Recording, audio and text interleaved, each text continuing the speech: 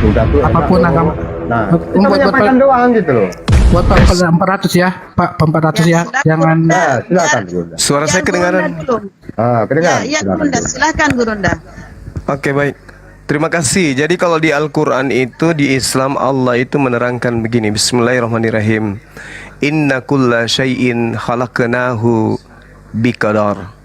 Sungguh kami menciptakan segala sesuatu menurut ukuran. Jadi segala sesuatu yang dicipta oleh Allah itu sesuai dengan ukuran. Artinya sudah terencana, sudah terukur. Jadi tidak seperti di kitab yang Anda ambil dari agama Yahudi, di Kejadian 6 misalnya, di data nomor 6-nya, maka menyesallah Tuhan bahwa ia telah menciptakan manusia di bumi dan hal itu memilukan hatinya. Itu tidak disifati oleh Al-Quranul Karim. Al-Quran menjelaskan badi'us samawati wal ar wa idza qada amran fa innama yaqulu lahu kun fayakun. Allah pencipta langit dan bumi, apabila dia hendak menetapkan sesuatu perkara, dia hanya berkata kepadanya jadi, maka sesuatu yang diperkarakan itu jadi. Itu Tuhan. Kalau yang tadi itu bukan sifat Jadi- Tuhan karena menyesal gitu loh. Gitu. jadi gini, oke, saya paham. Jadi Ya. menurut Pak Bang Sumani, ya kan? Siap. Bang Sumani, Allah menurut Al-Quran, ya kan, sudah Ya. merencanakan orang-orang jahat juga gitu. Gini, jadi Tuhan tidak merencanakan kejahatan seperti yang tertera. Apa kan bilang sendiri tak? Sabar. Yang direncanakan itu seperti yang ada di dalam kitab Yesaya 45 nomor 7. Itu direncanakan memang.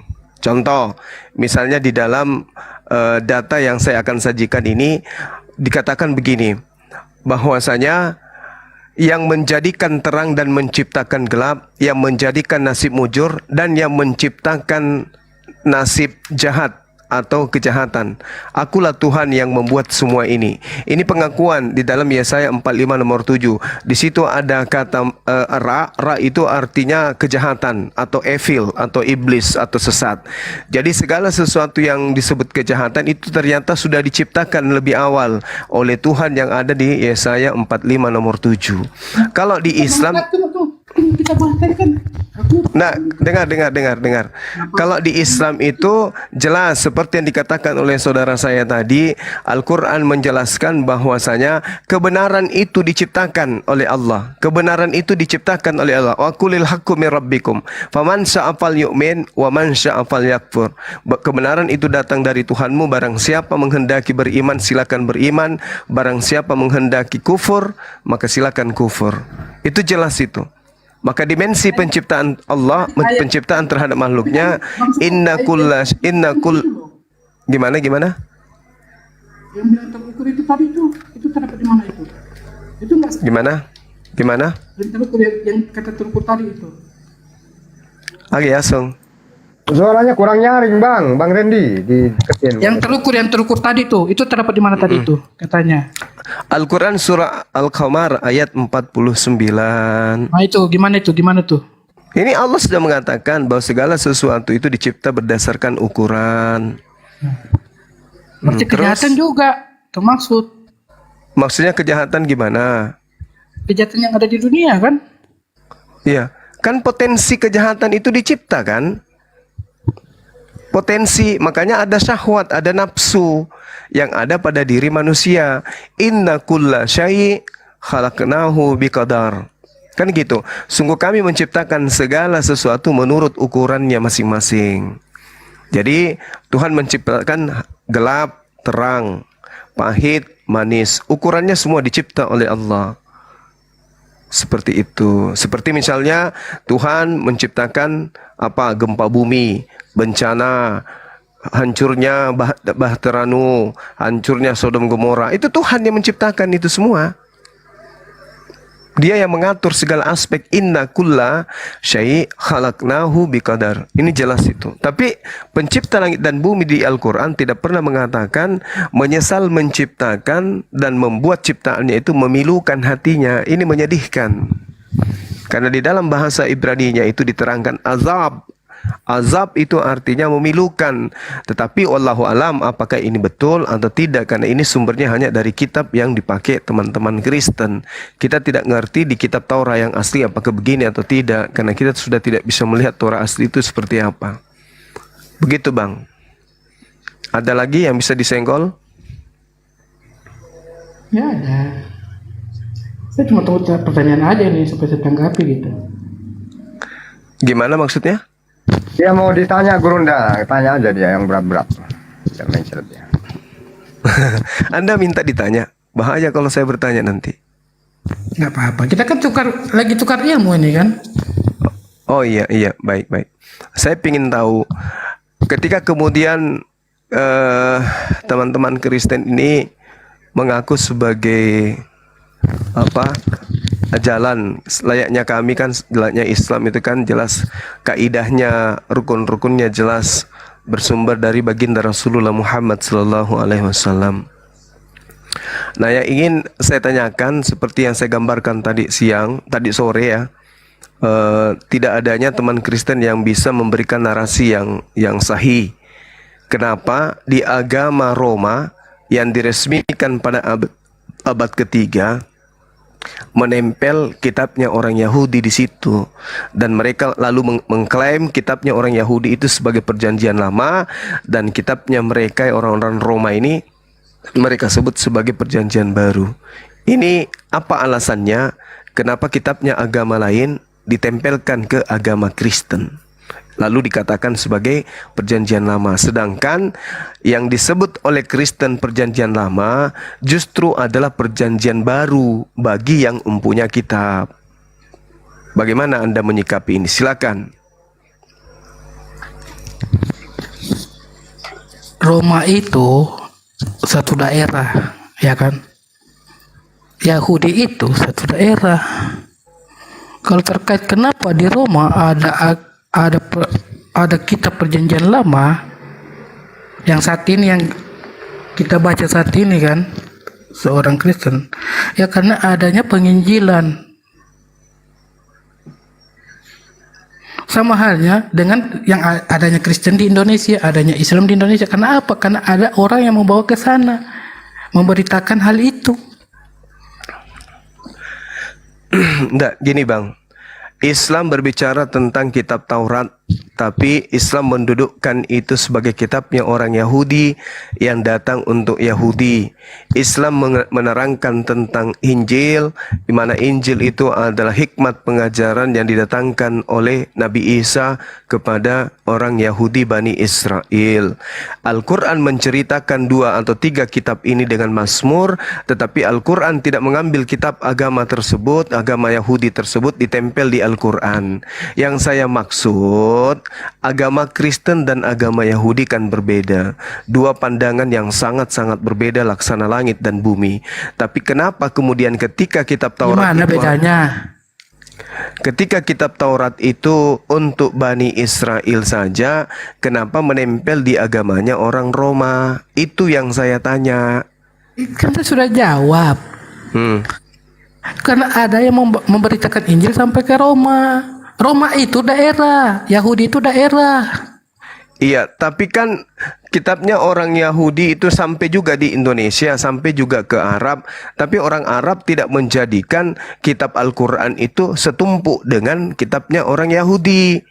Tapi ketika kitabnya Yahudi sampai ke Roma, Roma mengambil kitab itu, menumpuk di dalam kitab, menumpuknya menjadi satu kitab. Maka muncullah perjanjian lama, perjanjian baru, dibuat satu paket. Padahal itu kan 2 agama yang berbeda gitu loh Bang. Di mana? Tunggu, di mana bedanya? Karena saya tanya di mana bedanya 2 Loh, kalau tidak beda berarti kan satu, nggak ada Yahudi lagi atau nggak ada Islam, semuanya melebur jadi satu. Pertama, kitab Taurat hanya untuk Bani Israel. Kenapa nempel di kitab saudara? Itu kan untuk Bani Israel toh. Itu loh pertanyaannya.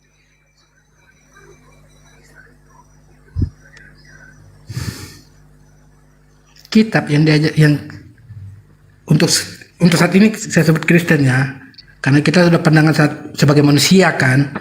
Iya. Kitab orang Kristen itu itu adalah kitab yang dari awal Mana? turun. Yang mana? Tasakku. Perbedaan antara Kristen dan Islam itu, kalau saudara-saudara mau tahu, itu hanya ada di bawah keturunan Abraham. Dia pecah. Iya, tapi Kristen ini tidak berasal dari sana. Abraham kenal Ismail, sedangkan kami Kristen percaya dengan Ishak. Iya, Disitulah tahu. disitulah perbedaan ajaran yang antara agama Islam dan Kristen. Iya tahu, bukan itu yang sedang kita bahas, Bung. Yang sedang kita bahas ini, kitabnya orang Yahudi dengan paradigma keagamaan mereka, itu hanya agama untuk ras mereka. Kenapa kitabnya diambil kepada agama Romawi? Saya kan sudah bilang, karena ada penyebaran Injil. Ya, Injil juga menyebar ke Arab, tapi Arab tidak latah ngambil kitabnya orang, nempelkan di Al-Quran, habis itu nyamar sebagai pengikut Yahudi rohani. Ini yang bersalah adalah Kristen yang tidak bagian daripada Yakub, tetapi mengambil kitabnya Yakub, menempel di kitabnya, sementara apa yang mereka ajarkan itu adalah konsep Romawi dan Yunani. Itu yang menjadi permasalahan. Setiap daerah beda-beda ajarannya, beda-beda kulturnya, Pak. Ini bukan berbicara Ya kan? kultur, Tapi ini itu dari pengajarannya itu, Pak. Iya tahu, Bung, ini bukan masalah kultur atau pengajaran. Yang kita bahas ini tentang kaidah, sebuah buku kitab pengajaran tentang konsep keyakinan yang mengikat dan hanya diperuntukkan kepada kaum tertentu, yaitu Bani Israel. Ingat, di dalam kitabnya orang Yahudi, Ulangan 33 nomor 4, hukum Taurat Musa itu adalah milik pribadinya Bani Yakub. Jadi karena kita bukan Bani Yakub, Romawi bukan Bani Yakub, kenapa mengambil kitabnya orang Yahudi, yaitu Torah, ditempel di agama mereka? Karena pada zaman Israel dijajah, yang menjajah itu Roma. Paham, Terus? Pak? Iya, terus? Ajaran itu kan udah ada di Israel, Pak. Iya, berarti karena dia menjajah, selain merampas harta, merampas juga kitab suci gitu maksudnya. Karena itu tadi saya kasih contoh, kenapa di Indonesia itu harus ada Al-Quran, kenapa ada Alkitab, kenapa nggak ada kitabnya Indonesia? Ya, karena Al-Quran ini memang jelas peruntukan untuk seluruh manusia. Litubayyina linnas, tidak hanya merujuk kepada satu golongan ras. Sedangkan Taurat hanya untuk satu ras, yaitu Bani Yakub. Kenapa nempel di kitab Coba saya lihat Anda? di mana ayatnya. Coba saya lihat di mana ayatnya itu. Banyak. Kalau anda mau berapa data? Berapa data yang Anda mau? 20, 30, 40? Yang bisa Anda dapat aja, ya kan? Oh ya udah. Kalau begitu coba Anda baca Menyatakan di bahwa Ulangan 33 nomor 4 aja dulu. Satu aja, nanti makin berat. Sambil saya minum kopi campur masako ya, Bang. Tony mute, Tony mute dulu, belum ngomong, Tony. Alhamdulillah. di mana tadi? Alhamdulillah. Pelan-pelan, Bang. Coba depan dulu. Di mana tadi? Di mana, Bang?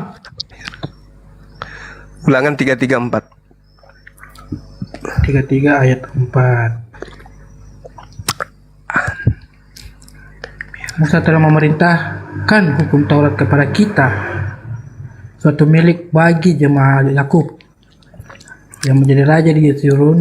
Wow, kereta. Ketika kepala-kepala bangsa datang berkat Musa kepada suku-suku. Ya ini kan keadaan waktu itu, Pak. Iya, makanya kan udah jelas itu. Bahkan Yesus pun mengaku diutus hanya kepada domba yang hilang dari umat Israel. Pokoknya intinya kita buka diri aja lah, bahwa hukum yang datang kepada Bani Israel itu hanya mengikat Bani Israel. Sedangkan pada saat itu Kristen Indonesia belum ada. Itu jaraknya 2000 tahun. Yang pertama kali membuat kitabnya orang Yahudi menjadi bagian dari agamanya adalah orang Romawi. Kenapa orang Romawi ini yang jelas-jelas kepercayaannya penyembahan terhadap putra dewa matahari, mengambil kitabnya orang Yahudi, menempelkan di kitabnya, lalu kemudian dibuat-buat ini kitab seakan-akan untuk mereka? Ini yang menjadi pertanyaan. Pak, saya tanya, Pak ya. Anak Iya, Abraham ada saudaraku. dua. Ada dua. Ini pertanyaan saya ini ada di jawabannya Iya. ini. Akan menjadi Iya. jawaban. Ada Baik, dua, Ishak dan Iya. Ismail. betul. Ya kan? Ismail dipercaya oleh Islam.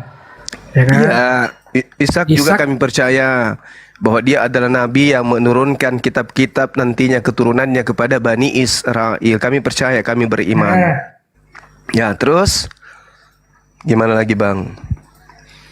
Bapak Abraham siapa? Maksudnya apa ini Bapak Abraham? Bapak Abraham, Nabi Abraham yang mengentaskan kemudian pengajaran sebelum paganisme. Abraham Gimana? Abraham Keturunan menurut- sebelum Abraham siapa? Mungkin dia mau No. dikasih tahu tentang perjanjian baru. terlalu jauh, Bang, kita membahas ke sana. Enggak, pada intinya ya kan, Hmm. yang dimaksudkan di mana nih? Musa telah memerintahkan hukum Taurat kepada kita, suatu Ya. milik bagi jemaah Bagi Yakub. Je- Jemaah Yakub. Yakub itu, ya Yakub itu kan sudah jadi Israel, Bani Israel kan. Yes, Bani Nah. Israel, betul. Terus apa hubungannya dengan Roma? Bani Paulus. Nah, itu dia. Sabar Bu. Ya. Jangan saya sendiri di sini loh. Kalian banyak ya kan? Ya. Supaya Ya, kau paham. kan Bang. cuman saya sendiri Enggak, yang ngomong, sama. Bang. Tapi dicampur ibu, oke? Nah, Ibu saya itu kasih cuma tahu ya. penari latar. Dia yang buatkan saya kopi Oke. tadi barusan. Dia guru saya tapi udah pensiun. Nah, di sini Yakub itu kan turun temurun. Iya, tahu. Israel juga kan bagian dari Yakub. Iya, tahu. Saya ngerti Israel itu nama lain daripada Yakub. Tahu saya. Mereka juga kan dapat batas-batasnya. Iya, Ada tahu. wilayah-wilayahnya. Ngerti. Udah enggak? Itulah pengajarannya situ. Ya, nah sekarang masalahnya Roma. Jangan dulu bawa-bawa diri Anda karena Anda ini menjadi Kristen karena dibawa Belanda atau Portugis. Kita Roma dulu, Roma yang menjajah tanah Yerusalem, tanah Israel kala itu pada saat Yesus datang. Nah, sekarang sebagai penjajah yang beragama kepercayaan keturunan politeisme, yaitu menyembah dewa-dewa yang nusul jadi manusia, sehingga di antara mereka ada yang mendewakan dewa Zeus, Hercules, Attis, Horus, itu mengambil kitabnya orang Yahudi, menempelkan di dalam keagamaan mereka menjadi sebuah kitab yang satu. Padahal Bukan satu Roma ini- yang ambil, Pak. Diajarkan di siapa? Roma. Paus Iya, itu tahu. orang Roma yang sudah bertobat. Iya, tahu, paham. Dialah yang bawa paham. ke sana. Paham, saya ngerti. Saya ngerti. Makanya agama Kristen dijadikan sebagai agama resmi pada abad ketiga oleh Kekaisaran Romawi gitu loh. Nah, sekarang permasalahannya adalah ketika Yesus mengatakan waspadalah kepada orang Farisi, ahli Taurat yang menjelajahi daratan, menyeberangi lautan, mentobatkan orang Roma Yunani masuk menjadi pengikut agamanya dan menjadi orang neraka dan 2 kali lebih jahat daripada orang Farisi itu sendiri.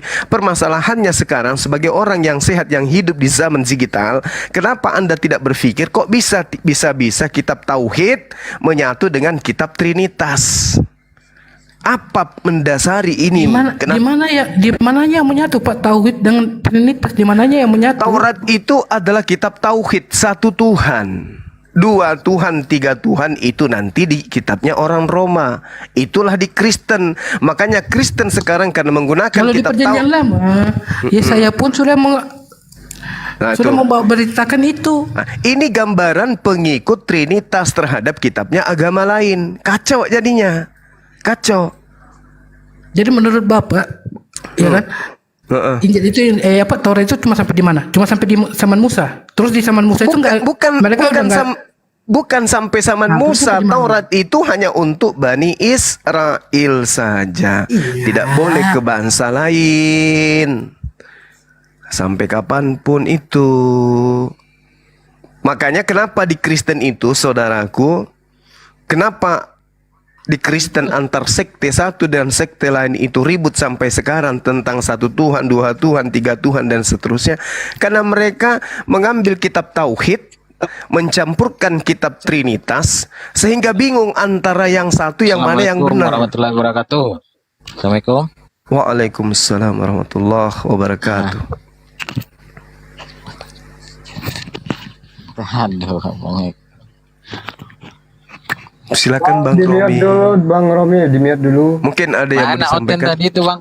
Enggak, Oten tadi itu Bang dia maksudnya dia tak tahu Roma itu katanya mungkin orang Yahudi juga gitu, orang Bani Israel juga itu maksudnya dia tadi itu. Makanya boleh ke Roma katanya dia tak paham kata Abang tadi mungkin. Iya, iya. Beliau masih ada di sini teman kita. Iya. Bang Randy, Bang Randy. Gimana? Ya itu dia, makanya saya katakan orang Kristen antar sekte sekarang di negara kita ini saling cakar-cakaran, ciuman kudus tapi pakai bokong gitu loh.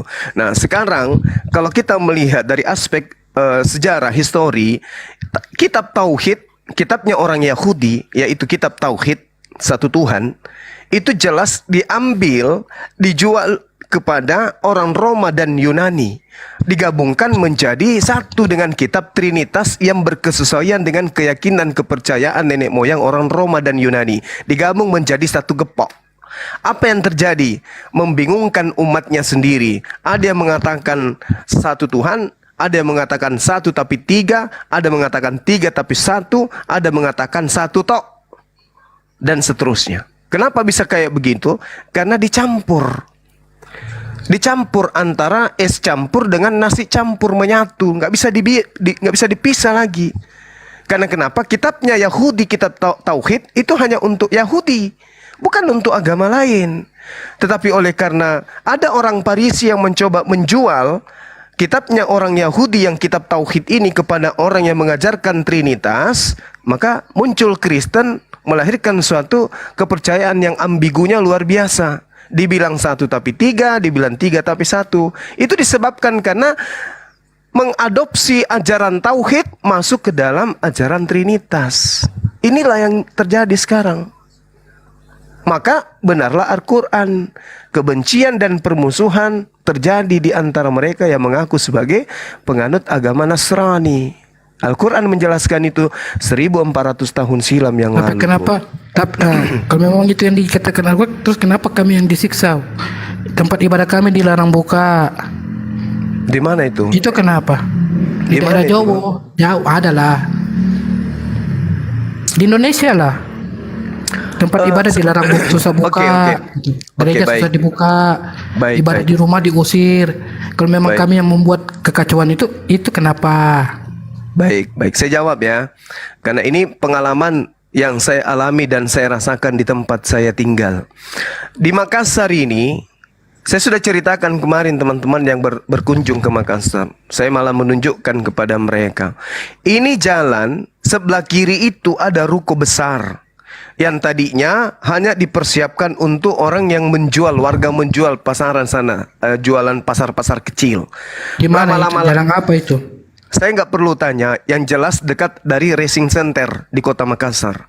Orang-orang sini pasti tahu. Orang Makassar Gurunda, dia orang Makassar Gurunda. Di mana kan? Jalan apa? Racing center pokoknya pasti Anda tahu lah di situ. Dekat hotel. Ya, ya. Yes. Nah, di situ dulu waktunya terjadi.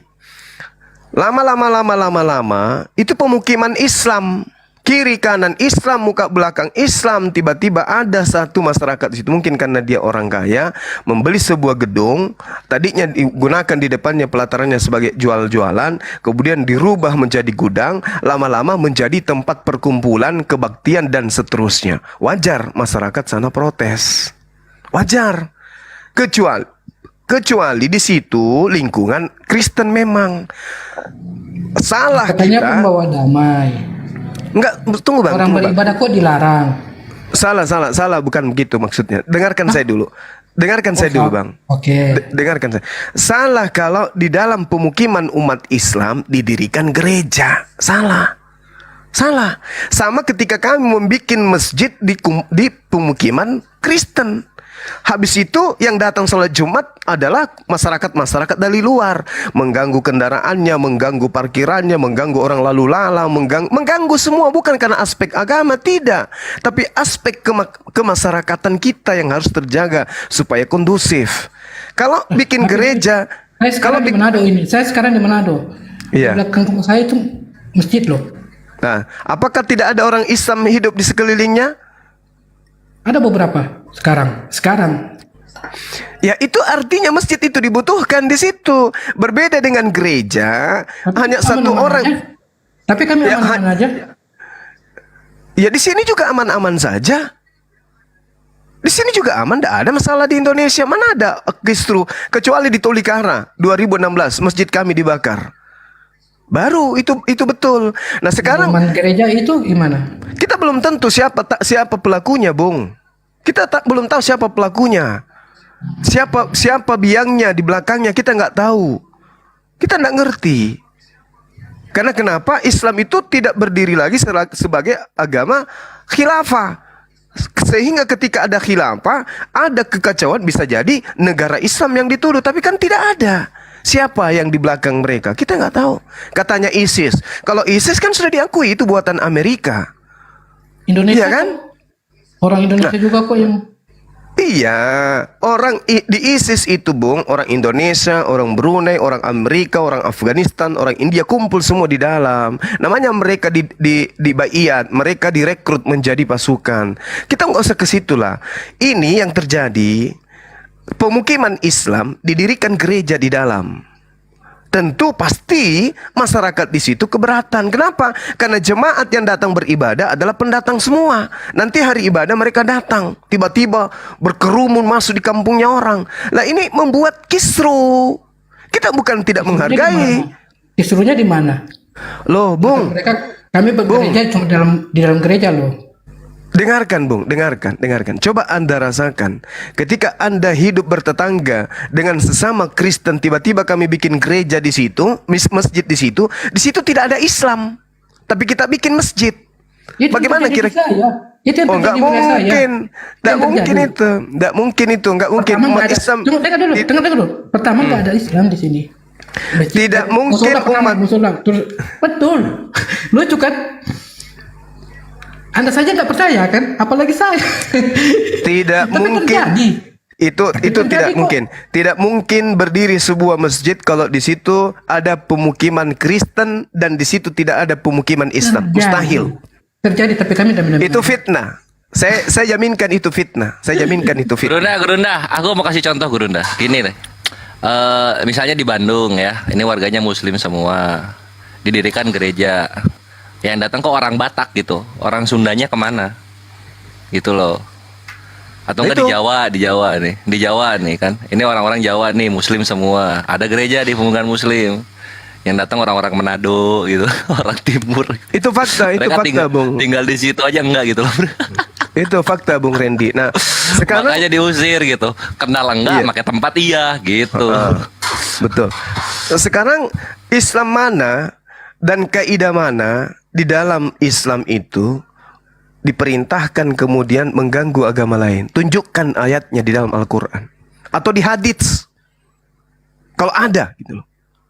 Malah Rasulullah mengatakan bukan bagian dari umatku ketika mereka mengganggu orang-orang di luar Islam, orang-orang yang tidak mengganggu Islam, bukan bagian dari umatku. Itu ancaman dari Rasulullah. Makanya coba Anda bayangkan, ini fakta aja ya, ini fakta. Ketika kemudian negara kita dijajah, bukan mayoritas Islam yang memperjuangkan kemerdekaan. Ada Katolik, ada Kristen, ada Hindu, ada ini dan itu, ada memang. Tetapi Islam mayoritas memperjuangkan kemerdekaan. Bukan 100% yang berjuang kemerdekaan, bukan Islam 100%. Tapi 100% penjajah adalah non-Islam. Mendirikan gereja, sekolah Kristen, sekolah Katolik, dan seterusnya. Itu yang mereka bentuk selama mereka menjajah, menyakiti hati nurani pribumi. Begitu mereka diusir, Islam yang mayoritas ini melindungi gereja seketika dan membiarkan penganut-penganut agama penjajah untuk dengan tenang pergi ke tempat ibadahnya mereka. Apakah Anda pernah dengarkan begitu Belanda diusir, umat Islam yang mayoritas menghancurkan rumah ibadahnya Belanda penjajah? Enggak. Kenapa tidak? Karena di situ ada saudara-saudara kami ingin menggunakan peninggalan penjajah untuk beribadah sampai hari ini. 150 meter dari samping kantor saya, Bung, itu ada gereja peninggalan Belanda. Di belakangnya, sudut di Poltabes Makassar, pas sudut pasti Anda tahu, itu ada peninggalan Belanda. Ada diganggu? Enggak. Enggak ada. Padahal perang terpanjang yang pernah terjadi di Nusantara ini adalah perang Makassar. Melawan siapa? Belanda. Apa agamanya Belanda? Memang tidak menjajah mengatasnamakan agama. Memang tidak. Tetapi agama mereka apa? Kristen. tempat ibadahnya gereja, Tuhannya Yesus, kitabnya Bible, ibadahnya Minggu, makanannya babi, guguk, dan seterusnya. Ada kami mengganggu mereka setelah kami mengusir Belanda? Tidak. Mereka aman. Mereka dilindungi, mereka diayomi, mereka disayangi, mereka dirangkul, bahu-membahu sampai hari ini, sampai detik ini. Itu yang terjadi di Nusantara ini. Bukan saya mau mengatasnamakan Islam itu, enggak. Tapi itu fakta.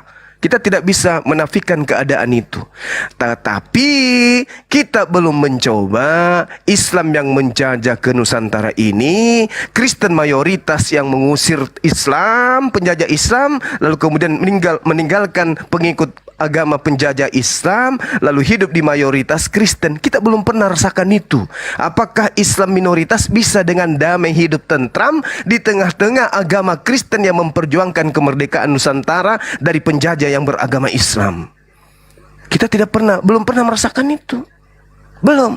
Tapi kalau penjajah 100% non-Islam, pejuangnya mayoritas Islam, yang mengikuti agama penjajah yang minoritas ini hidup di tengah-tengah Islam dan damai, kita sudah nikmati hampir 100 tahun. Baru-baru ini kita merayakan kemerdekaan ke-78. Agama Kristen dengan damai hidup tentram mengisi kemerdekaan. Kembali ke topik. Bagaimana bisa kitabnya orang Yahudi nempel di kitabnya agama Romawi? Seperti itu. Saya sambil ngopi, Bang. Silakan Anda cari materi untuk menjawab saya. Kan saya sudah bilang tadi, karena adanya penyebaran. Penyebaran. Iya, betul. Iya. Agama Kristen. Iya, gini loh. Gimana nggak bisa selesai sih kalau Anda sudah paham? Paulus di dalam Galatia 2 nomor 8 mengatakan, aku sampai ke tanah Arab mengajarkan Injil. Tapi Islam tidak mengambil kitabnya Paulus menempelkan di Al-Quran. Meskipun Al-Quran menceritakan tentang Injil, Taurat, Zabur. Meskipun Islam mengakui Taurat, Zabur, dan Injil itu adalah firman Allah. Tapi Islam tidak mengambil buku-buku itu, kitab-kitab itu menempelkan di Al-Quran. Alkitab itu satu, tidak ada itu yang bilang kitab Roma, kitab Yahudi, Bang. Nah, inilah yang kita sedang bahas.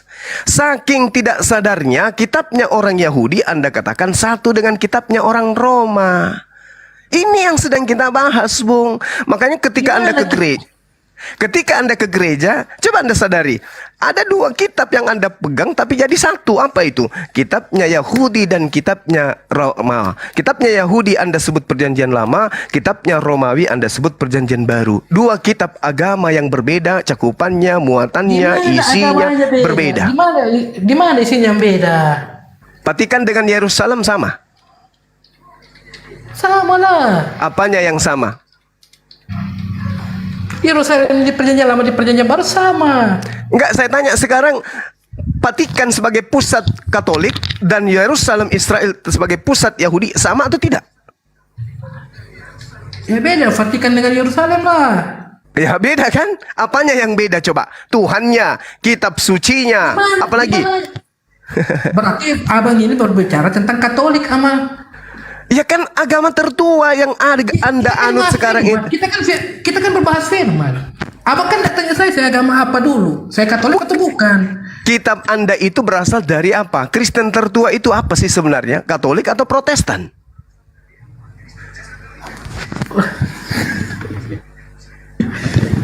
Itu sama dengan abang tanya itu tentang Islam Muhammadiyah dengan Islam satu, apa lagi tuh? Oh, kitabnya sama. Muhammadiyah, NU, kitabnya sama, Al-Quran.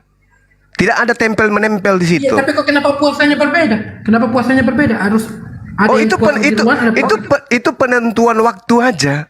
Tidak merusak akidah. Tidak merubah kemudian tauhid. Itu hanya amalan ibadah. Ada yang pakai duluan, ada yang belakangan. Itu nggak masalah. Tidak merusak akidah itu. Ini yang menjadi masalah adalah kitabnya orang Yahudi, kitab tauhid, satu Tuhan, la ilaha illallah. Yesaya 45 nomor 6, Yesaya 46 nomor 5. Jelas itu. Tidak ada Tuhan. Di situ kan nanti di situ kan ada nubuatan tentang akan datang seseorang penyelamat. Nah, inilah Iya, inilah yang diklaim oleh agama baru. Selain Yahudi mengklaim, makanya saya katakan mereka mengambil mengambil- kan tadi mengangkat Iya. membahas tentang Yesaya nih.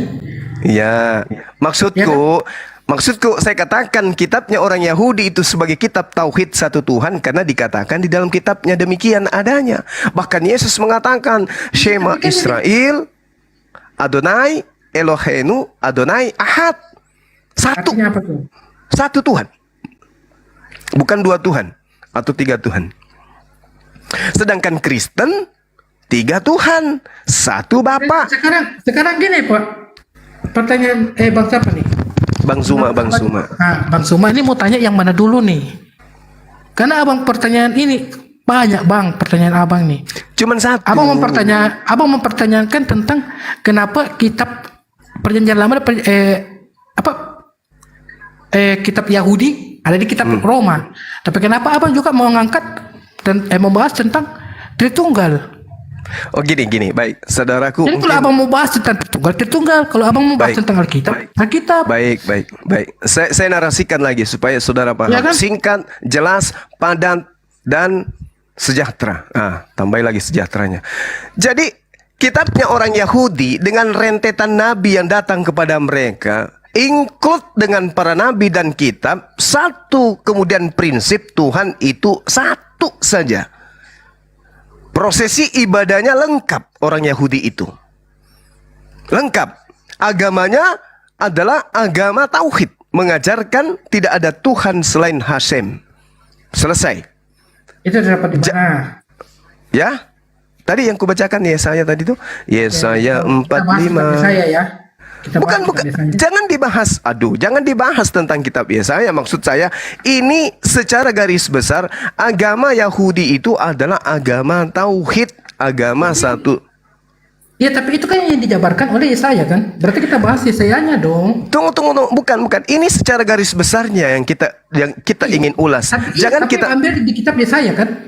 salah satu bukti banyak sekali. Kitab Keluaran 20 nomor 1, nomor 3.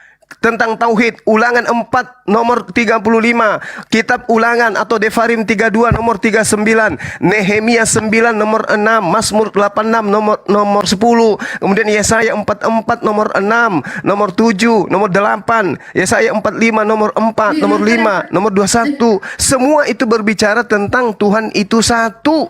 Dan kitabnya adalah Torah dan juga adalah kitab para nabi. Itu kitabnya mereka. Selesai, titik, finish. Iya, tapi nggak baca kan tentang nubuatan Yesaya.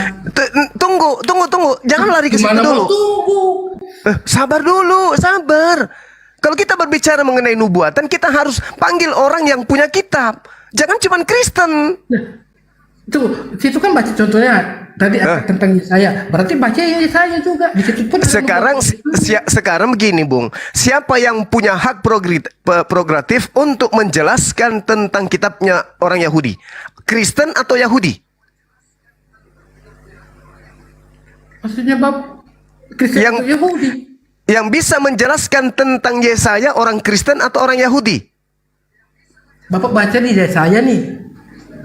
Ya kan? Iya, oke, sudah ya. Saya anggap Anda hanya berpura-pura nggak tahu. Saudara hanya berpura-pura nggak tahu. Oke ya, kita selesai di situ ya. Bahwa kitabnya orang Yahudi mengajarkan tauhid satu Tuhan. Selesai, finish. Kita tutup. Tek. Sup. Tapi di situ Udah. Bapak cuma baca yang Bapak mau. Bapak baca Tunggu. firman Tuhan, Coba yang Bapak tunjukkan mau. kepada. Oke, kalau begitu tunjukkan Trinitas di Perjanjian Lama.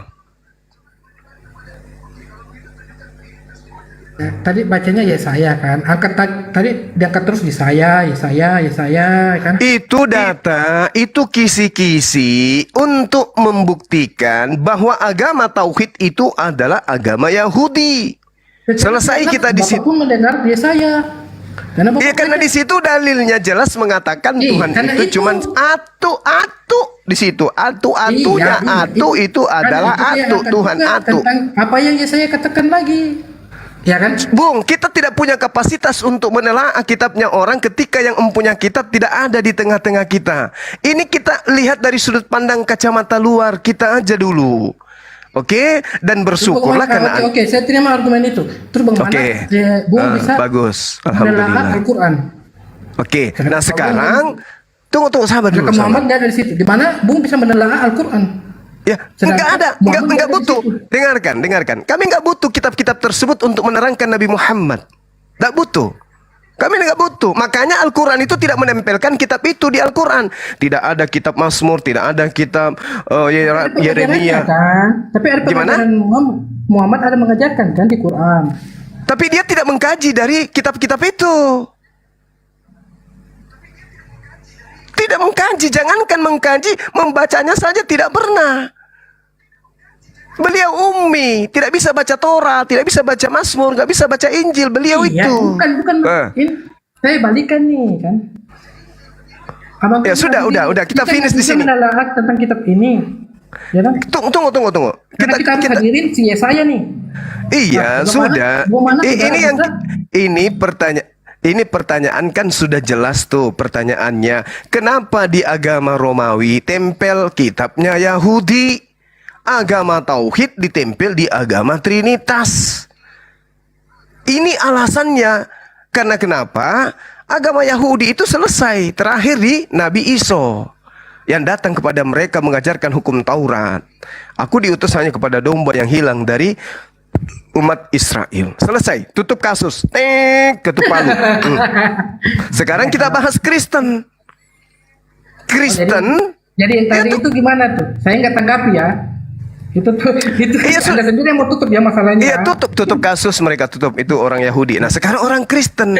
Kitabnya adalah Lukas, Markus, Matius, Yohanes, Kami dari Petrus, Kejadian kok. Kisah Kami dari para Kejadian Rasul. kok. Nah, itu Dari kenapa Kejadian, kau ambil? dari Kejadian. Kenapa mengambil kitabnya? Orang kan tadi sudah ditutup tadi, kan udah aku bilang dikunci. Dikunci itu hanya untuk mereka. Udah close kasus. Udah ditutup.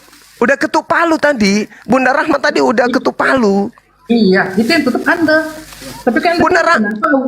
Udah, kita nggak usah bahas itu lagi. Sekarang kita bahas kitabnya Kristen.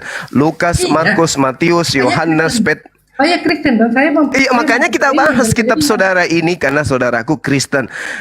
Lukas, Markus, Matius, Yohanes, Petrus, kemudian Kisah Para Rasul, Roma, Filipi, Kaliki, Pepayan, Andre Maneng, apalagi Galatia. Ya, tapi saya kira Udah itu semua itu saya halaman kan ini. Itu kan bilang, semua kan? Itu saya surah-surah. kan saudara langsung. Bagaimana? Saya sebagai seorang Kristen. Iya, itu kan kitabnya, Jadi ya, kitabnya orang Kristen yang diajarkan untuk orang Roma dan Yunani, kenapa kan Anda gitu. kenapa Anda paksa saya nggak percaya dengan kitab Kejadian sampai Wahyu? Tuh, Bung, ini kitabnya orang. Kenapa Anda memaksa saya untuk tidak percaya? Nah, kitab justru Kejadian? itulah yang menjadi pertanyaan. Kenapa Anda tidak menjawab dari tadi? Ternyata Anda memaksa menggunakan kitabnya agama lain. Nah, Anda pertanyaan memaksa. saya justru kehendak itu. saya. Nah, itu kehendak harus. saya, Anda memaksa. Maksudnya Gimana bisa saya memaksa? harusnya Kodong, capekku ini menjelaskan dari tadi hampir Tambahin 4 jam. saja, Gurunda. Ternyata jawabannya ya suka-suka saya. Kenapa nggak dari sama tadi? Ya karena itu ajaran dari Kenapa nggak dari tadi Anda bilang? Ya itu sudah suka jadi saya, kepada kami. itu hak saya. Udah selesai berarti. Saya sudah. Selesai. Coba Sudah dari ilmu tadi. Coba dari tadi Anda menjawab. Ya mau kok. Ero-eroku. Emang lu siapa? EGP? Maunya jawab gitu. Nah, tuh. Kan Jadi kita nggak usah panjang lebar. Anda kan bilang tadi kitab Kristen kan itu dari Iya, apa terserah tuh? kau, terserah Perjanjian kau. Lama Baru. Iya kan? Terserah kau. Kenapa? Nggak mampu gitu. Terus sampai gitu caranya mau lah kita mau ngomong apa Bi? Terserah kau. Lah, Ya kan? bukan Nggak mampu Anda berarti yang dong. mengatakan. Anda Nggak yang mampu lagi mengatakan. dong, berarti dong. Yang mengatakan Berarti tadi Anda ini terserah nggak saya mampu sih. dong. Iya saya kan. Yang menjawab bilang tadi terserah saya terserah kan saya. Kan Anda. Iya karena Anda kan bilang kan kenapa saya umat Kristen kan kenapa mempelajari kitab Kristen itu kan dari pakai Matius musik sampai bagus. apa kan Wahyu kan. Pakai musik. Itu kan bagus. jago kalian kan. Gitu kan cara kalian untuk debat kan. Gitu Ya, jago kalian debat kan. Ketika kita mau berbicara kalian potong. Enggak, Buktinya. santai aja, santai, relax. Ya kan? Gimana? Kan tadi argumen Anda kan bilang kitab Kristen kan Matius sampai Wahyu kan. Iya. Memang itu tapi kan saya bilang kitab kan Kristen. saya mempercayai, kami mempercayai kami Kristen mempercayai Kejadian sampai Wahyu. Sama, kami juga umat Islam percaya Torah, Zabur dan Mazmur dan Injil. Kami percaya, tapi itu kitab untuk kaum Yahudi. Bukan untuk siapa-siapa, bukan untuk umat lain. Nah, sekarang yang jadi Kitab permasalahan, kami Kejadian sampai Wahyu, kitab kami Kejadian sampai Wahyu. mana buktinya kalau itu kitab Yahudi adalah kitab kalian? Ini yang saya tanya tadi, mana jawabannya? Saya udah capek menjelaskan, tapi ternyata nggak bisa nangkap. Ini kitabnya Yahudi untuk Yahudi, kenapa ada di agama Anda? Itu yang saya butuh, apa jawaban Anda sekarang? Suka-suka kami, dong, kan itu tadi. Yang susahnya di sini, saya bilang suka-suka saya tuh kan. Ya. Karena Nah, Anda kalau bilang bukan kenapa saya memaksa. Kalau Anda tidak bilang suka, ada kata memaksa. kalau tidak suka-suka berarti ada alasan cerdas yang bisa kita mendengarkan dari saudara saya Randy yang cakep ini. Apa alasan cerdas itu? Kenapa kitabnya agama Yahudi nempel di Tadi agama saya mau Trinitas? jelaskan, Anda sudah Oke. bilang sudah potong-potong, udah ditutup. Ya gitu. sudah, kalau begitu saya mandi Anda dulu. yang Saya akan jawab. lari, bukan saya. Oke, saya dengarkan. Silakan sambil mandi tapinya. Lanjut. Anda tadi bahas tentang kalau kitab perjanjian lama atau Taurat itu yang dikatakan Yesaya hanya satu Tuhan. Terus saya melanjutkan tentang Yesaya. Anda langsung udah tutup aja. Yesaya itu kitabnya Yahudi, Camone. Makanya, tapi di Yesaya itu juga bilang ada tertulis di Yesaya itu akan datang seorang penolong. Itu nubuatan. Nah, sekarang menurut yang empunya kitab, siapa yang datang itu? Yang punya kitab, kita tanya, bukan Anda. Anda kan cuma ngambil kitabnya orang. Yang kita tanya yang punya kitab. Karena itu saya tanya balik, apa dari mana Anda mengatakan bahwa bisa mengklaim bahwa ajaran Muhammad? Al-Quran yang mengatakan itu. Sama dengan kita, Alkitab yang mengatakan itu. Saya tidak pernah meminta dia saya menerangkan tentang nabiku, tidak. Saya tidak butuh kitab-kitab itu. Nah, sekarang Anda butuh kitab Yesaya. Anda membutuhkan kitabnya. Anda membutuhkan kitabnya orang Yahudi untuk menjelaskan kekristenan, tapi tidak nyambung. Saya sudah jelaskan. Dan sudah jelas itu bahwa perjanjian lama dan perjanjian baru itu satu. Dari mana? Nah, inilah yang menjadi pertanyaan. Nubuatan Yesaya, tapi kalian nggak mau pakai. Kalian hanya mau pakai apa yang dikatakan Yesaya, tapi nubuatan Yesaya kalian nggak mau pakai. Kok tahu? Kok tahu? Ini kan saya bertanya sama saudara. Iya, tapi Kenapa bisa ada kitabnya agama Yahudi di agama Anda? Sementara agama Anda itu dari Roma, bukan dari Yahudi. Itu pertanyaan saya dari tadi. Berarti dia ini ya ambil kitabnya orang, aduh. Iya, kamu mengambil kitabnya orang, nempel di kitabmu. Lucu kan? Ini yang... Berarti kalian cuma mau menerima yang buruk-buruknya saja gitu kan? Tidak ada nerima. Iyalah, kalian membahas tentang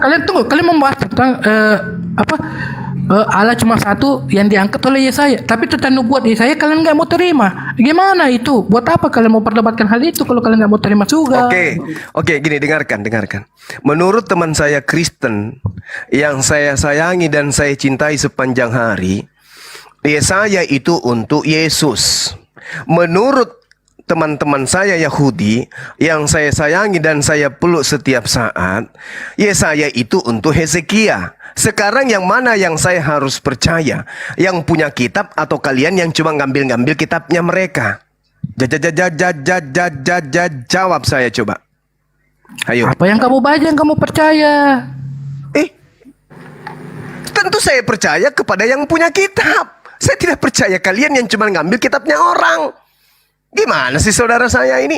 Makanya muncul pertanyaan, kenapa kalian mengambil kitabnya agama Yahudi nempel di kitab kalian? Kembali lagi saya bilang perjanjian lama dan perjanjian baru itu satu kitab. Nggak ada perjanjian kitab Kristen, kitab Islam, kitab tidak ada.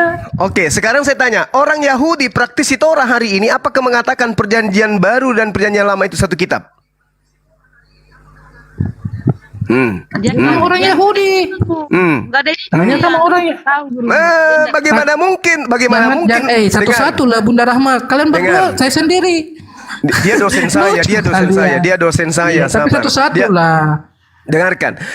bagaimana mungkin kemudian rabi-rabi Yahudi membacakan bahasa Yunani kitabnya orang Kristen di dalam sinagoge? Nggak mungkin. Tapi kalau orang Kristen membahas kitabnya orang Yahudi di gereja, oh paling bisa, paling jago. Kenapa bisa begitu? Itu pertanyaan saya. Kenapa bisa begitu? Dari mana saudara tahu kalau ini namanya cinta bertepuk sebelah paha. dari mana saudara tahu kalau orang Yahudi nggak baca perjanjian baru? Loh, la haula wala quwata illa billah. Kamu baca data-data dalam kitabnya orang Yahudi, Bung. Itu kitabnya orang Kristen. Kalau kau baca Talmud, dianggap sebagai mantra setan. Yesus itu dianggap sebagai anak haram, hasil zina Pantera dengan Maria. Yesus saat ini mau tahu direbus di neraka di dalam tinja yang mendidih. Itu Yesus. Jadi bagaimana mungkin kitab yang mereka najiskan tralala trilili mereka mau bacakan di kitabnya tunjukin. mereka? Wah, parah ini saudara saya ini. Jadi saudara tidak bisa jawab kan? Nah, nanti kalau tunjukin. Coba tunjukin. Nanti saudara kalau ke gereja tanya pendeta, Pak, kok bisa kitabnya agama Yahudi ada di kitab kita? Apakah Kristen tidak bisa berdiri hanya dengan perjanjian baru saja? Gitu loh. Kalau dia katakan, oh tidak bisa. Bisa karena dia nggak bisa Satu karena kesatuan. dia satu. Iya. Itu pengakuan Kristen. Tetapi orang Yahudi najis tralala trilili terhadap kitabnya Kristen. Karena mereka tidak mengetahui, karena mereka memahami bahwa kitab-kitab saudara itu bukan firman Tuhan, bukan dituliskan oleh para nabi. Orang Kristen saja ditanya siapa nabinya orang Kristen, mereka alergi dan tidak bisa mulutnya menyebut Lukas, Markus, Matius, Paulus itu sebagai nabi. Tidak bisa. Sedangkan penulis-penulis kitab mereka semuanya mereka imani sebagai neviim, nabi-nabi. Yeremia itu nabi, Saul itu nabi, Samuel itu nabi, Yeremia nabi, Samuel nabi, Daud nabi. Semua yang ada kitabnya mereka imani sebagai nabi besar dan juga nabi-nabi kecil. Bagaimana mungkin preman pasar dianggap tulisannya sebagai firman Tuhan? Itu loh saudaraku Randy. Makanya Paulus dan in the gang, jangankan orang Yahudi, orang Kristen sendiri malu mengakui pengarang kitabnya sebagai nabi. Malu. Gimana mungkin mau masuk di sinagoge? Rebutan mereka rasul. Gimana? Dari mana istilah rasul ini lagi? Rasul ini ambil dari Islam. Semakin berat. Kalau itu rasul. Ya, Gurunda diculik. Siapa yang culik Gurunda kami? Aduh, itu kebiasaan. Gara-gara baca. Gurunda ini udah akun kedua ya. Wah, kalian pengecut menculik-culik Gurunda kami. Waduh, parah kalian. Gurunda kami diculik. Ya, gara-gara nyebut Yesus direbus di panas di neraka. Balikin Gurunda kami. Ayo, balikin Gurunda kami. Jangan terguncang, tapi tenggelamlah. Oke, Jan Tokyo, selamat malam Jan Tokyo. Jan Tokyo, selamat malam. Jan Tokyo, Allahu Akbar, mending Anda turun deh. Udah turun, lama kali jawabnya. Dari tadi dipanggil. Kabur dia. Ya, kontennya kabur. Itu ada si Stripe. Jadi tadi tuh nggak ada ilmu ya, dia nggak paham tentang sejarah-sejarah Bible. Oke, Dego Mojat, selamat malam Dego. Malam. Agama apa Dego? Kristen. Oke. Jadi begitu kawan, jadi begitu. Harusnya saudara menjawab, kenapa bisa Anda menganggap kitab itu satu? Satu kitab Tauhid, satu kitab Trinitas. Gimana ceritanya? Satu kitab yang mempersembahkan korban hewan, satu kitab mempersembahkan korban manusia. Kenapa Anda mengatakan satu? Ini PR Anda untuk menjelaskan itu. Silakan. Oke, saya jawab. Kabur Bunda, kabur. Halo. Sudah pergi? Halo. Iya. Oh. Ya, halo, dijelaskan Oke, ya. saya Mau jawab jelaskan ya. silakan. Iya, silakan. orang Kristen pakai apa kitab Yahudi ya. Iya. Itu jadi begini, saudara, apa? Sebelum ada Injil, sebelum Injil itu kan kalau menurut Al-Quran kan turun dari langit, ya kan? Kalau Kristen enggak. Kalau Kristen itu Injil itu catatan sejarah, catatan murid-murid. Jadi sebelum ada Injil, Jan, mute, Jan. murid-murid Jan. Yesus itu udah percaya sama kitab Taurat karena memang mereka agamanya Yahudi. Jelas ya? Jadi ya Yahudi sama Kristen itu dia hanya beda penafsiran. Yahudi itu masih menanti yang namanya Mesias. Kalau Kristen dia menafsirkan Alkitab itu Mesias itu udah datang, yaitu Yesus Kristus. Clear ya? Halo? Iya, saya dengarkan, Bang. Iya. Setelah jadi akhirnya pecah tuh. Kristen Yahudi anggap orang Kristen, orang yang percaya Yesus sebagai Tuhan berarti sesat. Iya kan? Mereka anggap orang Kristen murid-murid Yesus itu semua sesat, termasuk Paulus. Makanya Paulus menganiaya murid-murid Yesus itu sebelum bertemu Yesus, sebelum dia dapat bertemu Yesus itu dia ikut sama orang-orang Yahudi untuk menjajah orang Kristen. Nah, itu belum ada Injil. Maksudnya Injil udah belum dicatat, hanya diingat-ingat aja perkataan Yesus. Nah, setelah itu pecah tuh, artinya pecah Kristen sama Yahudi. Ada yang kalau orang Yahudi percaya Kristen ini bidat sesat, orang yang menganggap Yesus sebagai Tuhan, manusia sebagai Tuhan. Jadi mereka anggap orang Kristen itu sesat. Karena itu kita bedanya di penafsiran kitab Yesaya. Jadi makanya orang Yahudi masih menantikan Mesias sampai hari ini. Kalau kita udah enggak lagi, kita udah tinggal tunggu hari kedatangannya yang kedua kali.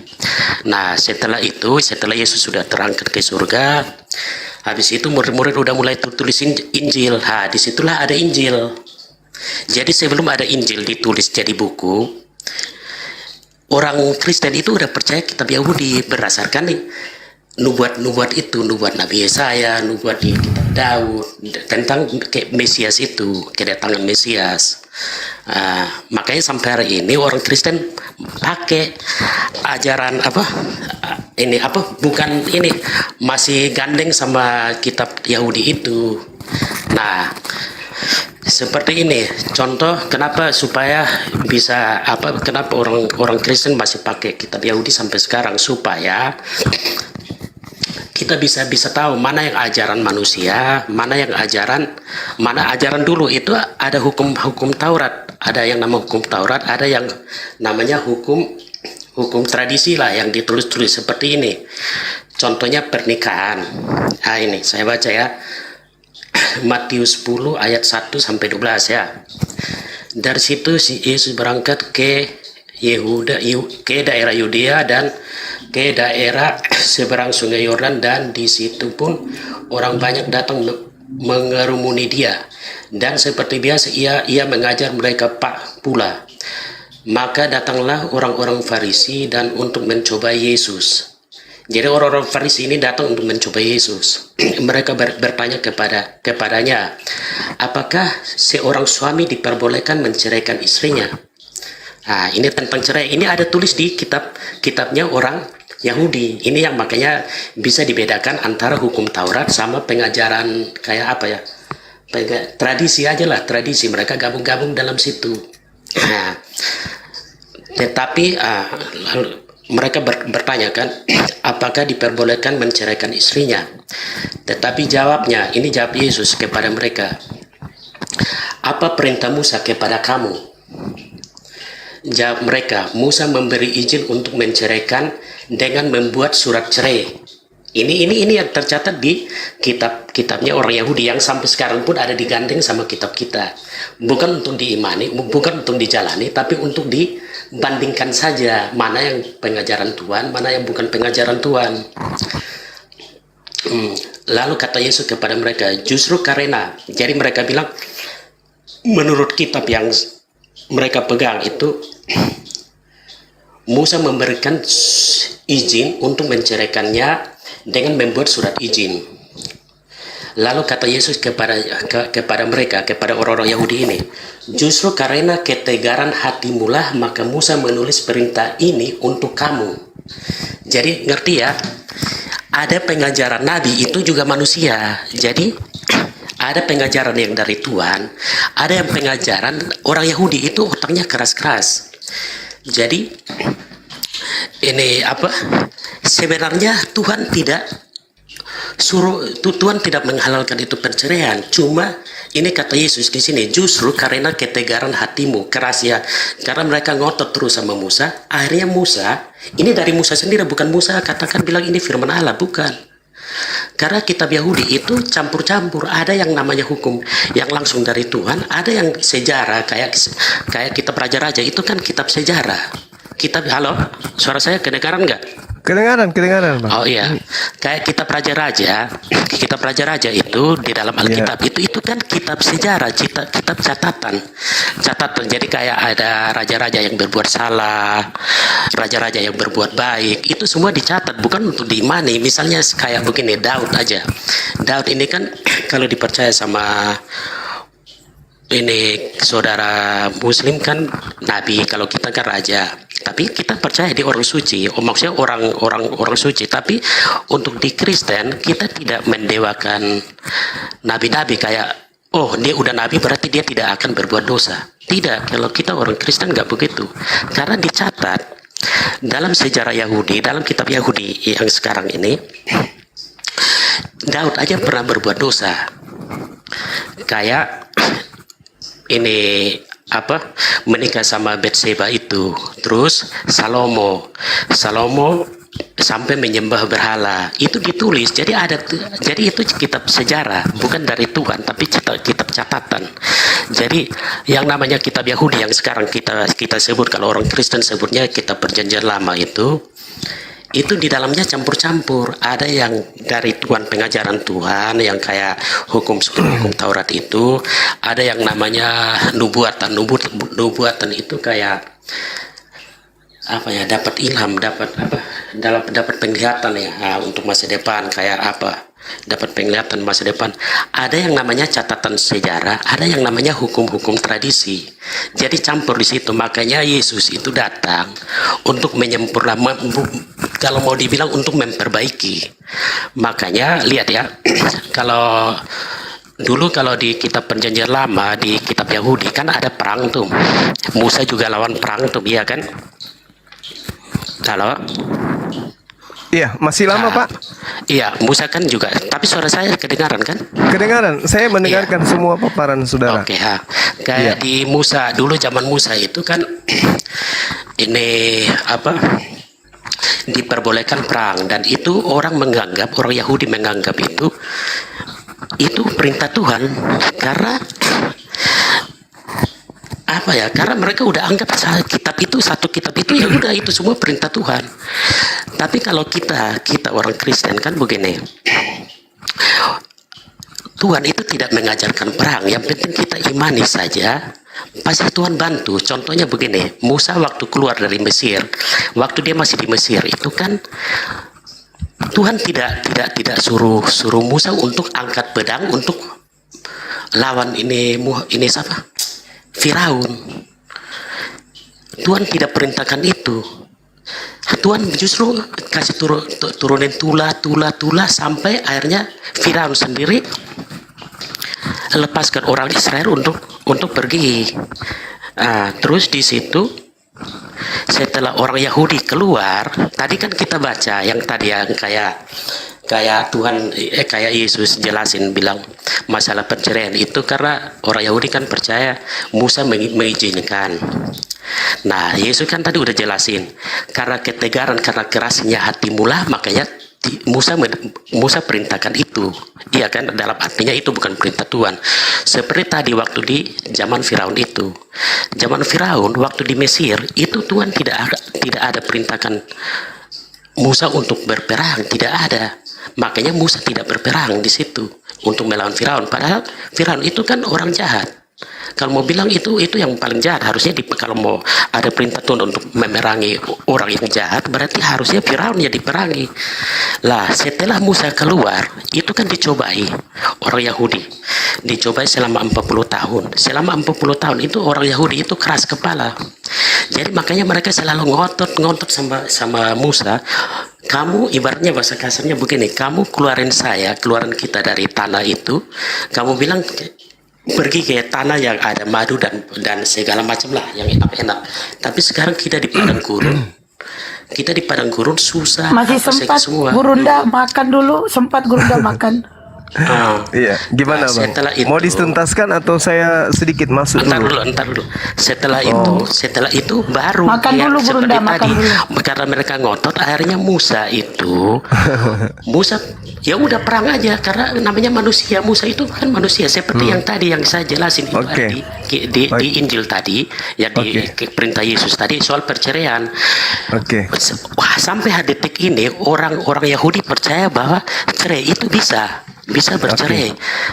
Tapi tadi yang Yesus jelasin, karena ketegaran hati mula, akhirnya Musa menulis memerintahkan untuk bercerai. Padahal kita baca ayat selanjutnya ya. Bisa dipenggal-penggal aja Pak.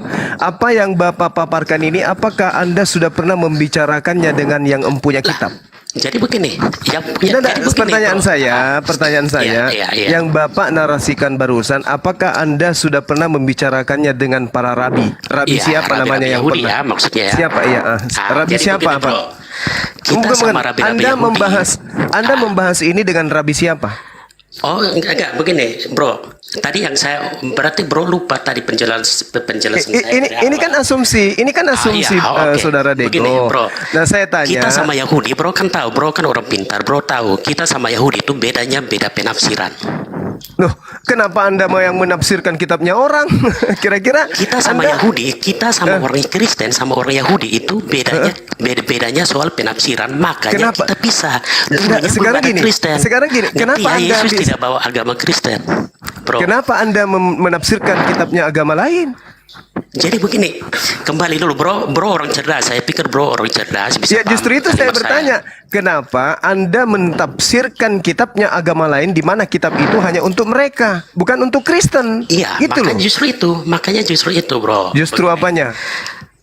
Kita dulu sebelum ada Injil, belum ada tulisan Injil. Iya kan Kristen juga Para belum murid ada itu pada tuh saat orang itu. Yahudi, mereka agama Iya, Yahudi, tahu. mereka percaya Taurat, percaya Iya, kita paham perjanjian kalau lama itu. ini yang sekarang. Kita udah paham kalau itu Bang. Kita udah paham murid-murid Yesus orang Yahudi, paham kita mereka adalah penganut Torah. Yang jadi masalah ini Kristen, kenapa ngambil kitabnya Yahudi menjadi satu bagian dari kitabnya mereka? begini, Apa hubungannya? Kristen itu pengikut Yesus. Ya Sebutan itu untuk menurut pengikut Yesus. itu Yesus tidak menurut datang bawa itu agama. Jadi menurut begini, itu Yesus menurut itu menurut hinaan orang yang ada di Antioquia terhadap pengikut Paulus, bukan? Bung, Kristus dengarkan saya. Tolong satu pernyataan saja. Anda sudah panjang lebar 4 jam tadi. Jadi gini. Yang disebut pengikut Yesus, yang Kristus yang Anda definisikan Kristen pengikut Yesus di sini, dalam kehidupan yang nyata, yang disebut Kristen pada saat itu, apakah betul-betul pengikut Yesus atau pengikut Paulus? Coba Anda jujur dulu. Yang di Antioquia, yang diceritakan di Kisah Para Rasul 11 itu, apakah betul pengikut Paulus atau pengikut Yesus yang disebut Kristen di sana? Kalau Paulus itu kita anggap orang Kristen itu Abang, anggap sebagai nabi. Abang, Jadi kita saudaraku, ikut dia. di Kisah Kita ikut Para dia Rasul, karena dia ikut Yesus. Di Kisah Para Rasul 11 yang disebut di Antioquia pertama kali sebagai Kristen, apakah nyata absolut disebut Kristen karena pengikut Yesus atau pengikut Paulus? Itu dulu. Oke, saya ikut narasi bro aja. Saya ikut Paulus karena Paulus ikut Yesus. Nah, berarti yang disebut pengikut Yesus oleh Anda itu adalah pengikut Paulus. Oke, sekarang saya tanya, kalau memang Paulus Oke, ya sepakat kita ya di situ Iya, ya. sepakat, oke. Oke, sepakat. Alhamdulillah. Terus apa lagi? Berarti ini anggapan bro Paulus ini sesat kan? Saya belum sampai ke sana. Saya hanya ingin mengatakan supaya Kristen Indonesia tahu Ya udah, bahwa oke. yang disebut Kristen itu adalah pengikut Paulus, Oke, bukan pengikut berarti Yesus. ini kita Oke, bicara sepakat agama, kita. Ini berarti bicara Tuhan, bicara orang bertuhan. Ya, Tuhan betul. yang benar. Kalau Paulus sesat, bro kasih jatah satu aja. Data satu Paulus apa ajaran Paulus yang sesat, yang tidak Semuanya. bermoral, selain Semuanya. dituduh menuhankan Yesus. Semuanya. Apa satu contoh. Contoh. Satu apa? Dia menuduh Yesus mati terkutuk di atas tiang salib. Selain itu, selain dia menuhankan Tuhan Yesus, dia Bukan ada masalah ajakan Tuhan. peperangan Bukan atau masalah. enggak? Dia Bukan, ada ini ajakan bukan masalah poligami Tuhan. atau Dia, tidak? dia Dia mengatakan ada Yesus. ajakan bunuh orang tidak? Dia Kan ajaran mengatakan. Tuhan itu yang kita harus pahami, itu jangan membunuh, jangan mencuri. Iya kan? Dia mengajarkan orang Roma dan orang Yunani, nabinya Bani Israel mati secara terkutuk mengenaskan di atas tiang salib. Selain itu, bro, selain itu, dia mengajarkan membunuh atau tidak? Bagaimana dia mau mengajarkan membunuh sementara dia sendiri dibunuh? Brother Diego, boleh Gimana? saya bicara? Bagaimana dia bisa mengajarkan membunuh sementara dia mengawali aktivitas kerasulannya dengan cara membunuh murid-murid Yesus, menganiaya murid-murid Yesus. Sebelum dia mengenal Yesus, dia adalah Karena dia harus adalah orang menyamar Yahudi menjadi yang dia membenci harus dia harus menyamar. Dia harus menyamar sebagai orang baik. Lah, kan serigala nyamar domba. Harus nyamar baik dia. Anda mau baca dalilnya? Anda mau baca dalil nubuatannya? Intinya pengajaran. Kalau orang Tunggu. Tuhan itu intinya pengajaran. Orang boleh bilang. Tadi Anda pernah Paulus menuhankan Tuhan Yesus. Oke, Paulus sesat karena dia menuhankan Tuhan Yesus. Apa ajarannya? Dia suruh membunuh kah, mencuri kah, kawin banyak kah, atau apa? Oke, saya tanya kepada saudara. Apa perintah yang diterima kemudian oleh Paulus dari Yesus? Itu dulu. Ya perintah apa? perintah Yesus ya. Nah, perintah mana? Ikut Perintah mana? dia. Ikut Di mana ajaran perintah? dia. Di mana? Yang Di mana? akhirnya dia pelajari dari para murid. La haula wala quwata illa billah. Anda mengada-adakan sesuatu yang tidak benar. Yesus tidak pernah mengenal yang namanya Paulus. Paulus memang betul secara waktu Yesus masih belum ini. Terus dari mana Paulus mengambil catatan-catatan 14 buku itu dari mana? Paulus itu hidup sejaman sama murid-murid Yesus. Betul, makanya Yesus mengatakan waspadalah kepada serigala yang nyamar domba. Siapa yang dinubuatkan menjadi serigala? Kalau itu salah penafsiran, bro. Oh, bukan salah penafsiran. Bukan salah Karena penafsiran. Anda bisa mendengarkan saya 30 detik? Oke. Nubuatan Yesus di dalam Matius 23 nomor 15. Adanya orang Farisi yang keluar meninggalkan tanah Yerusalem, mentobatkan orang Romawi dan Yunani, membuat pengikutnya menjadi orang neraka dan 2 kali lebih jahat. Saya katakan itu adalah Paulus. Dia orang Farisi. Dia ahli kitab. Apa yang Menyeberangi lautan, menjelajahi daratan, mentobatkan orang, memasukkan orang Romawi dan Yunani masuk ke dalam agamanya. Kalau bukan Paulus yang dinubuatkan, orang Romawi dulu Anda tahu kan, orang Romawi dulu penyembah berhala. tahu. Nah, Makanya ketika mereka sampai- diajarkan menyembah manusia Yesus, mereka terima. Iya, Sekarang betul. pertanyaan saya, siapa yang menggenapi nubuatan Yesus akan datangnya seorang Farisi yang menyeberangi lautan, menjelajahi daratan, mentobatkan orang Romawi masuk ke agamanya menjadi orang neraka? Siapa, Bang? Ya Paulus. Nah, Paulus, berarti kalian orang neraka. Itu menurut kamu, saya nggak bisa Loh, paksain itu, karena Bung, itu penafsiran itu kamu. nubuatan. Alhamdulillah Anda sudah mengakui Paulus. Iya, nubuatan, tapi penafsiran kamu larinya ke situ. Kalau penafsiran kamu larinya Anda ke sudah situ. mengakui Paulus kan? Anda sudah mengakui Paulus kan tadi? Jadi intinya begini aja, bro. Paulus kan ini apa bawa ajaran ini ke Roma, menurut bro kan, bawa ajaran Itu ini fakta, ke Roma, fakta ya. Itu fakta. Fakta. Orang Roma itu faktanya, orang Roma itu sebelum Paulus ke sana, orang Roma itu suka berperang, suka menyembah berhala segala macam. Yes. Tapi setelah si Paulus mereka menerima ajaran Yesus, ajaran Paulus, mereka tidak lagi membunuh, tidak lagi berperang, tidak lagi segala macam. Siapa bilang? Siapa yang menghancurkan? Bro mau bilang Bukan. perang salib bukan ajaran ditulis di Alkitab. Bro boleh cari di Injil, yang Injil ya bro ya. Kita perjanjian baru ini ya, jangan gabung sama maksudnya yang Nah, itu dia. Giliran manis-manis kau tidak mau Bukan. gabung. Oh, saya Ini komen celakanya. saya sebut tadi, Inilah celakanya bilang, kemunafikan kenapa saya jelas nggak di bisa- situ. Kenapa kita orang Kristen nggak bisa pisahkan kita perjanjian lama supaya kita bisa bandingkan mana yang ajaran dari Tuhan, mana yang ajaran bukan dari Loh. Tuhan. Ajaran Dari Injil, mana? coba bro. Dari mana Anda mengatakan surah-surah Paulus itu dari Tuhan? Tuhan yang mana yang Dari berfirman kepada Paulus? pengajarannya, bro, pengajarannya Tunggu. nggak pernah suruh orang bunuh Tuhan orang. mana yang berfirman Pengajarannya kepada nggak yang pernah bukan suruh nabi? orang. Tunggu. Tuhan mana yang berfirman kepada yang bukan nabi? Tuhan yang mana tuh? Kok ada Kalau Tuhan? kalau Paulus kalau Paulus kita orang Kristen anggapnya nabi dan rasul. Oh, jadi Anda sudah mengakui Paulus itu nabi? Oh iya, kalau kita orang Kristen harus Bagus. beriman bahwa Lalu dia itu nabi lalu sama siapa? rasul. Lalu siapa nabi-nabi palsu yang datang di tengah-tengah murid Yesus yang Yesus nubuatkan? Di Ya, dalam kalau 1 ngomong Yohanes itu sih- 2, 1 Kalau saya Yohanes ngomong sini, 2. ntar bro lapor saya lagi. Biar aja saya diam Loh, aja. yang datang di murid-murid Yesus, jangan Anda katakan Nabi Muhammad. Yang datang ke murid-murid Yesus itu adalah siapa? Datang kemudian, bukan di murid-muridnya, datangnya kemudian. Kalau Jadi, ada dalilnya gimana? Antikristus itu, bro. Kalau ada dalilnya Antikristus gimana? itu, bro. Kalau ada dalilnya gimana? Bro, antikristus itu. Iya. Kalau ada dalilnya gimana? Tunggu dulu. Ada, saya tahu ayat itu ada. Saya tahu. Oke, mari kita lihat. Di dalam 1 Yohanes 2, apa yang dinarasikan di sana coba? Jangan Anda ngadi-ngadi nuduh orang, tapi di tengah-tengah mereka Jadi ada. begini, Coba inti dengarkan. kalau kita bicara Tuhan yang benar, inti dari pengajarannya aja. Saudaraku, Itu saudaraku, intinya. ini kita berdiskusi, Jadi kalau kita kita disaksikan bicara ribuan orang. Tuhan, Saudara tapi- Dego, kita pelaksanaan disaksikan. harus berperang, harus itu percuma. Saya masih ingat kakek saya adalah Petran, tentara pejuang melawan Kristen. Nggak usah diam Anda masalah perang, jangan ceritakan di sini.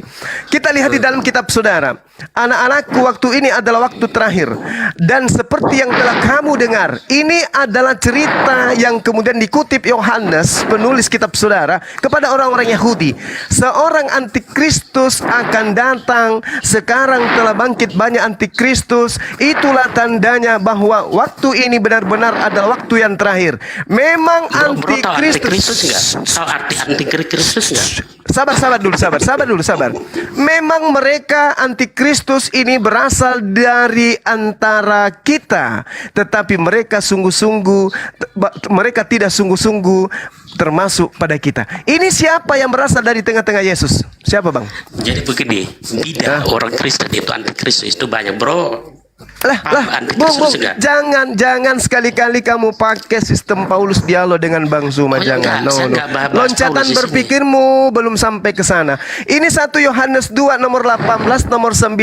Saya tanya sama saudara, siapa yang datang dari tengah-tengah murid-murid Yesus yang Makanya bro, paham ngaku-ngaku? itu antikristus dulu. Saya paham, apa artinya antikristus itu adalah anti terhadap ajaran Yesus. Apa ajaran Yesus? Apa ajaran Yesus? Ya, Apakah mengajarkan boleh menuhankan yang mengutus dirinya atau mengajarkan mengutus diri menyembah dirinya? Jawab. Hah? Bukan. Jawab. Antikristus itu boleh tak Pak Dego boleh saya jawab? Boleh. Pak Dego. Ya, silakan. Ya, Zuma.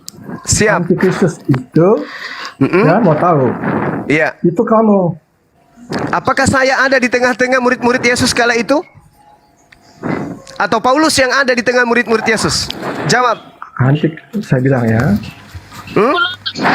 Antikristus Jawab itu saya. adalah Apakah Bang Suma ada di tengah-tengah murid-murid Yesus atau Paulus yang ada di tengah-tengah murid Yesus? Jawab. Bang Zuma dengar ya. Saudaraku, Allah jangan yang Maha memperbodoh Tinggi. diri. Allah Saya yang Maha tamat Tinggi ingin belajar melihat Bible, kita saya berbicara. tamat belajar tentang sejarah Kristen. Jangan memperbodoh diri. Saya tanya sama saudara, berdasarkan kitab yang Anda pegang, apakah Bang Suma yang berada di tengah-tengah yang berasal dari Tolong. antara murid Yesus Tolong atau Paulus? Tolong Jawab dengerin. yang Ngomong benar. kayak cewek. Jawab saya, jangan Anda cuma bisa asumsi. Jawab saya, apakah Paulus atau Bang Suma yang berasal dari antara murid-murid Yesus? Jawab. Anda antikristus. Dan Alasannya? Anda cerewet. Anda nabi palsu. Oh iya gitu. Anda nih Anda menjual diri. Cuma jadi Saya keluar nabi. dulu ya, saya keluar. Dengar. Bang Juma jadi nabi. Keluar dulu. Dengar ya. Bisa lama-lama diskusi yang kayak begini, saya keluar. Bang Juma dibilang nabi palsu sejak Anda Bang nabi Juma jadi palsu. Saya Nabi keluar. palsu. Halo, saya keluar dulu. Umur saya sekarang berarti sudah 2000 tahun ya. Enggak, dengerin Juma. Sejak kapan Bang Juma jadi nabi? Dengar. Allah Maha Tinggi melihat kita Ya, bicara alhamdulillah. bertiga, berempat ya. Ternyata tidak Di salah. dalam nama Yesus Ternyata tidak kami salah. hancurkan roh jahat. Ternyata tidak Bang Zuma. salah. Banyak yang menjapri saya. Bang Zuma ini bukannya sunan ya. Bang Zuma ini bukannya adalah wali ya. Bang Zuma ini bukannya adalah keturunan waliullah ya. Ternyata teman-teman Kristen juga mengatakan Bang saya Zuma. umurnya sudah 2000 tahun. Bang Zuma, Allahu Akbar. Bang Zuma. Masya Allah. Farata kiti rata sakarata tatarata. Memang mereka berasal bahasa dari antara kita, tetapi Farata mereka kiti tidak sarata sungguh-sungguh sakarata. termasuk pada kita.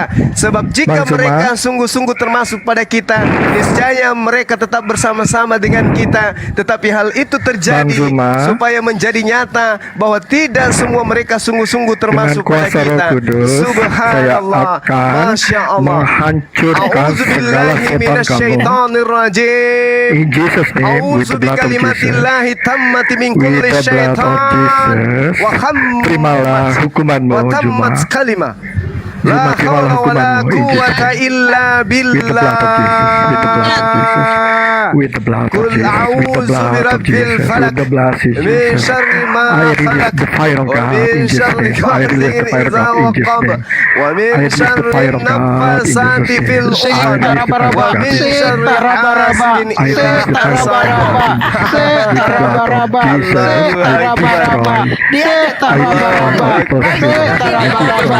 I destroy. I destroy. Coba tadi Bang Sarah lagi. Fire, in the name of Jesus. Dadanya diraba-raba. Terimalah kutukan Tuhan. Terimalah kutukan Tuhan. Dada Terimalah kutukan Tuhan. diraba-raba. Terimalah kutukan Paha diraba-raba. Diraba-raba. Semuanya diraba.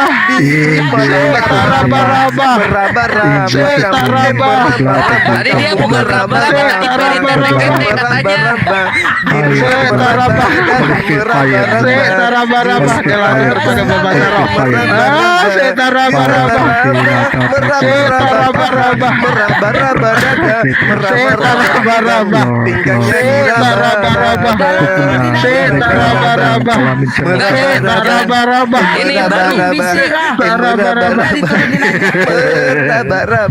Tadi bagus bahasa punggul Dari tete-kete gitu dia bilang. diraba-raba, dada diraba-raba, saling meraba-raba. Akhirnya anaknya bernama Siraba. Terdang-dang-dang-dang. Mana dia? Saking frustasinya ketika debat tak menang-menang keluar pula coba bahasa roh. Padahal bahasa roh itu ya asal kalian tahu nih para Kristen itu sebenarnya bahasa roh itu bahasa Jawa yang Masya Allah. diplesetkan. Bahasa Jawa yang diplesetkan. Sik tak raba-raba, sik tak raba-raba maksudnya tunggu dulu ku raba-raba, tunggu dulu ku cek gitu maksudnya. Tapi Gurunda kapan pelantikan jadi nabinya Gurunda? Kok aku nggak diundang? Usiaku udah 2000 tahun katanya.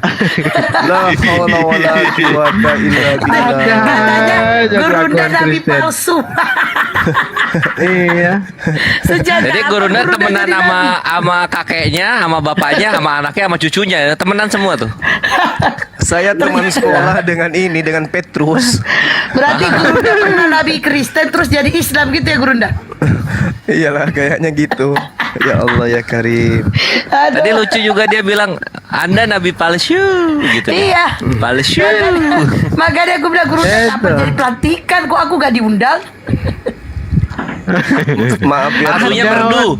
Palsu gitu dia. Astagfirullahaladzim. Ada aja orang debat begitu ya sampai keluar bahasa roh itu ya Allah ya Rob. Memang Kristen ini memang Dari wajib bodoh Tokyo sampai itu. mati. Dari Zuma, Tokyo. perhatikanlah Zuma. Anda akan terkena kutukan Yesus. Peritetekete gitu deh. Wah, kaget gua. Sila bala Baru. Jadi ada 3 sekarang ini, ada 3 dialek bahasa roh. Holabala, Sikaraba, Peritetekete. Wah. Sip, belajar kita. Ente lehe ente juga 4 sudah. Gurunda waktu jadi nabi, Gurunda apa keajaiban yang Gurunda turunkan? Banyak membuat orang sedeng menjadi waras. Alhamdulillah. Astagfirullahaladzim. Macam tadi itu akhi hanya pamer kebodohan padahal bahasa roh itu pernah dikritik sama pendeta MYM Muriwali, itu ditranslatekan ke Google Transit. Itu tidak keluar yang dimana Google itu sakti ya. Itu pun tidak dapat menerjemahkan apa arti dari sik tak raba-raba itu. Itu pun dipakainya dalam berdebat. Ini tidak punya malu mereka. Betul-betul urat malunya sudah putus semua mereka. Itu pasti pendeta yang tadi bukan datang dari dunia apologet, karena kalau apologet malu mereka. Mereka kalau pakai bahasa roh malu. Nggak tahu ininya, soalnya tahu kalau kayak gitu tuh apa ya namanya, lucu, jenaka. Dia tuh dari tinggal di Tokyo greget aja sama Bang Cuma.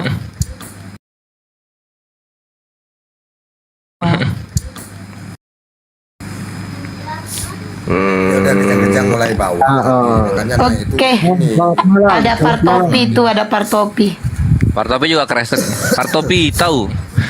Cuma kalau nggak salah dia nggak tahu apa-apa Gurunda. Kalau nggak salah. Cuma pakai lambangnya Yahudi aja dia tahu. Boleh? Saya bertanya dulu, boleh nggak? Mampu nggak jawab nggak? Iya, mic-nya tapi dibenerin dulu mic-nya. Suaranya medem loh. Bismillah. Iya. Iya, suaranya dibenerin dulu mic-nya. Nggak pakai mic saya. Ini bagus. Iya, lanjut.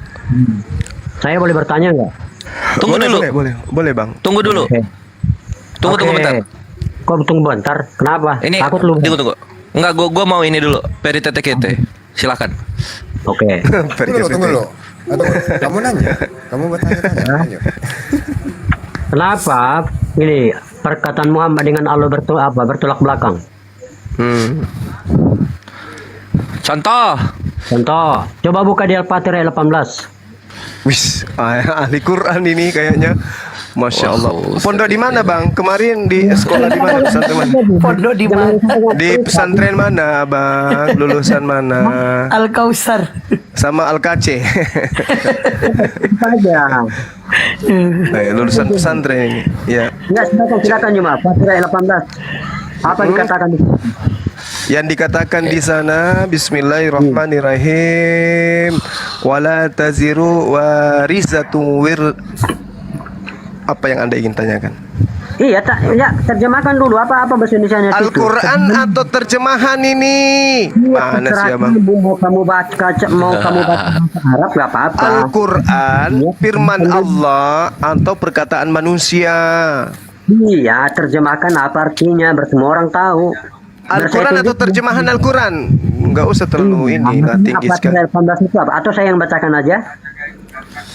Tunggu, saya membacakan terjemahan Al-Quran atau Al-Quran yang Anda ingin pertanyakan. Terserah kamu mau kamu baca Arab.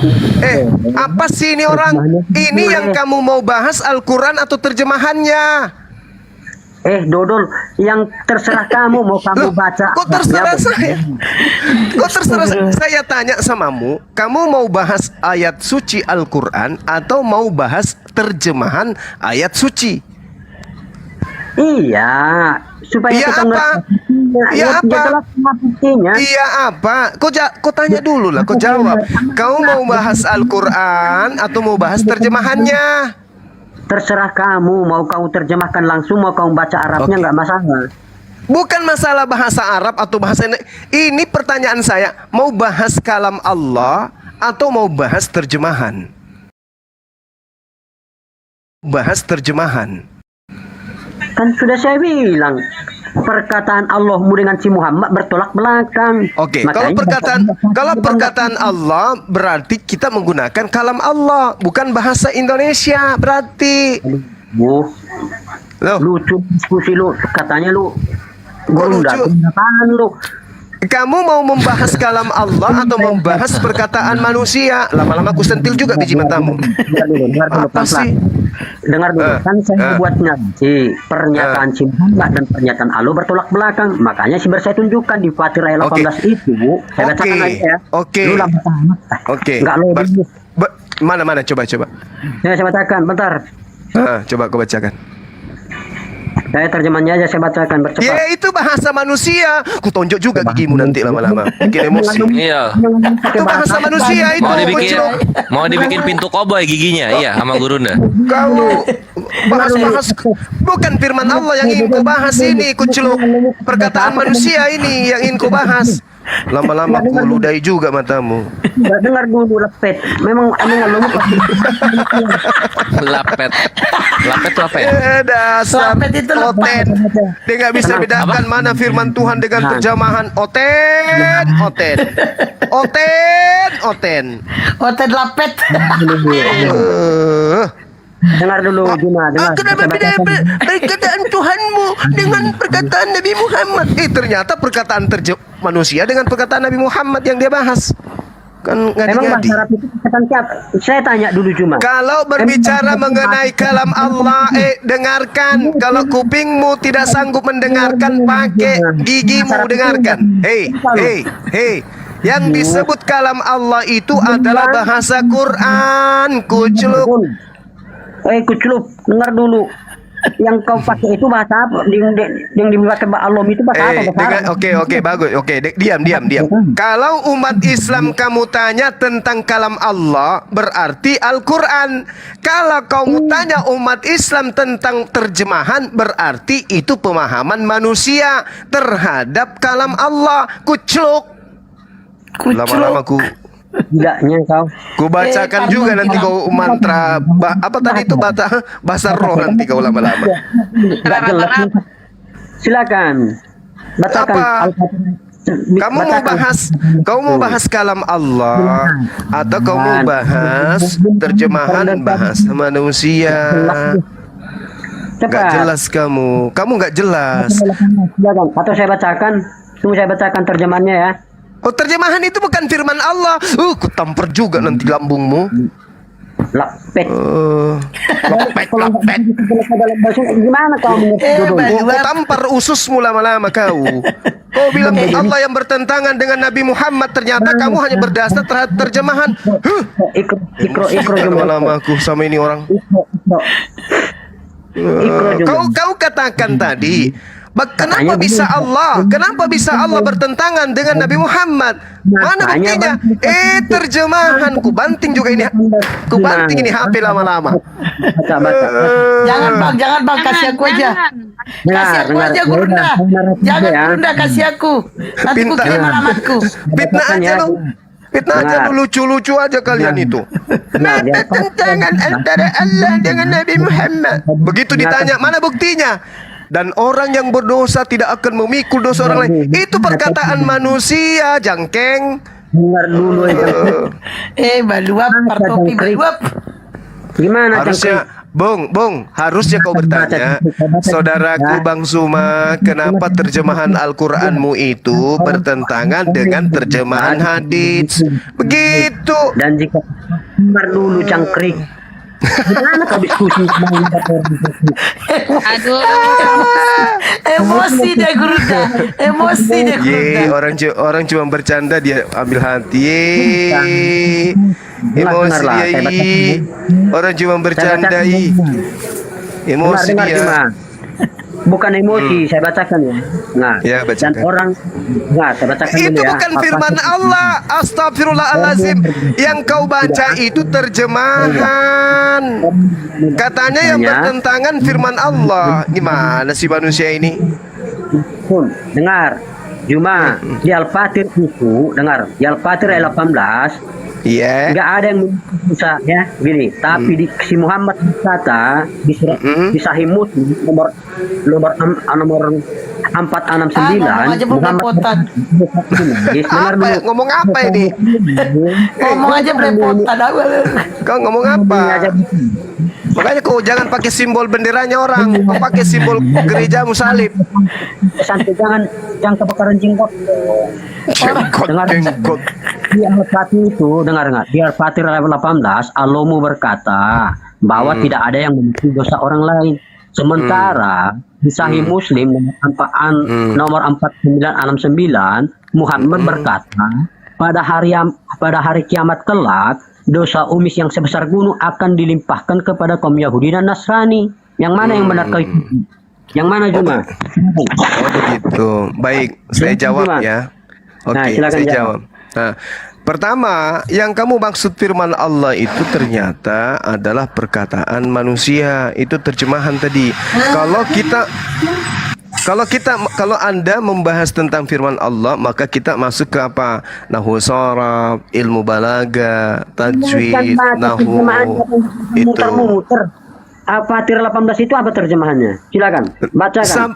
Sabar dulu, kamu itu kan mau membahas tentang firman Allah katamu.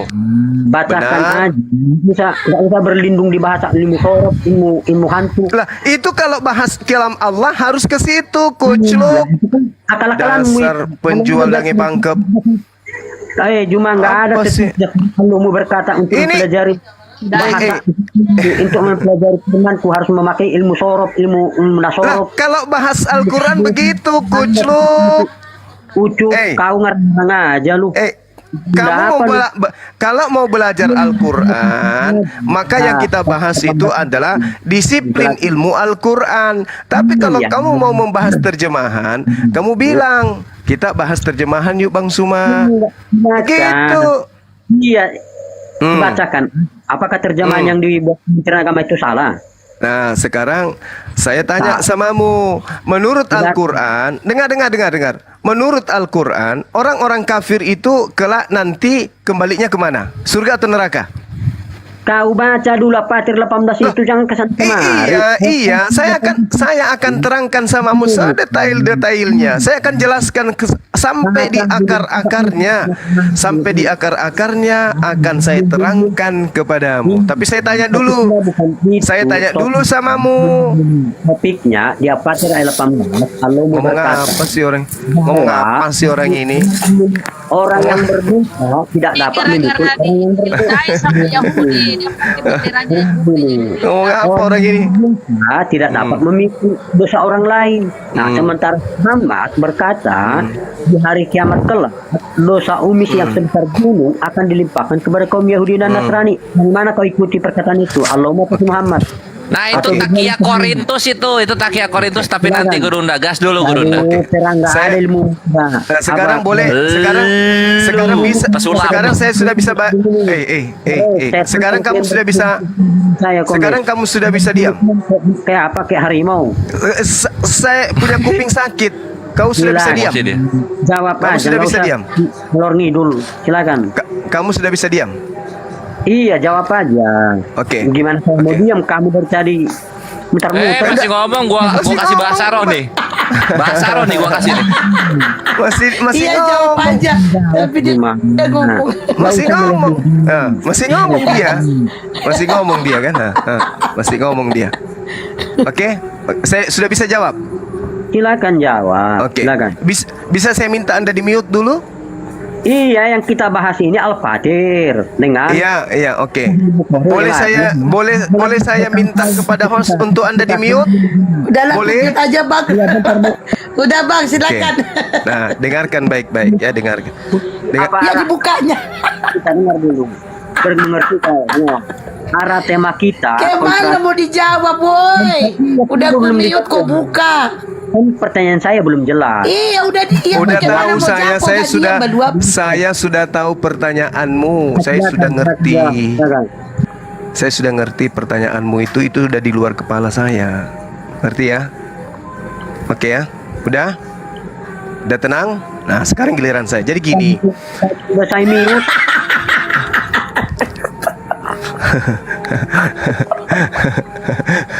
Pak, apa mulutmu itu dibungkam dulu, pau. Orang tengah mau dijawab, nyerocos saja kau.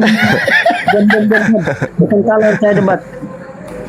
Boleh diam? Silakan. Saya jawab. Silakan. Boleh. Ya, silakan. Udah bisa? Silakan. Iya, silakan deh. Oke, baik. Yang pertama yang harus dipahami dulu di sini adalah orang kafir. kemana kembalinya orang-orang kafir? Ini pertanyaan sebenarnya pertanyaan sangat bagus. Pertanyaan yang sangat bagus yang orang Islam juga butuhkan untuk kemudian mencatat. Orang-orang kafir itu walladzina kafaru lahum naru jahannam la yuqda alaihim fayamutu wa la yukhaffafu anhum min azabiha kadzalika najzi kulla kafur. Udah ku bilang kan tadi, udah ku bilang di mute, udah ku bilang kan pasti dia ngomong. Udah ku bilang Mute dibukanya Gurunda. Udah ku bilang kan pasti dia ngomong. Ini Anda bertanya tentang Islam, kajiannya harus bersanad, harus memahami ilmunya. Itu ilmu tasya itu nak. Bro, ilmu mutar-mutar. Ini ayat suci Al-Qur'an yang saya bacakan. Anda diam sebelum saya perintahkan ntar host saya kick Anda kalau Anda tidak diam. Bro, kalau nggak jelas namanya Gurunda, katanya Gurunda yang dibahas. Bagaimana saya mau menjelaskan kalau kamu menggonggong terus? Silakan saya kasih ke waktu 3 jam. Saya kasih ke 3 jam. Oke, ingat ya teman-teman, 3 jam. Oke, awas kalau ngomong ku sentil mulutmu. Walladzina kafaru lahum naru jahannam. Orang-orang kafir bagi mereka neraka jahanam. Mereka tidak dibinasakan hingga mereka mati dan tidak diringankan dari mereka asapnya sedikit pun. Demikianlah kami membalas setiap orang-orang yang kafir. Kemana tempatnya? Neraka. 1. Memang dia sudah neraka. Jangan kau jadikan lagi orang Islam menjadikan kau tebusan, jangan. Kau sudah ditunggu di neraka memang. 1 ya. Lalu bagaimana dengan orang-orang yang kemudian dikatakan oleh Allah beriman kepada Allah, menjalankan segala perintahnya? Kemana ia pergi? Al-Quran mengatakan, kada aflahal mu'minun. Sungguh beruntung orang-orang Islam. Apa katanya Allah di dalam yang menjalankan kemudian perintah-perintahnya? Walladzina hum li amanatihim wa a'dihim ra'un walladzina hum ala salawatihim yuhafizun ulaika humul warizun. Orang Islam mewarisi alladzina yarisunal firdaus, mewarisi surga firdaus, hum fiha khalidun. Orang mukmin, orang Islam, dia pewaris tunggal daripada surga firdaus. Nah, kita simpulkan dulu. Kan baru 1 menit kan? Masih ada 2 jam lebih. Nah, kita simpulkan. Yang pertama, orang kafir ini Yahudi dan Nasara. Tempatnya tadi di mana? Neraka. Kemudian orang-orang yang beriman, yang sholat, zakat, puasa, di mana tempatnya? Surga. Jadi 2. Nah, sekarang kita masuk dalam penjabarannya. Orang kafir tempatnya di neraka, itu sudah jelas. Tadi kita bacakan dalilnya. Orang Islam tempatnya di surga. Kita lihat tadi dalilnya. Nah, kemudian saudara kita membawa wala taziru wasiratu wisra ukhra. Dan orang yang berdosa tidak akan memikul dosa orang lain. Dan jika seorang yang dibebani berat dosanya memanggil orang lain untuk memikul beban itu, tidak akan dipikulkan sedikit pun, meskipun yang dipanggilnya itu kaum kerabatnya. Sesungguhnya yang dapat engkau beri peringatan hanya orang-orang yang takut kepada azab Tuhannya, sekalipun mereka tidak melihatnya dan mereka melaksanakan sholat. Berarti ada kesempatan bagi orang yang takut kepada Tuhannya dan mendirikan sholat, meskipun mereka punya dosa. Makanya dikatakan di ayat ini, wa man tazakka fa innama yatazakka li nafsi wa ilallahil masir. Dan barang siapa mensucikan dirinya, sesungguhnya dia mensucikan diri untuk kebaikan dirinya sendiri, dan kepada Allah tempat kembali. Ini dalilnya jelas. Jadi orang Islam yang mati meninggalkan membawa dosa, tetapi dia tidak kafir. Ingat, tetapi dia tidak kafir. Tadi 3 jam. Tadi 3 jam. Tadi 3 jam. Tadi 3 jam. Tadi 3 jam. Tadi belum. Ini harus satu paket. Belum. Sabar. Karenanya tadi 3 jam. Katanya tadi 3 jam. Sabar dulu. Aki, antum lempar tulang dulu biar diam. Dia menggonggong tuh minta tulang itu. Kalau Anda saya tidak mau bantah diam. sesuai Anda dengan tidak Al-Quran. Anda tidak punya kapasitas. Anda diturunkan dulu Anda diturunkan dulu Bagaimana teman-teman? Kita turunkan dulu supaya kita jelaskan yang ini. Bentar. Tadi kamu Kan dia tidak ngantung lagi. Kalau Anda tidak turunkan diam, biar kita tidak ngantuk. turunkan. Kalau Anda tidak diam, Anda bertahan. Mute, dia mute terus Oke. kalau ngomong. Diam ya, diam. Nanti kalau saya selesai, pasti akan saya serahkan kepada Anda. Percaya sama saya tidak pernah zolim. Saya tidak pernah zolim kepada teman diskusi. Kalau orang itu baik untuk diajak diskusi, biarkan saya menarasikan kitab suci saya dulu. Setelah itu saya berikan kepada saudara untuk bernarasi. Oke, saudaraku Partopi tahu. Oke, saya lanjut ya. Jadi orang Islam yang punya dosa tapi tidak kafir, ketika mereka masuk ke neraka, kemudian dosa-dosa mereka dilimpahkan kepada orang kafir yang memang sudah ada di neraka tadi. Ingat ya, tadi sudah ada orang neraka kan? Siapa itu? Orang kafir Yahudi dan Nasara. Sudah adakah di neraka?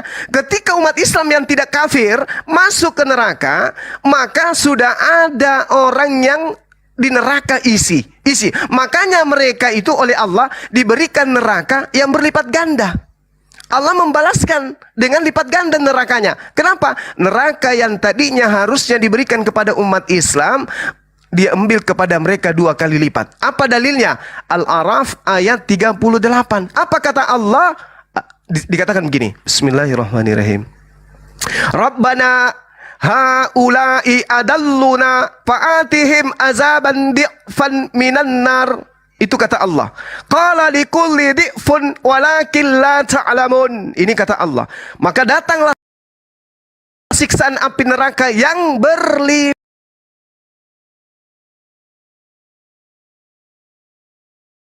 ganda kepada orang-orang kafir. Masing-masing mendapatkan siksaan neraka yang berlipat ganda. Kenapa berlipat ganda? Karena nerakanya umat Islam yang tidak kafir tapi ada dosa tadi diberikan kepada orang yang memang sudah kafir yang ditempatkan di neraka. Itu satu. Kemudian yang tadinya kemudian harusnya masuk ke surga, yaitu orang kafir yang ditunggu untuk bertobat, diberikan kesempatan bertobat, tapi mati dalam keadaan kafir, tidak menempati tempat surganya. Maka orang Islam yang masuk ke dalam surga diberikan 2 kali lipat. Karena kenapa? Orang Kristen yang harusnya mengisi karena diajarin supaya dia bertobat, tidak bertobat, mati dalam keadaan kafir. Maka surga yang disiapkan itu diberikan kepada umat Islam. Mana dalilnya? Ar-Rahman ayat 46. Kita baca. Waliman khafa maqama rabbih jannatan. Dan bagi siapa yang takut akan saat menghadap Tuhannya, mereka mendapatkan ada 2 surga. Mendapatkan berapa surga? 2 surga. Kenapa bisa 2 surga? Karena surganya orang Yahudi dan kafir Kristen tadi itu kosong, maka diisi sama orang Islam, maka dia mendapatkan waliman khafa maqama rabbih jannatani. Jelas ya? Jadi tidak, dosanya dilimpahkan, tidak. Orang kafir itu memang khusus di neraka. Dalilnya sudah kita katakan tadi. Saya tambah dalilnya supaya dipahami. Walladzina kafaru wa kazzabu bi ayatina ulaika ashabun nar hum fiha khalidun. Adapun orang-orang kafir yang mendustakan Al-Quran, mereka itu penghuni neraka. Apa kata Allah? Hum fiha khalidun. Mereka kekal di dalamnya. Allahu Akbar. Jelas itu, Bung. Jadi kalau Anda membacakan hadis 30 detik lagi. 30 detik lagi, sahabat. Ya, 30 detik. Oke. Jadi, hadis yang Anda sebutkan tadi tidak ada sama sekali bertentangan dengan ayat yang Anda bawa. Nggak ada. Kenapa? Umat Islam mendapatkan 2 kali lipat surga, umat Kristen mendapatkan 2 kali lipat neraka. Ingat, neraka hanya untuk orang kafir. Demikian.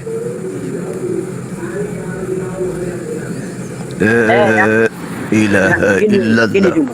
Ya. Yang Al-Fatihah ayat 18 itu sudah jelas dikatakan orang Yes. yang berdosa tidak akan Mm. dengar dulu, orang yang berdosa tidak Iya. akan dapat memikul dosa orang lain. Sementara Oke. Nabi Muhammad berkata, dengar, Iya. di Sahih Bukhari 49 Iya. di Sahih Bukhari 49 Oke. di situ dikatakan di hari kiamat kelak dosa umat muslim yang sebesar gunung akan dilimpahkan kepada kaum Yahudi dan Nasrani. Yang benar yang Oke. mana? Sementara di Al-Fatir tadi berkata, dengar, di Al-Fatir ayat 18 tadi berkata, orang yang berdosa tidak akan dapat memikul dosa orang lain. Oke. Jadi yang Baik. benar yang mana? Perkataan Oke. nggak usah takia di sini. Begini, Oke, tunggu cuma boleh saya selesai. Oke. Tadi kamu katakan bahwa orang Yeah. Yahudi dan Nasrani itu kafir. Sementara di Al-Baqarah ayat 62 Allah mau mengklaim, dengar ya, saya bacakan ya, biar kau tahu, biar kau jangan ngibul. Yeah. Sabar, saya bacakan. Iya.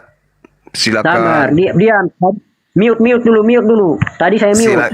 Silakan. Saya kawal Anda untuk menjelaskan. Saya tidak bantah. Silakan. Iya. Silakan. Betul. Data dulu. Iya. Silakan. Iya. Silakan. Bos. Betul. Oke, sudah? Gantian ya. Sabar dulu, saya bacakan dulu cuma. Loh, Atau kau yang yang bacakan Al-Baqarah yang kedua. Yang tadi itu apa? Bukan itu sudah, Pak? Al-Baqarah yang kedua, bacakan Al-Baqarah yang 62 apa perkataan Allahmu di situ? Al-Baqarah ayat 62 ayatnya atau terjemahannya? Terjemahan bahasa Indonesianya lah, cuma biar kita mengerti. Kalau bahasa kau bikin Indonesia Arab- itu bukan firman Tuhan loh ya. Anda harus tahu ya. Iya, silakan terjemah. Atau saya bacakan Oke. dulu banyak Oke. apa? Bacakan aja, tunggu sabar bro, saya bacakan. Iya. Apanya yang mau dibacakan? Ayat suci Al-Qur'annya atau terjemahannya? Terjemahannya saya baca, sabar aja. Terjemahannya berarti kan bahasa manusia bukan bahasa Allah. Silakan. Emang bahasa Arab bahasa apa? Itu firman Allah, bahasa Arabnya itu firman Allahnya. Bahasa Arab itu bahasa manusia atau bahasa setan? Jawab dulu. Al-Qur'annya yang bahasa Arab itu adalah firman Allah. Berapa kali saya harus? Rasulullah Muhammad sallallahu alaihi wasallam menerima Al-Qur'an dalam bahasa Arab. Jadi bahasa Arab yang masih terpelihara itu kalam Allah namanya. Terjemahannya itu adalah upaya manusia untuk memahami isi daripada kalam Allah. Paham? Ya, bacakan dulu terjemahannya. Sesungguhnya, diam. Sesungguhnya orang-orang yang beriman, orang-orang Yahudi, orang-orang Nasrani, orang-orang Sabi, siapa saja yang beriman. Antara mereka yang beriman kepada Allah yang beriman dan melakukan kebajikan, mereka mendapat pahala dari Tuhannya. Jadi mereka itu mendapat pahala dari Tuhannya, bukan dari Allahmu. Oke. Sudah? Apa yang Anda pahami? Apa yang Anda pahami di Al-Baqarah 62 apa? Sudah, Allahmu berkata, saya bacakan ulang ya. Nah, saya bacakan ulang. Buka filmmu dua-dua, dengar. Sesungguhnya ini kayaknya lulusan Mesir ini, S3 Mesir. Sesungguhnya orang-orang yang beriman, orang Yahudi, orang-orang dan orang-orang Sabin, siapa saja dalam kurung di antara mereka yang beriman kepada Allah dan hari akhir dan melakukan kebajikan, mereka mendapat pahala dari Tuhannya. Tidak ada rasa takut pada mereka dan mereka tidak bersikap mati. Jadi Allahmu mengklaim, gini ya. Jadi Allahmu mengklaim bahwa orang Yahudi dan Nasrani maupun orang Sabiin mereka mendapat pahala dari Tuhannya, bukan dari Allah. Iya udah. Terus apa lagi? Lalu enggak, tadi kan Anda kan berkata bahwa orang Yahudi dan Nasrani itu kafir. Kok bertolak belakang? Orang yang tidak beriman di antara orang-orang Yahudi dan orang-orang dengarkan. Giliran saya. Giliran saya. Jangan emosi. Giliran saya kan. Kamu kan udah panjang tadi cuma. Saya belum apa-apa. Kan Anda bertanya, jadi saya jawab kan? Belum. Iya, cuma ini bertakia dari tadi. Sabar dong. Oh ya, sabar. Oke. Dengar cuma. Apalagi? Yang dikatakan Syekh Muhammad yang di Sahih Muslim nomor 4969 itu nggak ada di situ kaum Yahudi yang beriman atau tidak. Di situ disamaratakan Yahudi dan Nasrani.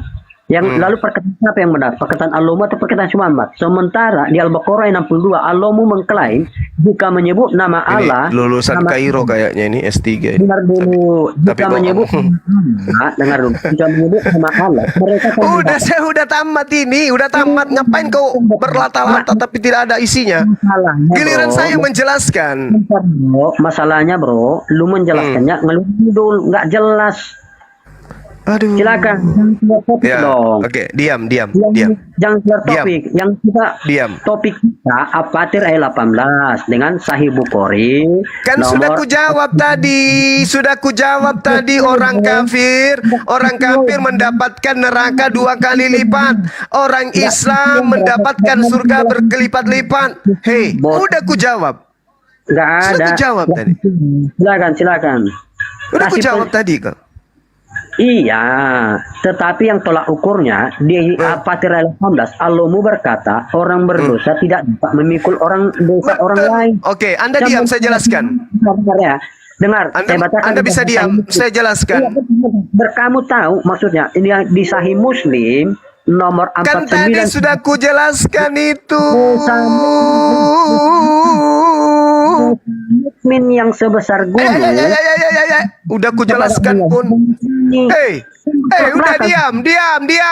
Woi, diam. Aduh, Saatnya saya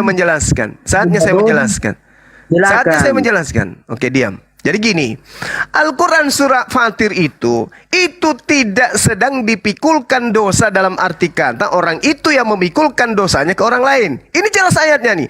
Dan jika seseorang yang dibebani berat dosanya memanggil orang lain untuk apa? Untuk kemudian Kita ke topiknya. Jangan lari-lari dong. Di situ kan udah jelas orang berdosa tidak akan dapat memikul dosa orang lain. Sementara Muhammad berkata, umat Muslim yang berdosa maka dibebankan kepada orang Yahudi dan Nasrani. Yang mana yang mau kau terima cuma perkataan Allah atau perkataan Muhammad? Silakan, jangan takiyah. Dengarkan kamu, wahai manusia kucluk penyembah dewa Molok. Dengarkan. Dan astagfirullahaladzim ya Allah ya Karim. Makanya kurangi makan babi kau. Jangan kau menggonggong terus. Wa mathalul ladina kafaru kamathalil ladina yan'iqu bima la yasma'u illa du'a wa nida'. Orang-orang kafir itu seperti monyet, mendengarkan firman tetapi dia tidak mengerti maksudnya. Orang-orang kafir itu seperti guguk, mendengarkan suara tapi tidak mengerti apa isi dari suara itu. Kau diam dulu, kau dengarkan saya membahas ayat Al-Quran yang kau baca sebelum matamu kusemprot pakai ludah. Paham? Jangan lari dari tema cuma. Kau diam dulu. Oke. Ini ayat, kamu bertanya kan? Dan orang yang berdosa tidak akan memikul dosa orang lain. Apa maksudnya? Jika seseorang yang dibebani berat dosanya memanggil orang lain, kan ada wa in tada'u muskalatun, kan ada ila himliha, kan ada pernyataan la yuhmal minhu. Kan ada pernyataan di ayat itu sendiri menjawab. Dan jika seseorang yang dibebani berat dosanya memanggil orang lain untuk memikulkan beban dosanya itu tidak akan dipikulkan sedikit pun.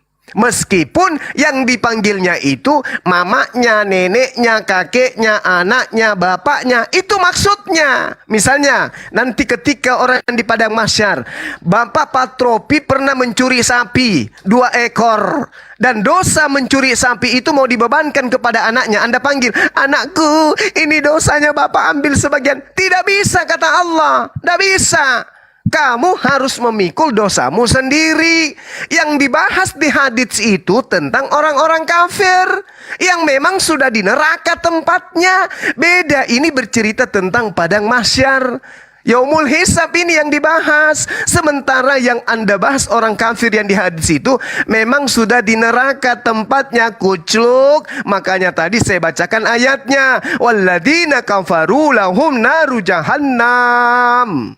Orang kafir yang sudah ada di neraka, ketika ada umat Islam yang kemudian tidak pernah syirik kepada Allah, kemudian dia masuk ke neraka, harusnya kata Allah, kata Rasulullah, dosa-dosanya itu dihapuskan, dilimpahkan kepada orang kafir yang memang sudah di neraka. Bukannya dia kemudian mengambil dosa itu untuk dibebankan. Tuhan yang mengatakan dihapuskan dosa-dosanya. Baca hadisnya lengkap. Dan beban dosa itu kemudian dinisbahkan kepada mereka sebagai orang yang memang sudah ada di dalam neraka. Ini dalil Quran yang menjelaskan itu.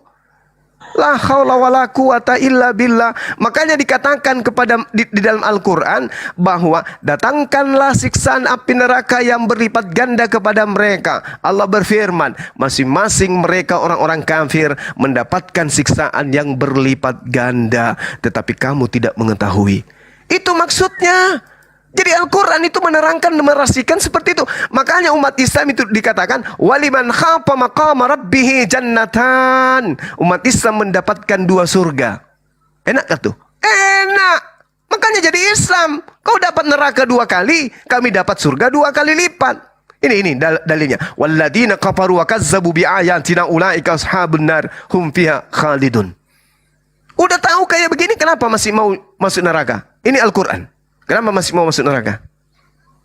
Kenapa? Ini dalil jelas. Orang-orang kafir. Kalau yang Anda maksud tadi Al-Baqarah ayat 62. Innal ladina amanu. Orang-orang beriman. Orang-orang Yahudi yang beriman kepada Nabi Musa. Beriman kepada Isa. Beriman kepada Daud. Dan melakukan amalan soleh. Mereka masuk ke surga. Tapi orang-orang kafir di kalangan mereka. Itu ke neraka. Begitu. Masih mau kau datang besok?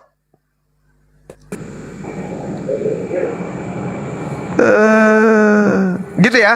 Mudah-mudahan teman-teman mudah-mudahan Kan Muslim Kabur, takut ditanya kembali kabur. mudah-mudahan teman kita ini utamanya umat Islam bisa memahami data yang saya sajikan tadi itu. Bisa guru, ndak bisa. Amin. Ya Rabbal Alamin. Bagaimana? Anda belum paham juga? Kalau nggak paham, betul lah kata Al-Quran. Kenapa di-kick? Gak ada yang nge-kick lu. Kalau lu di-kick kenapa dinain lagi? Lo dasar. Suaranya dari tadi. Berarti jaringan. Oke. Apakah saya sudah bisa bertanya? Tunggu Juma, saya dulu belum jelas dari tadi. Di Al-Isra 15 juga saya bacakan, dengar ya, saya bacakan ya. Al-Isra 15. Kamu banyak takia kamu. Al-Isra lagi. Iya, terus. Kamu banyak takia. Silakan bacakan Juma. Saya cuma punya 1 perangkat. Silakan bacakan Al-Isra apa katanya di situ. Al-Qur'annya atau terjemahannya? Al-Qur'annya atau terjemahan firman Allahnya, firman Allahnya atau perkataan manusia. Saya baca Al-Isra. Oh, silakan. Mudah-mudahan nggak keluar. Saya cuma 1 perangkat. Iya. Bacakan aja lah. Saya cuma satu perangkat, nanti keluar lagi. Bacakanlah, silakan. Al-Qur'annya atau perkataan manusianya yang menerjemahkan Al-Qur'an? Terjemahkan ya. Terjemahannya aja saya baca bercepat, kita diskusinya. Bentar. Iya, silakan. Sabar. Iya.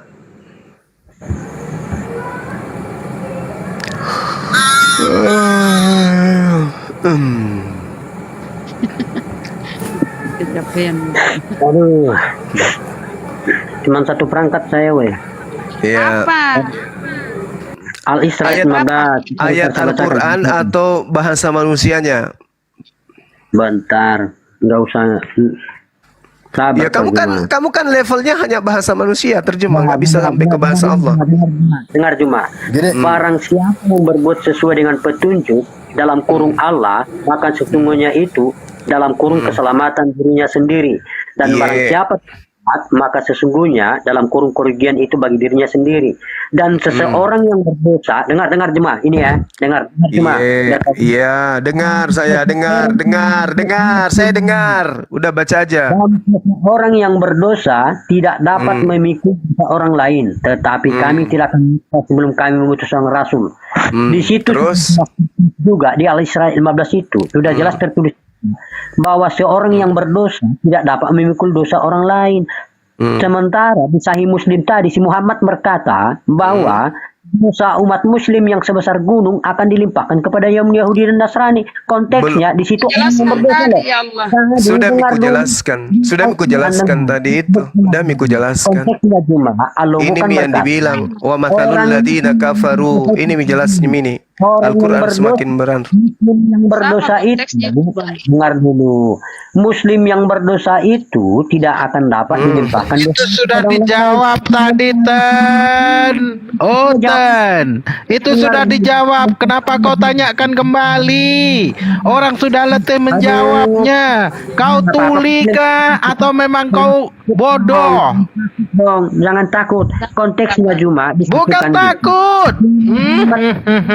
Persoalannya itu sudah dijawab tadi. Kau saja yang memang kau botol. Sabar, Sabar. Bukan masalah sabar. Kalau orang-orang seperti ini nih hanya ingin mempermainkan, tidak layak. Kau diam dulu, Munir. Kau ini. Saya jawab ya. Saya jawab lagi ya, Pak. Langsung loh, Aki. Ajar ini. Oke, diam. Partopi manusia tanpa otak, diam. Partopi, diam.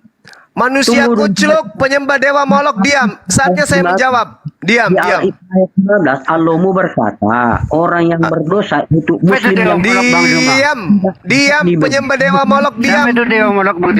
Sembahanmu yang menerima persembahan darah Yesus. Diam. Partopi diam. Udah saatnya saya, Partopi. Partopi. Otakmu tidak ada membahas terjemahan Al-Quran, padahal otak tidak ada. Diam. Tidak usah berdusta, Bang Juma. Diam. Saatnya saya menjelaskan. Tidak usah berdusta. Diam, saatnya saya menjelaskan. Tidak usah berdusta, Bang Juma. Saatnya saya menjelaskan. Aduh, Partopi ini gimana sih? Partopi, kamu bertanya kan? Giliran saya menjawab. Kamu bertanya, saya menjawab kan? Atau kamu yang mau menjelaskan? di sini penonton tapi kau tipu. Itu yang jadi masalah. Kamu yang mau menjelaskan atau saya yang mau menjelaskan? Penonton kamu tipu, enggak bagus. Oke, terserah saja pemahamanmu. Sekarang kamu mau menjawab atau Sekarang saya tanya, tertulis di mana di Al-Quran Allahmu berkata dosa umis yang sebesar gunung dibebankan kepada kaum Yahudi dan Nasrani, kan nggak ada. la haula wala quwata illa billah. La haula wala quwata illa billah. Tadi orang-orang kafir itu sudah ditempatkan di neraka, mendapatkan siksaan neraka 2 kali lipat. Udah. Oke. Di neraka situ. Jangan ngibul. Orang-orang kafir. Setelah Utih turunkan itu tak ada ilmunya gantian. Saya mau bertanya satu kali ke dia, jangan diturunkan. Kau Saya mau ngibul. bertanya. Di neraka. Kalau sudah di neraka ngapain dibebankan ke situ? Namanya juga neraka. Baik. Oke. Sekarang boleh saya bertanya satu saja pertanyaan? Mau bertanya sepuasmu. Soalnya kamu dalmu cuma itu. Gini. Gini Jum. Untuk kebenaran Allahmu kau harus bertanya dengan Alkitab. Saya tahu itu. Kau harus pelintir Alkitab. Baik, saya bertanya boleh satu. Boleh saya bertanya satu. Gini Juma. Boleh saya bertanya satu.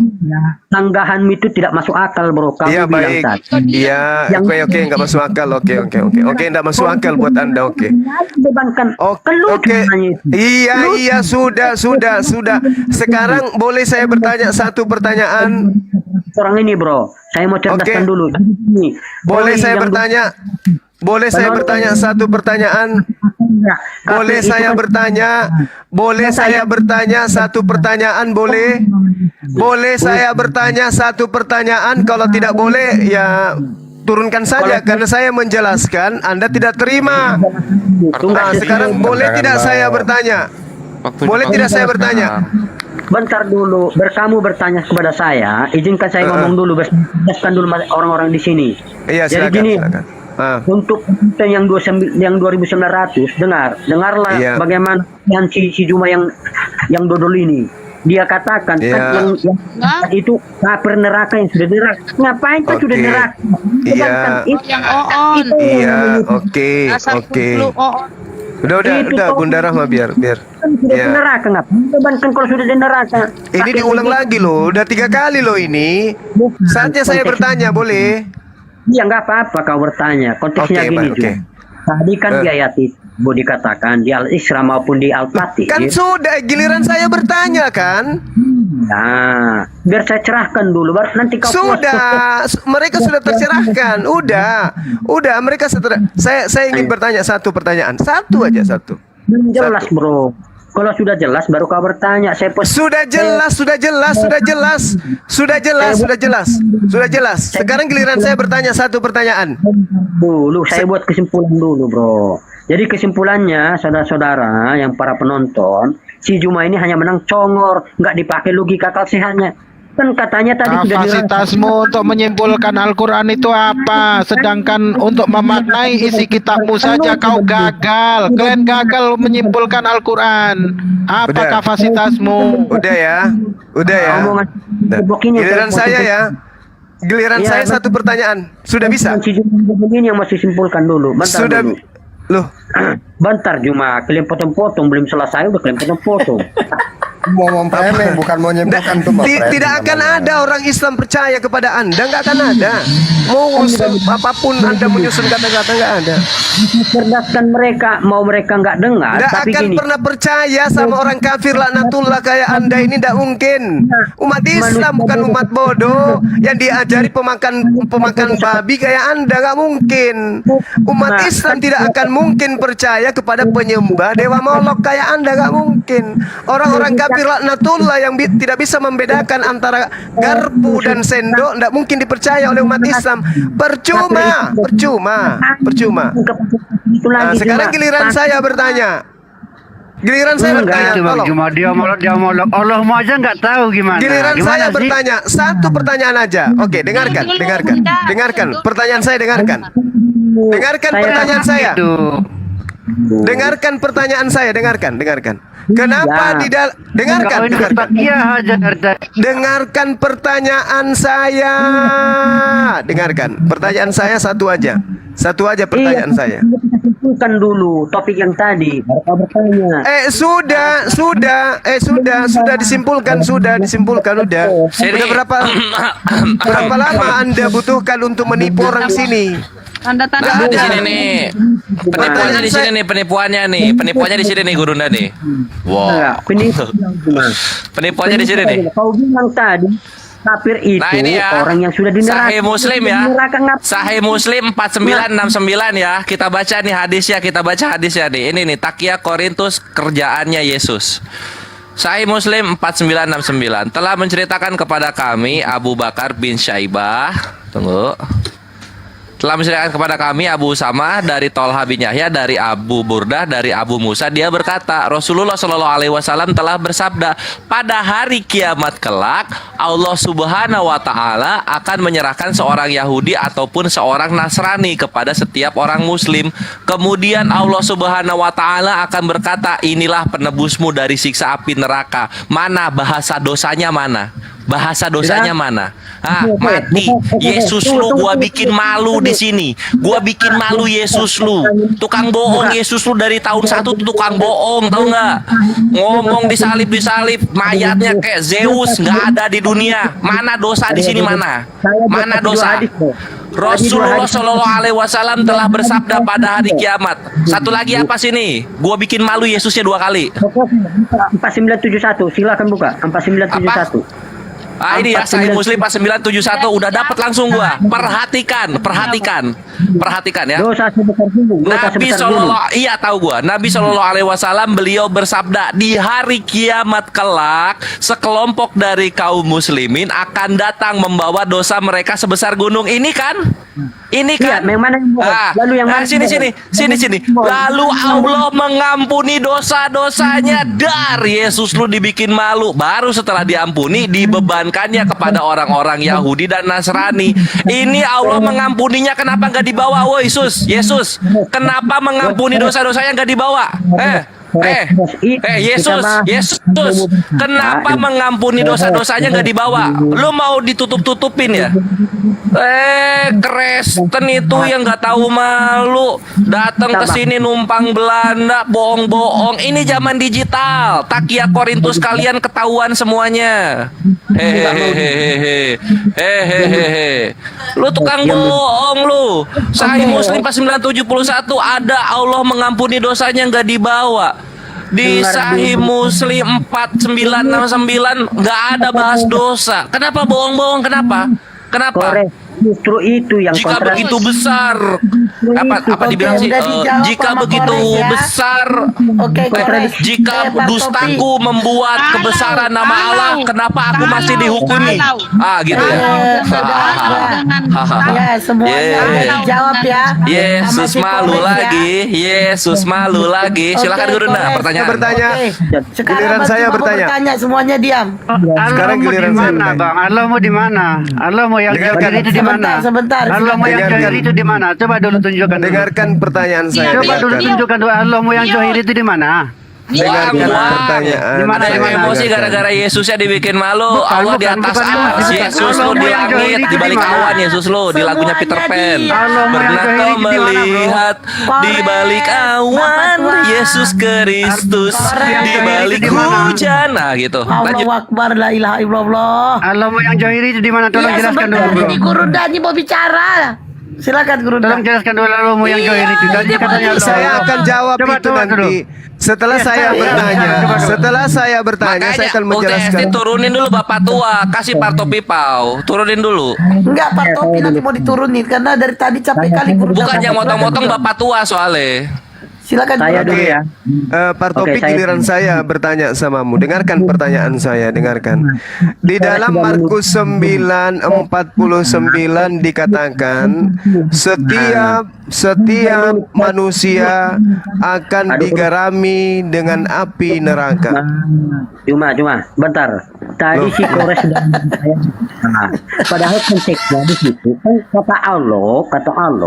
Udah diturunkan lagi. Diturunin. Kamu gila, kurangi coli ya, Om. Kurangi coli ya. Jangan terlalu banyak coli kamu. Oke, Bapak tua silakan. Sekarang Pak Tua, bisakah Anda menjawab pertanyaan saya yang satu ini sebelum Anda bertanya tentang kata zahir, ya apa yang zahir di dalam Islam? Itu di mana? Enggak, boleh tidak saya yang bertanya dulu? Kan dari tadi saya yang ditanya. Boleh tidak, Bang? Boleh tidak? Pertanyaanku dari tadi ini belum terjawab ini. Ya, coba terus tadi pertanyaan saya yang tadi yang satu ini nggak bisa dijawab. Jawab dulu Bang, jawab dulu yang ini Bang. Oke, baik. Baik. Baik, penyembah dewa Molok, diam. Kamu memang diciptakan hanya untuk bertanya. Walaupun otakmu tidak pakai tidak berfungsi untuk menerima jawaban. Dengarkan. Patua yang penyembah dewa Molok, diam. Penyembah dewa Molok, penyembah mantan mayat, diam. Itu mulutnya santai aja. Penyembah mantan mayat, diam. Kamu itu bukan penyembah mantan mayat, diam. Aku kesal setelah saya berjam-jam diberi pertanyaan yang berulang-ulang dan saya jelaskan tapi tidak mengerti-ngerti juga karena kebahlulan kalian penyembah mantan mayat. Begitu saya mau bertanya satu pertanyaan, Anda muncul dengan mau bertanya lagi. Kesal saya, paham. Saya capek ngajarin kalian supaya kalian itu waras. Sudah tua tapi masih tetap aja lebih cinta neraka daripada surga. Dasar lalat kamu. Dengarkan, kamu bertanya, apa yang dimaksud zahir? Zahir itu nampak. Zahir itu nyata. Zahir itu ada. Apa pembuktiannya? Bagaimana cara Allah membuktikan kezahiran dirinya? Allah menerangkan di dalam Al-Quran. Dengarkan, pasang gigimu baik-baik supaya kau bisa sadar. Sanurihim ayatina fil afaqa wa fi anfusihim hatta yatabayyana lahum annahul haqqa awalam yakfira bi rabbika annahu ala kulli syai'in syahid. Dengarkan, itu kalam Allah. Kalau kamu tidak mengerti kalam Allah, saya bacakan bahasa yang bisa kamu memahami terhadap zahirnya Allah. Kami akan memperlihatkan kepada mereka tanda-tanda kebesaran kami di segenap penjuru dan pada diri mereka sendiri, sehingga jelaslah bagi mereka bahwa Al-Quran itu adalah benar. Tidak cukupkah bagi kamu bahwa Tuhanmu menjadi saksi atas segala sesuatu? Ini Allah sudah menerangkan. Sanurihim ayatina fil afaqa afi ampusihim. Kami akan memperlihatkan kepada mereka tanda-tanda keberadaan, kebesaran kami di segenap penjuru dan pada diri mereka sendiri. Apa maksudnya? Allah membuktikan keberadaan dirinya dengan alam semesta ini. Itu maksudnya zahir. Tidak ada alam semesta ini kalau tidak ada yang menciptakan. Karena ada yang menciptakan, maka alam semesta ini ada. Karena ada yang menciptakan, maka Anda bisa melihat diri Anda. Itu yang dimaksud dengan zahir. Tanda-tanda alam semesta ini bukti keberadaan adanya Allah. Kami akan membuktikan kepada mereka, kami akan memperlihatkan kepada mereka tanda-tanda kebesaran keberadaan kami di segenap penjuru dan pada diri mereka sendiri. Apa kamu pikir hujan ini siang malam, matahari siang malam ini bergulir, waktu malam hari berganti, itu nenekmu yang bikin? Itu Allah yang zahir yang memperlihatkan keberadaannya. Aku ada loh. Inilah bukti keadaanku. Nenekmu yang bikin itu, bang, nenekmu. Ini keberadaanku. Alam semesta ini bukan kamu yang nopang, bukan PBB yang nopang, bukan Amerika yang nopang. Aku yang menjaga semuanya. Itulah bukti kezahiranku. Itulah bukti keberadaanku. Itulah bukti kenyataan bahwa aku itu ada. Kalau aku tidak ada, alam semesta ini tidak ada yang menjaga. Itu maksudnya, kucluk. Bos, tadi Zahir itu tadi nampak, bos, nampak nyata, bukan ciptaannya. Ya, coba dibaca dong ayatnya. Coba dibaca ayatnya. Coba dibaca dulu. Sanurihim ayatina fil afaqa wa fi anfusihim hatta yatabayyana lahum annahul haqqa. Ini jelas ini. Kami akan memperlihatkan tanda-tanda kebesaran kami di segenap penjuru dan dapat mereka saksikan di luar diri mereka, dan apa saja yang ada pada diri mereka sendiri yang dapat mereka rasakan. Apalagi keberadaan Allah itu zahir, artinya ada, nyata, jelas. Ngerti kamu? Baca dulu. La haula wala quwata illa billah. Wa mathalul ladina kafaru kamathalil ladina yan'iqu bima la yasma'u illa du'a wa nida. Adalah seperumpamaan orang-orang kafir Kristen laknatullah itu seperti bembek, seperti kambing, seperti asu, mendengarkan suara tapi tidak mengerti apa arti daripada suara tersebut. Aja, jujur aja. Baca dulu ayatnya, baru kau seperti orang, baca dulu ayatnya. Seperti baca orang kafir dulu. itu. Jangan kau bodohi umatmu dengan seperti ini, binatang, seperti binatang mendengarkan suara tapi tidak mengerti apa makna dari suara tersebut. Wa mathalul ladzina kafaru kamathalil ladzina yan'iqu bima la yasma'u illa du'a wa nida. Paham? Paham kamu? Ya, Allah Subhanahu wa taala itu di dalam Al-Qur'an surah Al-Mulk ayat 12 menerangkan tentang dirinya, bahwasanya dia adalah esensi yang tak terlihat, tetapi dia ada, dia nyata, keberadaannya ada. Innal ladzina yakhshawna rabbahum bil ghaib lahum maghfiratun wa ajrun kabir. Sesungguhnya orang-orang yang takut kepada Allah yang tidak terlihat itu oleh mereka memperoleh ampunan dan pahala yang besar. Jadi Allah tidak bisa dilihat oleh mata manusia, tetapi dia adalah adalah zahir. Dia nampak oleh manusia yang berfikir. Di dalam Al-Quran surah Yasin ayat 11 Allah juga telah menerangkan kepada umat yang berfikir apa yang dikatakan oleh Allah di sana. Ayatnya, seperti Bang yang Juma. dipahami. Baca ayatnya. Sabar, ini ayat. Baca Ini ayat yang ayatnya telah saya dulu. bacakan. Ya, baca dulu ayat. Innama tunsiru manittaba'az zikra. Ini ayat. Wa hasyir rahmana bil gaib. Wa basyirhu bimaghfirati wa ajrin karim. Sesungguhnya engkau hanya memberi peringatan kepada orang-orang yang mau mengikuti peringatan dan yang takut kepada Tuhan yang Maha Pengasih. Walaupun mereka tidak melihat keberadaan Allah secara nyata, maka berilah mereka kabar gembira dengan ampunan dan pahala yang mulia. Jadi hakikat Allah, wujud keberadaan Allah itu tidak nampak, tapi keberadaannya zahir. Ada Allah itu. Makanya Nabi Musa mengatakan, "Ya Rabb, aku tahu engkau itu ada. Aku tahu keberadaanmu itu jelas. Engkau adalah sesuatu yang wujud. Engkau sesuatu yang zahir. Tapi ya Allah, izinkan aku penasaran pingin lihat wajahmu seperti apa." Apa kata Allah? Ya Musa, lan tarani. Wahai Musa, engkau tidak akan pernah bisa melihat aku. Allah itu zahir, ada, kucuk. Yang memberikan oksigen itu kau pikir nenek lu? Yang menumbuhkan apa yang kamu tanam itu kau pikir bapak lu? Yang membuat ikan di lautan itu bisa hidup seperti itu kau pikir tante lu? Yang membuat itu pesawat terbang bisa kemudian menjaga keberadaannya, gravitasi yang ada, kau pikir tante lu yang bikin? Itulah bukti Allah itu ada. Itulah bukti Allah itu zahir. Yang kamu maksud zahir itu adalah aduh suster, sakit sekali suster. Aduh, buka lagi mas, buka lagi pahanya bininya mas. Aduh. Oh Tuhan kami zahir. Kau bilang johir, kau bilang johir, Tuhan Allahmu kami johir, lahir. tapi nyatanya kau bertakia di sini. Tuhan kami Yalah. lahir. Ini nak tetek. Neng nang Guru neng ndak kayak gini. Aduh, neng malu kau Sujuma sama yang nonton ini, malu kau Sujuma. Itu kan yang kamu maksud zahir? Itu kan? Malu kamu Sujuma Itu sama kan yang yang nonton kamu ini. maksud Malu zahir? kamu. Yang kamu maksud Tuhan zahir itu dilahirkan Baca manusia. dulu ayatnya, baca dulu ditampar ayatnya, oleh baca manusia, dulu ayatnya, biar kau dicekek simpulkan. lehernya Baca oleh dulu manusia. ayatnya. Itu kan yang Lah, kamu kau nggak maksud mau, zahir. baca dulu ayatnya. Padahal di dalam kitabmu Baca diterangkan dulu di dalam ayatnya. 1 Timotius Baca 1 dulu nomor ayatnya. 17. Allah yang kekal itu tak nampak.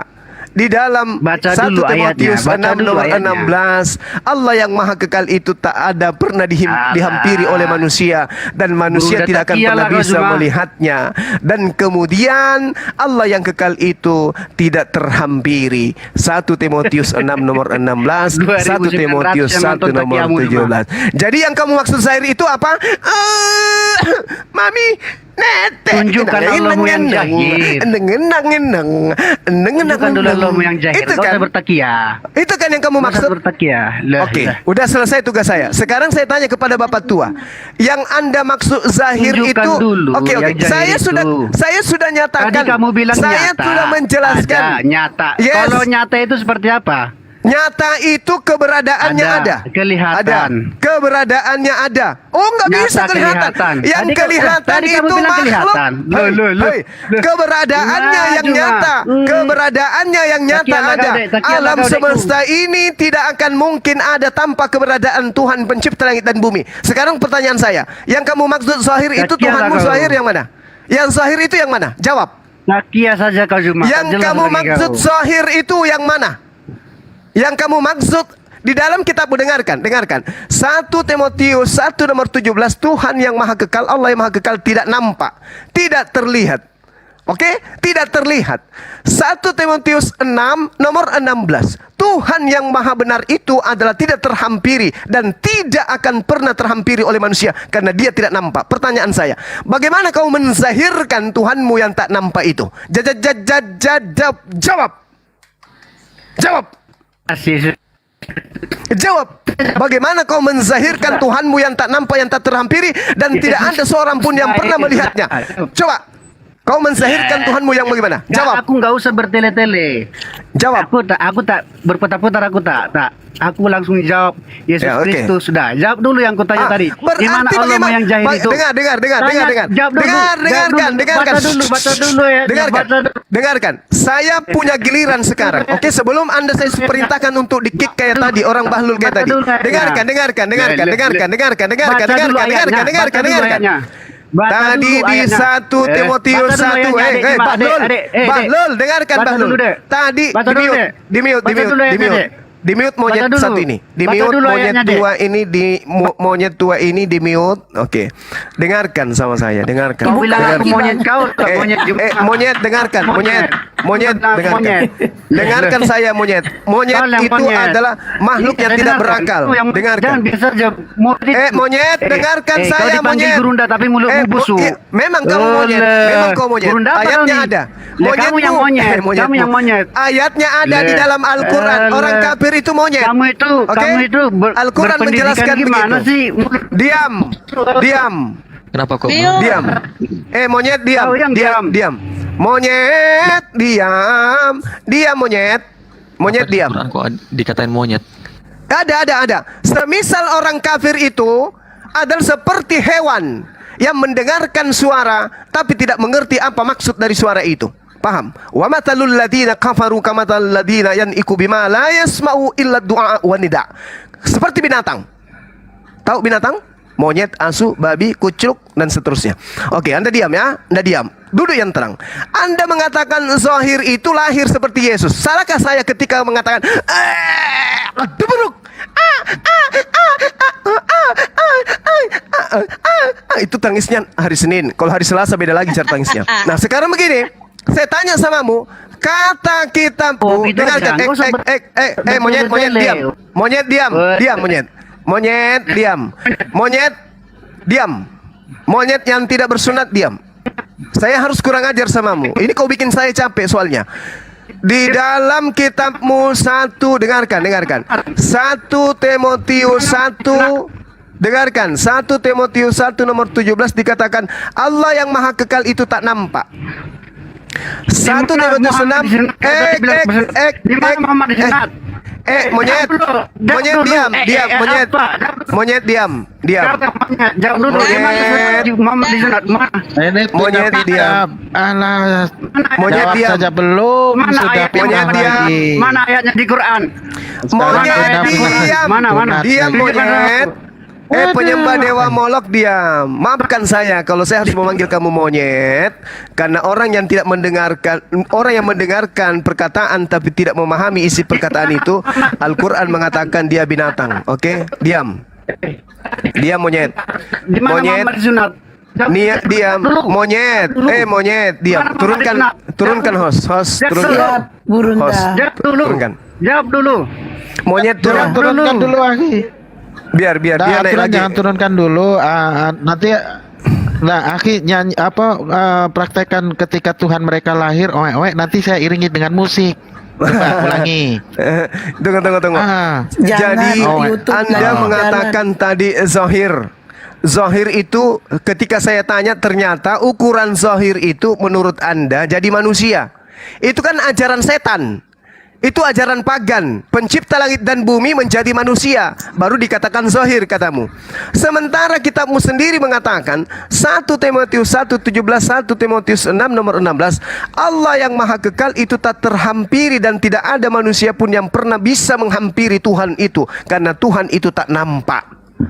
Tuhan yang benar yang maha kekal itu tak nampak. Lalu kenapa ada Tuhan nampak ditetein?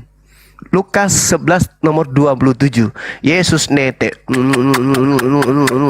Itu yang kamu maksud saya.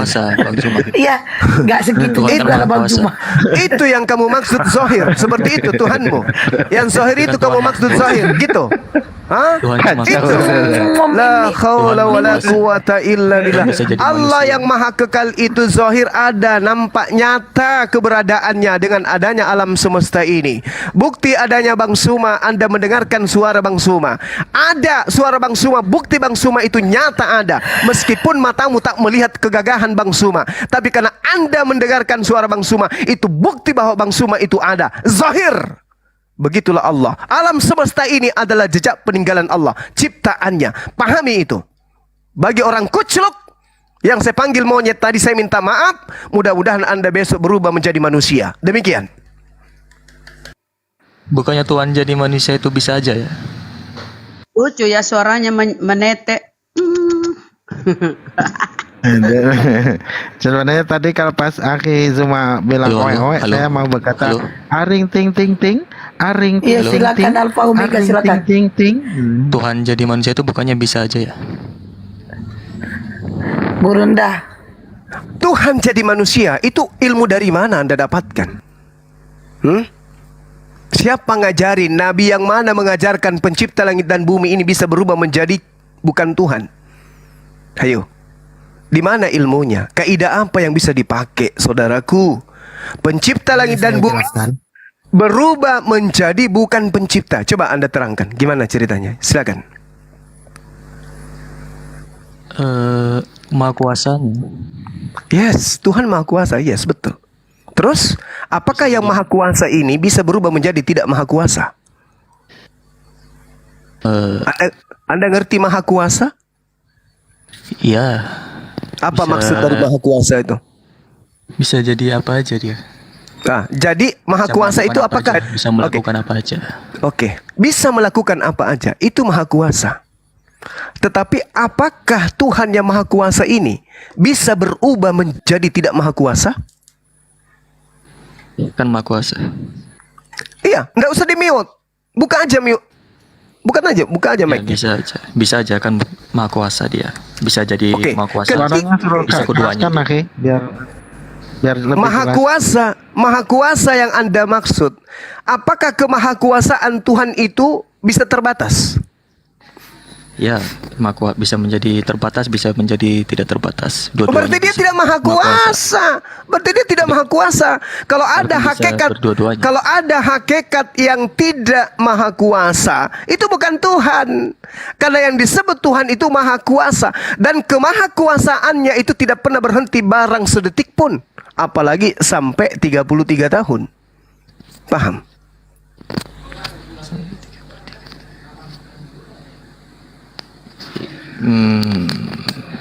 Paham. Ya. Kurang setuju sih.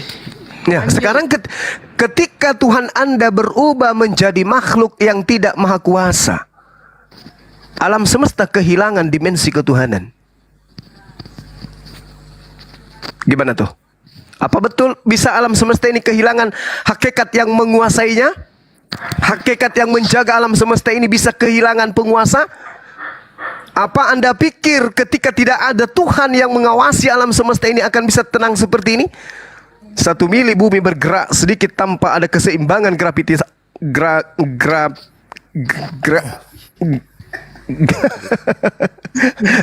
gravitasi, maka alam semesta ini akan gravitasi. Ya. Gratifikasi ya, itulah. Gravitasi Gurunda. Ya, sertifikasi, maka alam semesta ini akan hancur lebur. Ini ada Tuhan masuk ke dalam rahim 9 bulan, jadi bayi dia, 1 tahun dia belum bisa ngapa-ngapain, hanya bisa netek. Ini Tuhan alam semesta, penjaga alam semesta. Sementara bumi yang kita tinggalin ini besarnya minta ampun. Bagaimana dengan planet-planet yang jutaan miliaran planet lain? Siapa yang menjaga kalau dia sudah menjadi bayi? Yang bisanya cuma minta netek. Ayo. Ya, Tuhan itu sendiri, dia bisa menjaga walaupun nggak menjaga. Wah, ini ajaran apa? Tuhanmu yang maha kuasa. Tuhanmu yang maha kuasa itu telah menjaga menjadi tanpa perlu menjaga, kayak otomatis gitu. Automatically ya amfibi gitulah, kira-kira bisa di laut, bisa di darat. Kayak ateis ya, kayak ateis dia. Aduh, mana ada Tuhan bisa berubah menjadi bukan Tuhan, Bang. Tes. Ada saklarnya, Gurunda. Nggak bisa, itu konsep batil itu yang Anda sampaikan, saudara Alpha Omega. Nggak bisa, Tuhan kita itu tidak pernah berubah menjadi makhluk Jadi Yesus itu, Anda mau paksakan menjadi Tuhan, tidak akan bisa. Makanya Yesus tidak pernah mengajarkan untuk menuhankan dirinya. Kenapa? Karena Yesus bukan Tuhan.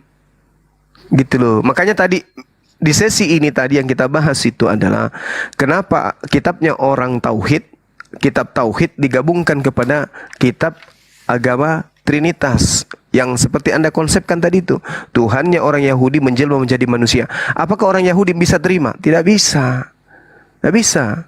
Nah, sementara kitab perjanjian baru tidak bisa berdiri sendiri tanpa ada tambalan dari kitabnya orang Yahudi sebagai tameng. Maka muncul pertanyaan, kenapa agama Yahudi punya kitab nempel di kitab Trinitas? Sehingga kan udah dinubuatkan menurut orang Yahudi atau menurut orang Kristen Roma. Ya sama seperti Islam menganggap nubuatan Nabi Muhammad ada di kitab Yahudi.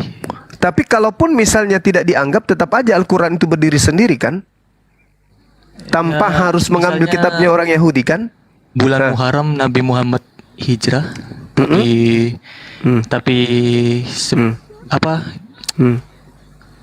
Bulan Muharram Nabi Muhammad hijrah, puasa Asyura,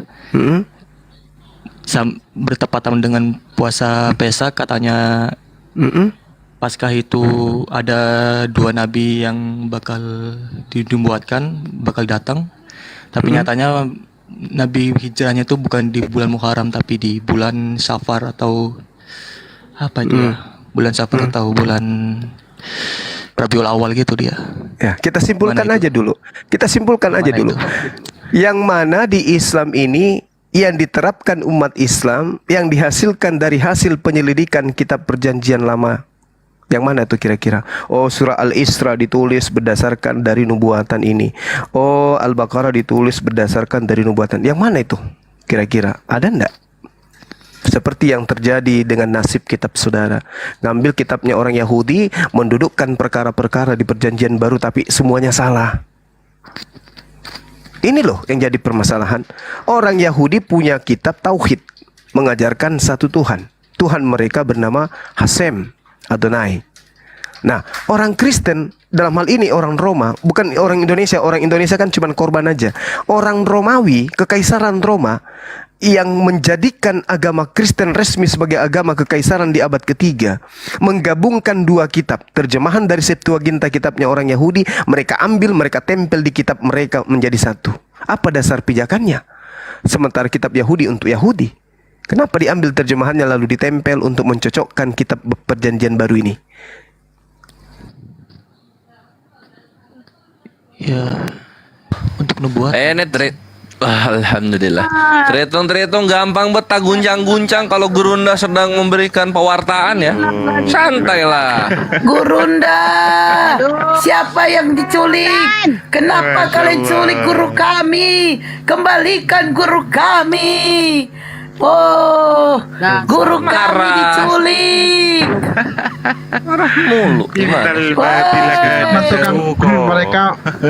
Mereka merepot. Tadi saya naik baru sebentar, belum juga ngomong, saya baru bernafas, baru mau nguap sudah direpot sama nih ya, orang Kristen nih aneh. Berarti nubuatan Muhammad itu gagal ya. Siapa yang culik guru kami? Nanti kami culik balik kalian ya. Oh, guru kami diculik. Gurunda. Kenapa? Pak, Alfa Omega itu gagal ya? Soalnya kan Nabi Muhammad hijrahnya di bulan bukan Muharram. Sementara bulan Muharram itu bulan yang hampir sama dengan puasa hari Paskah yang ditunggu-tunggu Yahudi. Kedatangan 2 nabi dalam kitabnya, kitab entah apa itu, kitab Zohar kalau nggak salah. Kenapa? Hubungannya apa? Ya, ngomongnya agak keraskan sedikit. Kalau Zohar. Nabi perasaan tidak pernah bernubuat tentang hijrah itu. Enggak, di Al-Quran kan ada. Di Al-Quran membenarkan Taurat dan Injil kan. Iya, cuman terus Taurat dan Injil yang mana? Muharram itu kan Nabi bukan hijrahnya Nabi. Gimana itu? Bulan Muharram bukan hijrahnya Nabi. Gimana itu? Muharram sejajar dengan hari Paskah. Gimana itu? Coba. Bulan Muharram sejajar dengan hari Paskah. Ya, puasa Paskah, puasa Asyura. Puasa Asyura. Iya. Nah ini hari Paskah ini pakai penanggalan berdasarkan revolusi matahari atau revolusi bulan? Gimana mau ngepas itu? Nah, sedikit-sedikit. Ya, Paskah itu Yahudi memperingati Paskah itu kan beda dengan apa yang kalian peringati. Paskah itu orang Yahudi peringati pembebasan Musa kan, pembebasan Musa Bani Israel kan. Iya, saya tahu. Pembebasan Saya tahu terus.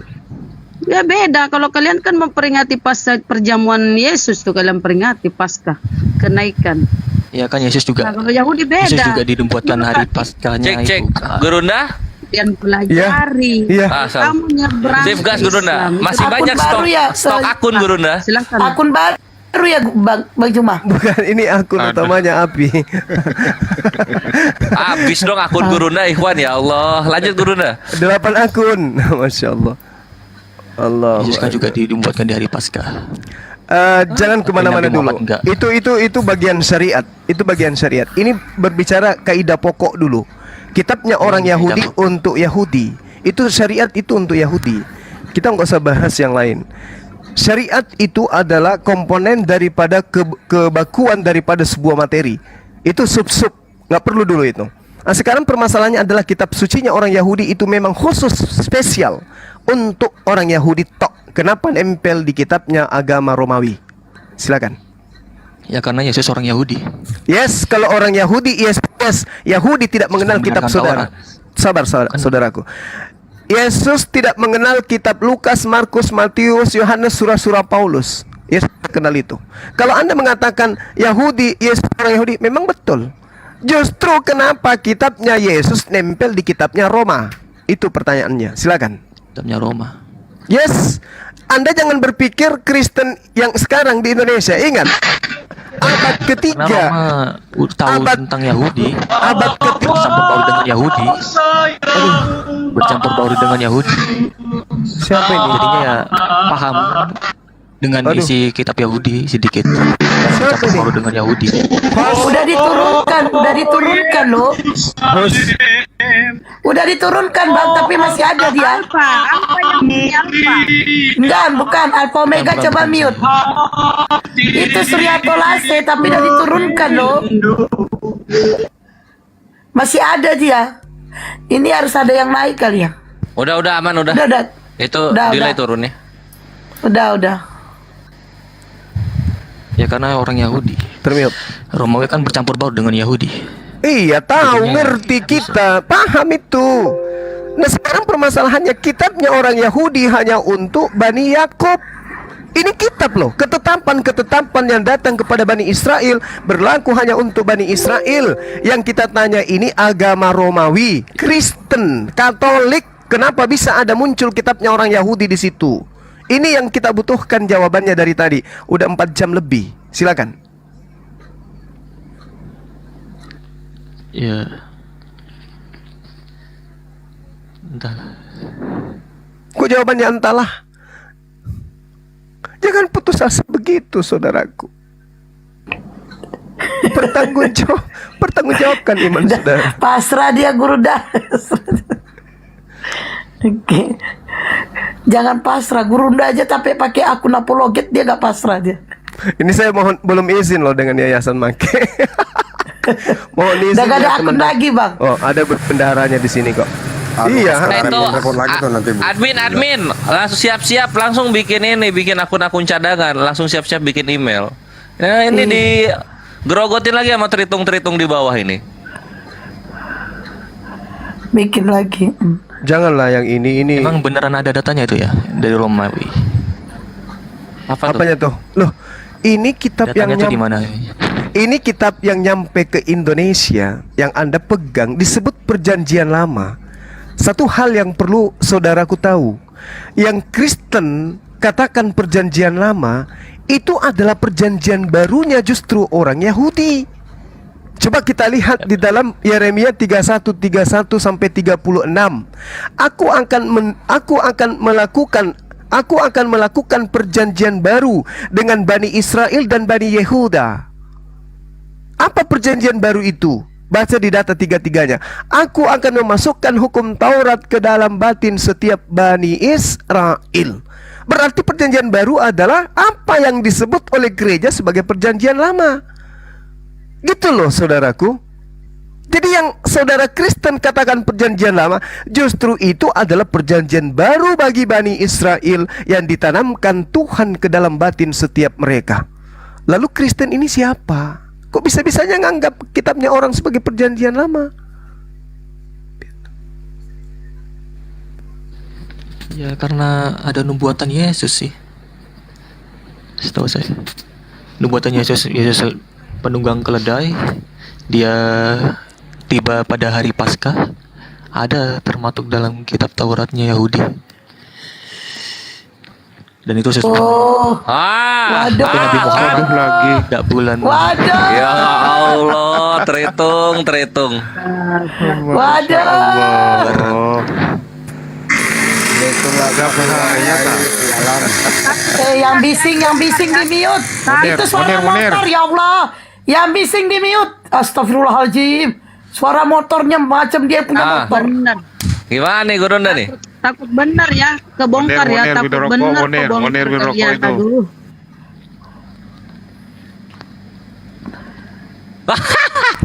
Gas Gurunda. Aduh, payah aku naik turun. Jadi gini saudaraku, sekali lagi saya katakan, kalau Anda mengatakan nubuatan karena dia naik keledai, ini versi siapa? Versi Yahudi atau versi Katolik? Ini dulu.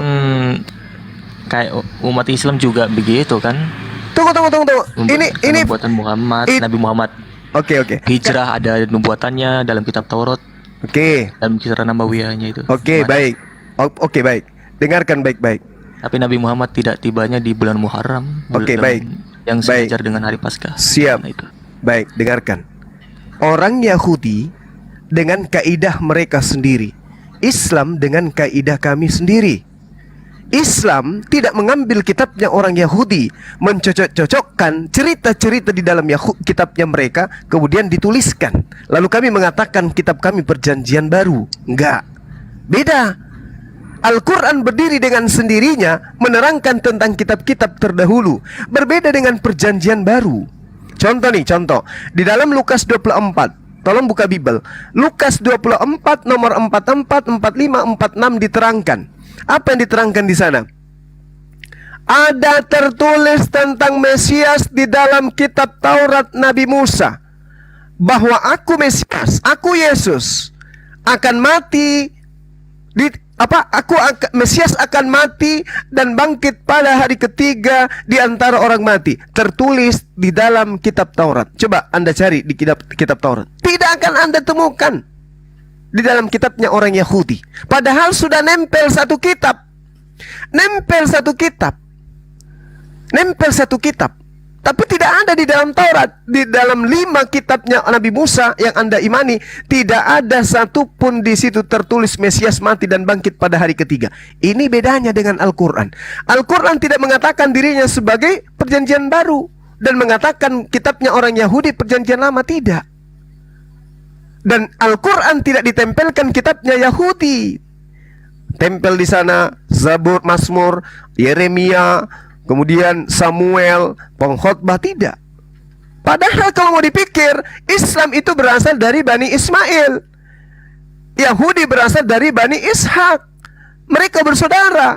Tapi kalau Kristen dari Roma, apa emang ada nabi yang diutus kepada Roma? Apa emang ada kitab suci yang diutus kepada orang-orang Yunani? Kan tidak ada. Nah, maka muncul pertanyaan, dari mana Romawi mengambil kitabnya orang Yahudi untuk ditempelkan kemudian di kitab mereka? Satu hal, tadi di antara beberapa debaters Kristen mengatakan wajar karena pada saat itu Israel dikuasai oleh orang-orang Roma, oleh kekaisaran Roma. Maka saya katakan, oh, berarti selain mengambil harta mengambil kekayaan Israel pada saat itu oleh kekaisaran Romawi, juga mengambil hak daripada kitabnya orang Yahudi. Bukan hanya hartanya, tapi kitabnya juga diambil ternyata. Apa yang dikatakan oleh teman saudara? Bisa jadi katanya. Nah, sebagai generasi Kristen, generasi milenial, harusnya Anda memecahkan permasalahan ini. Ingat, di dalam Ulangan 33 nomor 4 Taurat itu adalah hak kepemilikan mutlak keturunan Yakub. Silakan Anda baca di situ. Itu hanya untuk Bani Yakub. Ulangan 6, satu perikop Anda baca, kaidah-kaidah hukum-hukum Torah itu hanya berlaku kepada Bani Israel. Oke? Nah, sekarang permasalahannya adalah Kristen Romawi yang pertama kali adalah Katolik mengambil kitabnya orang lain dalam bentuk Septuaginta, lalu ditempel di kitabnya. Apa dasar pijakannya? Ini yang kita cari. Apa dasar menempelkan ke kitab Trinitas? Apa dasarnya? Apakah ada perintah dari Tuhannya Nabi Musa? Apakah ada perintah dari Nabi Abraham atau siapa? Atau Yesus? Kalau ada, mana dan di mana, kapan bisa kita melihat itu? Sampai hari ini 2000 tahun tidak ada yang bisa memecahkan permasalahan ini. Tidak ada. Apa yang dikatakan oleh Yesus? Waspadalah kepada serigala yang nyamar seperti domba. Ingat, pada masa Yesus hidup di atas muka bumi, yang dimaksud serigala di sini adalah orang Roma, orang Yunani. Oke, sekarang kitabnya Yesus yang adalah yang dibacakan di sinagogi pada hari Sabat itu siapa yang pegang? Orang Romawi, orang Yunani. Apa kata Yesus? Waspada kepada mereka. Orang Kristen di Indonesia, apakah Anda waspada terhadap Romawi Yunani? Tidak, justru Anda mengikuti ajaran agamanya. Takbir, Allahu Akbar. Mohon maaf, api akunnya. Allahu Akbar. Allahu Akbar, Allahu Akbar. Himbauan kepada adminnya Bang Juma, tolong dibikin akun lagi buat jaga-jaga.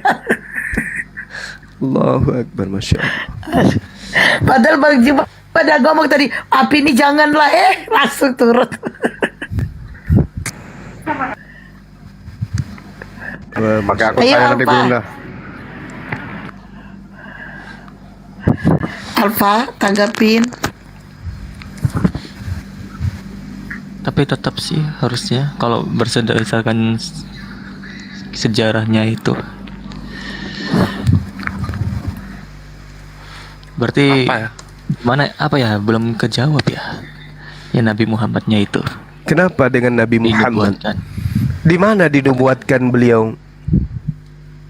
Dinubuatkan di mana? Muharram katanya Gurunda, Muharram itu. Iya. apa di sana di Muharram? Iya, apa? Di bulan Muharram, bulan di mana yang sejajar dengan hari Paskah kan? Iya, kenapa? Ada Nyatanya. apa dengan cinta? Tapi nyatanya enggak, tapi. Apa itu? Nubuatan kayak mana? Yang mana? Yang mana nubuatan itu? Yang mana? Dan sejak kapan Islam itu berdiri dari hasil nubuatan-nubuatan? Sejak kapan Islam itu berdiri dari hasil penyelidikan kitab-kitab orang Yahudi? Sejak kapan Islam itu memiliki syariat dari hasil mempelajari kitab-kitab nabi-nabi Yahudi? Siapa yang mempelajari, siapa yang menalin, siapa yang menuliskan, siapa yang meneliti, siapa yang mengajarkan, dan siapa yang mengumpulkan? Siapa yang pergi ke tanah Israel belajar tentang kitabnya orang Yahudi lalu membuat Al-Quran? Berbeda dengan kitab saudara. Lukas 1 Anda baca di bab 1 sampai nomor 4. Lukas melakukan penyelidikan terhadap peristiwa-peristiwa yang terjadi, lalu menyusun berita itu. Dianggaplah didirikanlah sebagai sebuah kitab. Al-Quran tidak disifati seperti itu. Al-Quran itu wahyu dari langit. Itu jelas itu. Jadi kalau saudara mengatakan bahwasanya apa yang terjadi terhadap Rasulullah Muhammad SAW itu ada kekeliruan karena tidak berkesesuaian dengan apa yang dalam Taurat, saudaraku, saya katakan kepada saudara, Al-Quran menarasikan bahwa ya ahlal kitab lima talbisunal haqqa bil batil wa taktumul haqqa wa antum ta'lamun. Wahai ahli kitab, pemegang Taurat, pemegang Zabur, pemegang Injil, mengapa engkau mencampur adukkan firman Allah dengan yang bukan firman Allah? Jadi Anda menilai Al-Quran dengan kitab mereka keliru. Keliru Anda. Contoh, seruan Al-Quran ini betul atau tidak? Anda coba lihat Lukas 24 tadi. Apa yang diterangkan? Ada di dalam Torah, tapi tidak ada. Coba. Apakah Al-Quran keliru menerangkan itu? Tidak. Yang kedua, di surah Al-Ma'idah ayat 14. Apa Apa yang dikatakan di sana? Orang-orang yang menyebut dirinya sebagai pengikut Yesus, Nabi Isa alaihissalam menyatakan dirinya dari Nasrani, orang-orang Yahudi dari kota Nazaret. Mereka mengingkari perjanjian dengan Allah. Lalu apa kata Allah? Mereka akan saling membenci, saling bermusuhan satu sama lain sampai hari kiamat. Apakah sekte-sekte yang ada di dalam Kristen itu bersatu mereka sampai hari ini? Tidak. Mereka saling bermusuhan dan saling membenci. Tidak ada lagi ciuman kudus di antara mereka. Yang ada adalah ciuman kebencian. Itu. Ini data Al-Quran. Sejelas ini kenyataan dan fakta yang ada di sekeliling kita. Antar sekte satu sekte lain bertentangan, saling sikut satu sama lain, saling menghujat, saling menistakan satu sama lain. Ada lagi istilah baru, si tuntung. Ini apa namanya ini? Yang mengaku memiliki Roh Kudus, tapi apa faktanya? Realitanya naif. Di dunia debat lintas agama muncul sekte-sekte yang saling hujat satu sama lain, dan itu yang dipersembahkan dan dipertontonkan kepada khalayak banyak, kepada rakyat Indonesia setiap saat. Tengok, Anda buka komal-komal teman kita Kristen, antar sekte satu sama lain saling menghina dan menghujat. Al-Quran menarasikan 1400 tahun silam. Di dalam hati mereka ada permusuhan dan kebencian sampai hari kiamat. Dan kita bisa buktikan, itu sudah 1400 tahun, masih gitu sampai sekarang. Protestan, Katolik, dan seterusnya tidak bisa satu tempat gereja untuk beribadah. Padahal kitabnya katanya sama, Tuhannya katanya sama, dan seterusnya. Ini fakta memang berat, Bung. Memang fakta itu berat. Makanya tadi narasi dari awal, ini masuk jam kelima kalau nggak salah, yang saya katakan, kenapa kitabnya agama Tauhid bisa bergabung dengan kitabnya agama Trinitas? Ini apa? Siapa yang bisa bertanggung jawab dengan ini semua? Coba, pendeta, pastor, atau apa yang bisa? Konsili mana yang menghalalkan mengambil kitabnya orang Yahudi memasukkan ke dalam kitabnya orang Romawi? Konsili mana ini? Dan apa nama konsili yang ada pengesahannya, legitimasinya dari rabi-rabi Yahudi yang menjadi praktisi Torah sampai hari ini? Ada? Tidak akan ada. Makanya Yahudi larinya ke kanan, Kristen larinya ke kiri. Semakin ke kiri, Yahudi semakin ke kanan. Islam lurus aja ke depan. Ini yang terjadi.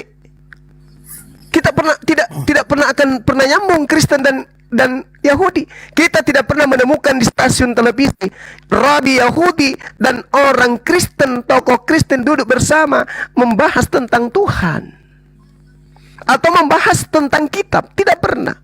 Tidak pernah kita temukan itu. Orang Yahudi duduk bersama, praktisi Torah, dalam hal ini yang dituangkan ulama-ulama mereka, membahas bersama dengan para pendeta-pendeta atau pendiri atau tokoh-tokoh gereja. Tidak pernah kita temukan itu. Kenapa? Karena sejatinya Kristen ini menurut orang Yahudi adalah bidat, sesat. Mengambil kitabnya orang Yahudi, memaknai sesuai dengan ajaran nenek moyang orang Roma.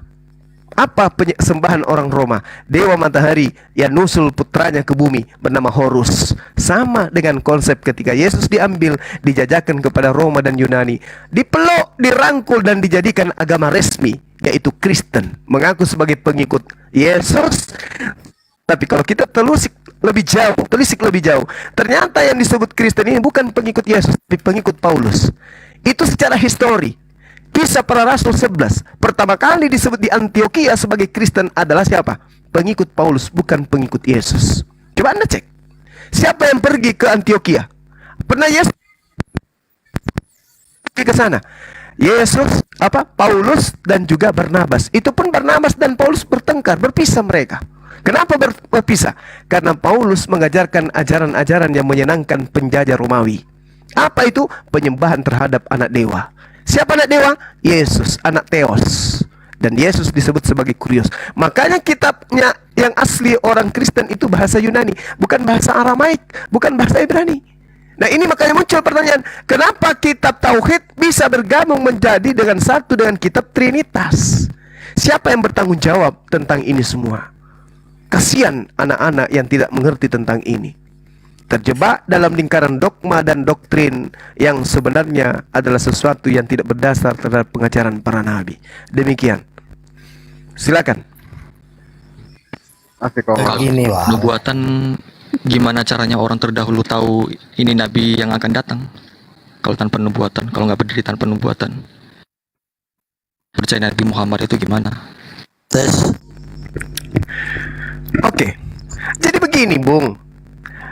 Ketika kemudian Rasulullah Muhammad sallallahu alaihi wasallam menerima kabar dari langit, Iqra bismi rabbikal ladzi khalaq. Orang-orang tidak percaya. Lu siapa lu? Bahkan kalangan orang-orang yang ada pada zaman itu dibilangnya ini penyihir. Dibilangnya dia ini orang Majnun. Orang tidak percaya.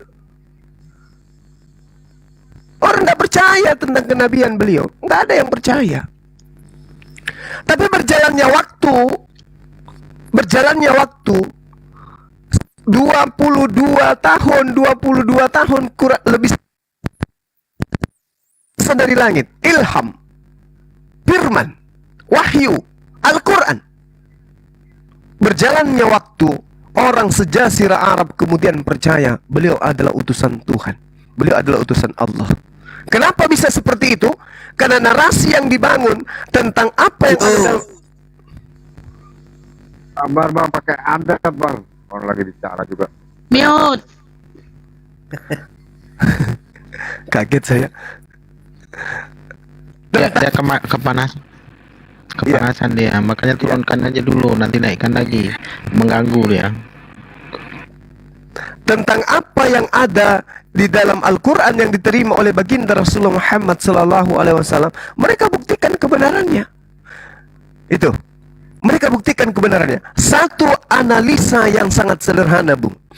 Rasulullah Muhammad sallallahu alaihi wasallam datang di tengah-tengah orang Arab. Keluarganya, masyarakatnya mengaminkan semua ajarannya. 100 tahun? Tidak. 200 tahun? Tidak.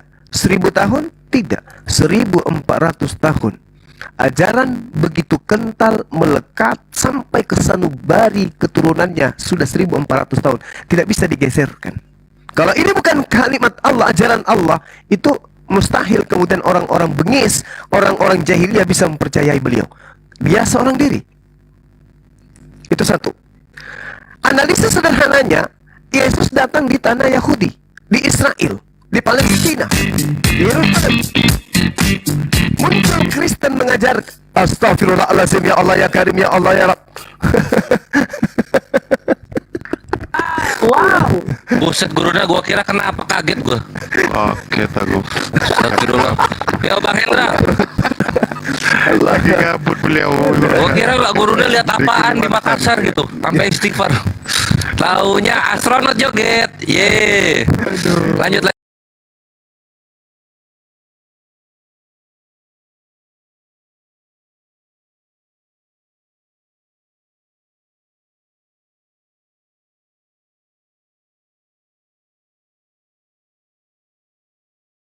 Makanan pencipta, dan itu adalah kehebohan yang sangat luar biasa yang harusnya disaksikan oleh orang-orang sesamanya. Berakar pemberitaan itu sampai orang yang 100 tahun, 200 tahun, 300 tahun dan seterusnya. Tapi apa buktinya? Eporia itu hanya muncul di Katolik, hanya muncul di Romawi, hanya muncul di Eropa, di dalam kitab-kitab mereka. Tapi di tempat terjadinya sesuatu yang diceritakan di dalam Bible, sunyi pemberitaan. Contoh, Yesus diberitakan bangkit pada hari ketiga. Pertanyaan analisa logika ilmiahnya adalah, ketika kita bedah di meja akademisi, kita akan bertanya, siapa satu manusia yang menunggu detik-detik kebangkitan Yesus dari baring di kubur, lalu kemudian duduk, lalu kemudian berdiri, lalu kemudian berjalan? Siapa oknum yang melihat ini? Ada Tuhan mati, bangkit pada hari ketiga. Siapa oknum yang menunggu? Ingat, andai cerita yang diceritakan oleh gereja itu ada hal yang benar, aku akan bangkit pada hari ketiga, maka sejazirah Yerusalem akan menunggu detik-detik kebangkitan Yesus. Coba kita lihat, hari Sabtu, hari Jumat, dedekan semua orang. Semua akan pasang tenda di kuburan Yesus, samping kuburan Yesus. Untuk apa? Untuk menyaksikan kebenaran perkataannya. Hari Sabtu orang sudah mulai, jantungnya mulai semakin kencang. Juk. Begitu malam Ahad, malam Minggu, juk. Aduh, Tuhan kita betul bangkit. Kenapa? Kenapa bangkit? Bayangkan, Lazarus dibangkitkan, berjalan di atas air, air dibuat menjadi anggur, orang buta dibuat melihat, orang lumpuh dibuat berjalan. Coba bayangkan itu. Satu roti dibuat makan, orang 5.000 orang makan. Bayangkan itu. Ini orang yang sehebat ini mengatakan, saksikan oleh kalian, aku akan bangkit pada hari ketiga. Maka sejazirah Yerusalem akan menunggu. Pilatus akan turun, Herodes akan turun, kekaisaran Romawi pun mendengarkan kabar ini akan datang dengan berbagai macam kekuatan untuk menyaksikan. Ayo benar dah Tuhan ini, Yesus ini bangkit pada hari ketiga. Detik demi detik akan mendatangkan ketegangan di antara orang yang ada pada saat itu. Juk. Tuhan bangkit dari kubur. Mana beritanya di Yerusalem? Siapa yang menunggu detik-detik terjadinya itu? Mana? Gak ada. Sepi. Tidak ada orang Yerusalem yang tahu itu. Adanya hanya di Romawi. Hanya ada di gereja-gereja milik orang Eropa cerita-cerita itu. Tapi di tempat kedengaran Gurunda. Di tempat kejadian tidak ada. Tidak ada orang yang tahu. Gurunda tidak ada orang yang tahu kejadian yang diceritakan oleh Bible bahwa itu pernah terjadi di tempat mereka. Nggak ada.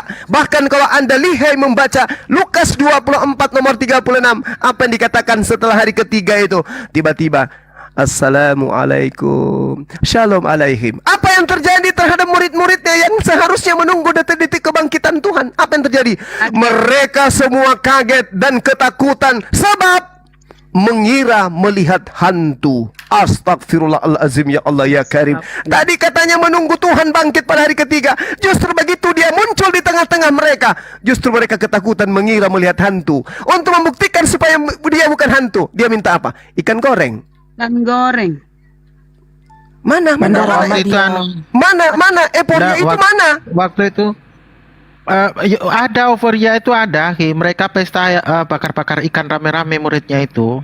Makanya Yesus itu datang memintanya sepotong kepas kepalanya. Itu yang, dan itu ikan mujahir, ikan mujahir yang banyak durinya. Masa iya Tuhan makan ikan goreng yang banyak durinya?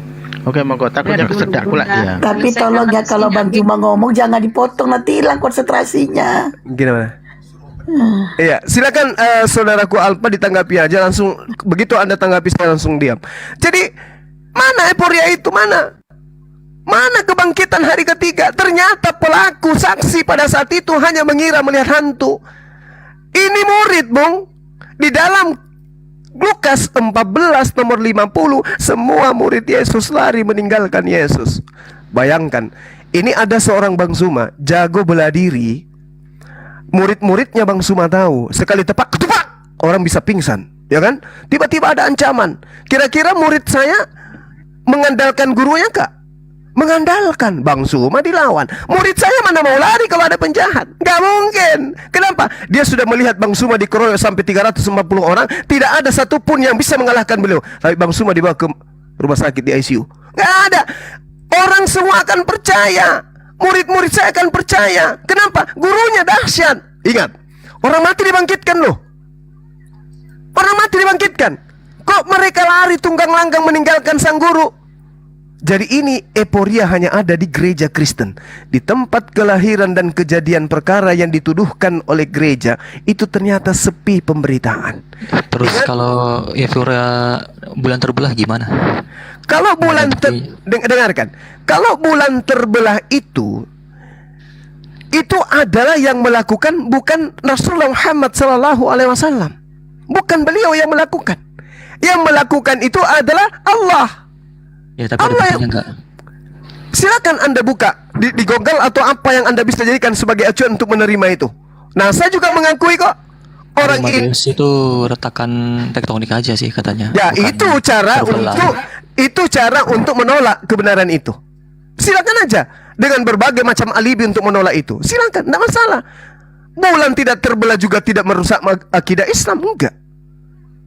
Tetapi yang pada intinya NASA dan beberapa ilmuwan mengiyakan itu, meskipun berikutnya ada penolakan. Untuk apa menolak? Supaya Rasul Muhammad SAW dikaburkan pemberitaan kebenarannya. Selesai.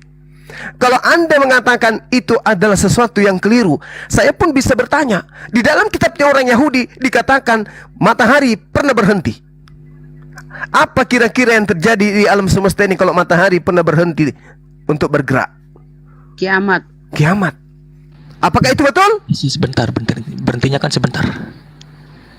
Dari mana Anda bisa mengatakan berhentinya sebentar? Sedangkan Yesus mengatakan dalam satu hari hanya 12 jam.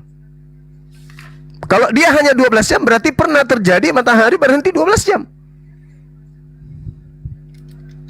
Kan gitu. Dari mana Anda bisa mengatakan bahwa hanya berhenti sebentar? Sementara di dalam Yosua 10, 12 sampai 13 itu jelas dikatakan matahari berhenti di hadapan orang Israel. Matahari berhentilah di atas Gibeon dan engkau bulan di atas Ayanon. Maka berhentilah matahari dan bulan pun tidak bergerak sampai bangsa itu membalaskan. Coba. Lama. Kejadiannya itu lama. Bukan cuma sedetik, semenit, sejam. Ini lihat.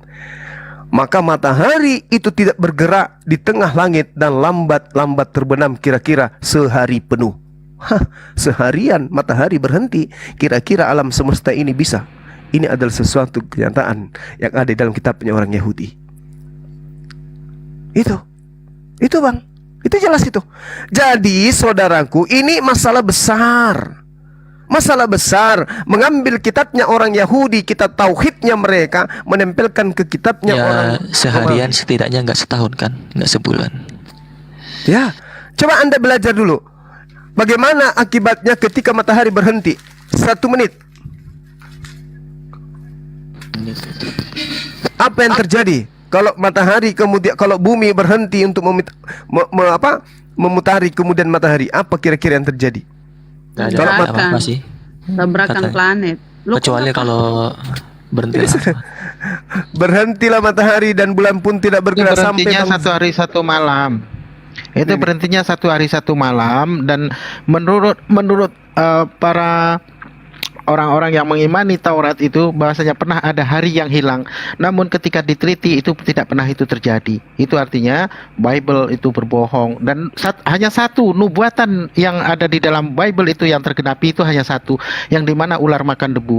Dan saat ini memang ada tercipta vacuum cleaner, penyedot debu. Itu yang terjadi oleh nubuatan Bible, itu hanya itu saja, ular makan debu yang digantikan dengan vacuum cleaner saat ini. Oke, monggo silakan. Iya, silakan coba Anda jawab yang tadi. Bagaimana kemudian kitab tauhid ini bisa ditempel di agama Roma, orang Roma? Anda tahu kan sejarah agama nenek moyang orang Romawi sebelum beragama Kristen? Anda pasti tahu kan? Orang-orang Romawi, orang-orang Yunani sebelum menjadikan agama yang dibentuk oleh Paulus ini sebagai agama resmi ke kerajaan, itu kepercayaan mereka, kepercayaan seperti apa? Romawi kuno itu menyembah apa? Romawi kuno itu konsepnya seperti apa? Anda udah tahu kan? Tuh.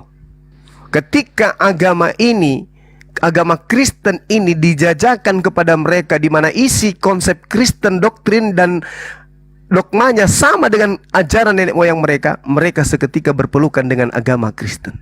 Karena tidak bertentangan. Makanya ada konsili. Apa itu konsili? Ada kitab kanonik. Apa itu kitab kanonik? Dan seperti apa proses pengkanonan? Anda pasti tahu kalau Anda belajar.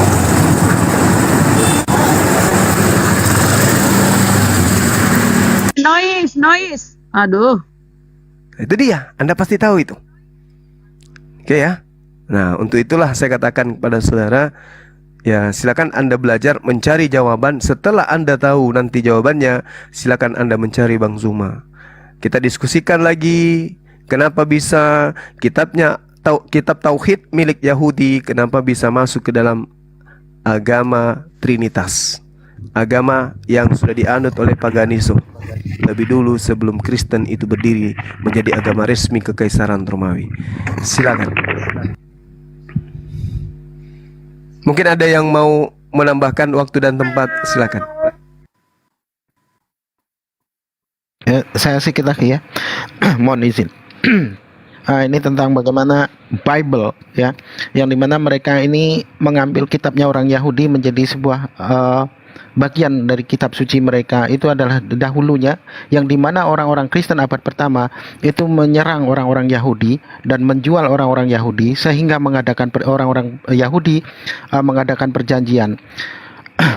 Orang-orang Romawi itu tidak akan menyerang lagi ataupun menjajah lagi untuk orang-orang Yahudi, asalkan mereka dapat memberikan gulungan Torah yang asli untuk diberikan kepada mereka supaya mereka mendapatkan kitab suci sebagai pelengkap perjanjian baru dan untuk menjadikan sebuah nubuatan bagi mereka. Dan itu menurut para ilmuwan juga dahulu, ya para sejarawan juga mengatakan bahwasanya dahulu orang-orang Roma itu sangat berambisi untuk menguasai dunia, sehingga orang-orang Yahudi itu diperalat untuk menjadikan mereka sebagai kuli mereka, karena memang orang-orang Yahudi itu ahli dalam bangunan, ahli dalam arsitektur, maka mereka dipaksa untuk bekerja pada mereka sebagaimana Fir'aun itu memperbudak orang-orang Yahudi, sehingga orang-orang Yahudi kala itu banyak mereka menolak dan mereka mengadakan perjanjian tentang bagaimana perjanjian damai asalkan orang-orang Yahudi itu dapat memberikan kitab gulungan itu kepada orang-orang Romawi, sehingga terciptalah Bible itu sendiri. Itu awal mulanya. Dan tentang, saya sebenarnya tadi pengen naik itu karena ada semangat ya, karena cerita tentang perang-perangan. Kalau sudah cerita perang-perangan, maka orang Kristen saya jamin akan malu dengan isi kitabnya sendiri, dan bagaimana sejarah itu ada ketika orang-orang Kristen pada abad pertama itu membantai orang-orang Yahudi demi merebut kekuasaan dunia untuk melakukan segala hal apa yang mereka mahu dan apa yang mereka ingini. Nah, jadi apa yang dibuat orang-orang Kristen saat ini ketika mereka mengagung-agungkan orang Yahudi, memakai bendera Yahudi, sesungguhnya mereka orang-orang yang tidak punya malu, yang dimana sesungguhnya apabila mana orang-orang Yahudi itu berjumpa dengan orang-orang Kristen ataupun orang-orang Nasrani di lorong-lorong maupun di rumah-rumah peribadatan mereka, ketika mereka berpapasan, mereka akan meludahi karena benci, karena dendam politik di masa lalu, yang dimana orang-orang Kristen zaman dahulu pernah membantai nenek moyang mereka. Oke, monggo silahkan lagi.